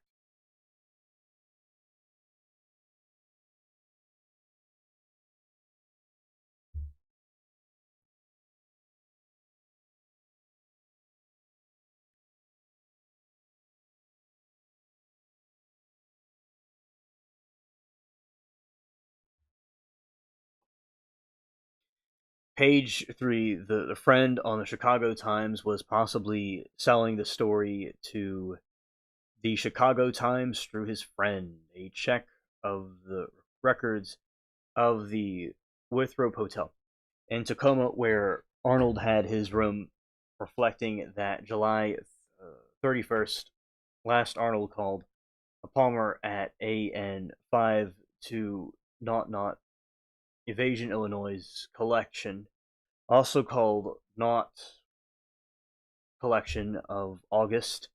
Last Arnold called the Dearborn 5 Not Chicago Collective, and Emil Smith called the Debrone 233 on 13th August 1 of the last, a total of 5 anomalous calls that were received by a Tacoma Times reporter, the United Press.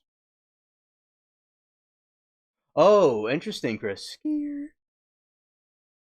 Wireman of Tacoma giving in information regarding the meeting at the Winthrop Hotel over the disk fragments, stating that the B-25 had been drawn or sabotaged, which killed Captain Davidson and Lieutenant Brown, interfering that this was done because the intelligence officer were carrying fragments and their plane, into Hull and Chrisman state that these calls could only have come from themselves, and Smith or Arnold, and deny that they made the calls. No record of the calls having been made from Arnold room in Winthrop Hotel can be located. The Hull Chrisman are evasive at to just what information they did furnish by phone or letter. Ray Palmer, United Press wireman, Washington. Okay.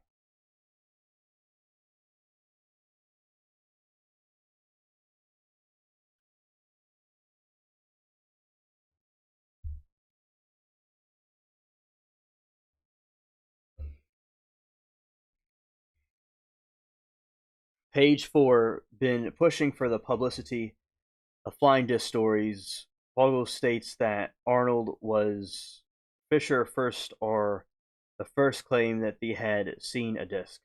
Dahl and Trisman state that Arnold admitted receiving money from Ray Palmer to come to Tacoma to check the disc story, unless advised in the country by the Bureau. The boat office at Boise, Idaho, will obtain all the information regarding the collection. Between Boozy's statements and the paper, Kenneth Around will interview Arnold with route Mountain View Drive Boozy from information he had to above the facts that information he had furnished a Palmer and Boozy's statement regarding the Tacoma meeting, the sabotage of the B-25. Chicago office will interview Ray Palmer.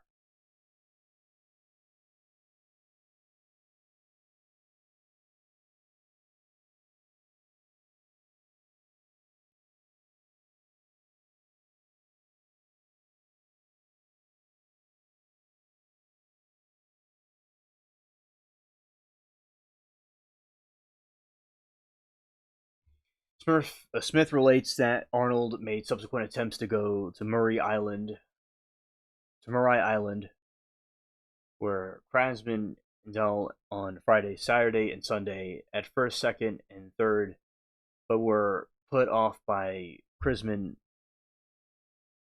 for various reasons. Smith stated that the reports, Tacoma Times, Immoral United Press Office Tacoma, that the anonymous phone calls and from accuracy of the transmitted by these anonymous calls, Smith believed that these were made by either Dahl or Crisman amidst calling his personal friend Maurice, aviation editor of Chicago Times, on Friday, August 1st, to the inform him that Tacoma incident as pure a previous alignment between that Smith would roadie and flying disc stories which run into Smith.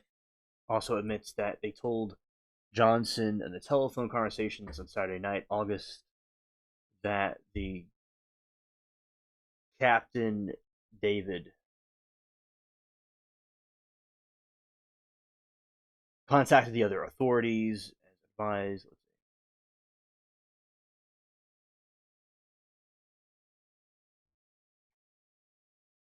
Flying disc, Portland teletype referencing a call from Mr. Ladd, Bureau of August 5th last. Sanford unable to verify Springer Hamilton field in charge of investigation, thought by two returning from Washington area having gone to Kelso upon learning of the deaths of investigators mentioned in referencing of teletype. He planned upon the departure, obtained results AAF or persons mentioned in the reference teletype. Hecklefish. Hilarious.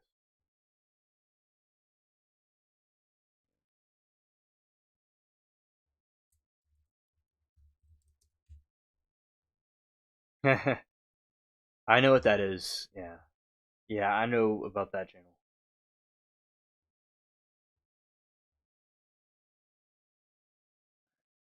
Chris says if CERN accidentally erased one timeline and merged survivors into another, would people experience it as a Mandela effect or false memories?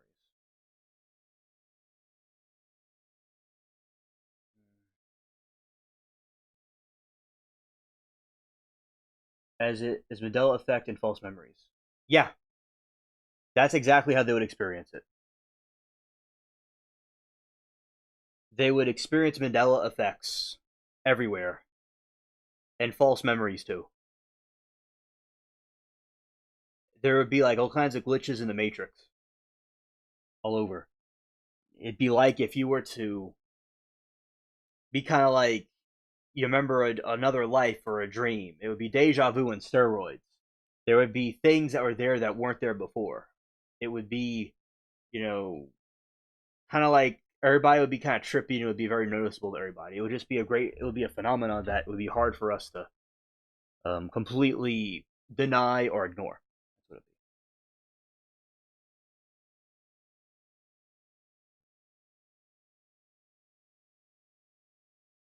be. Now,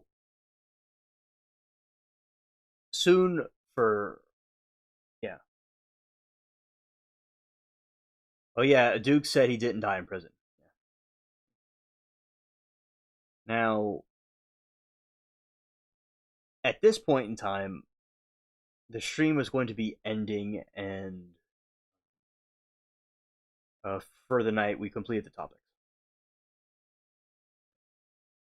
I've been having a lot of Timu weather lately, by the way, and from Sheen too.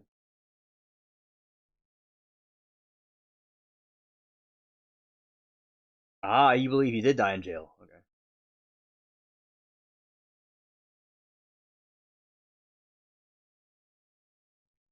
Okay.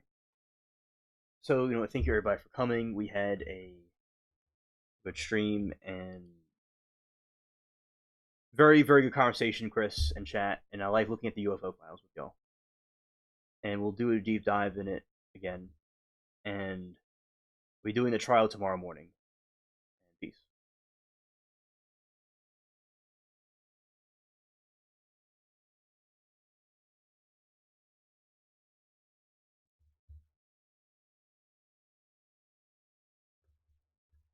You remember that perspective?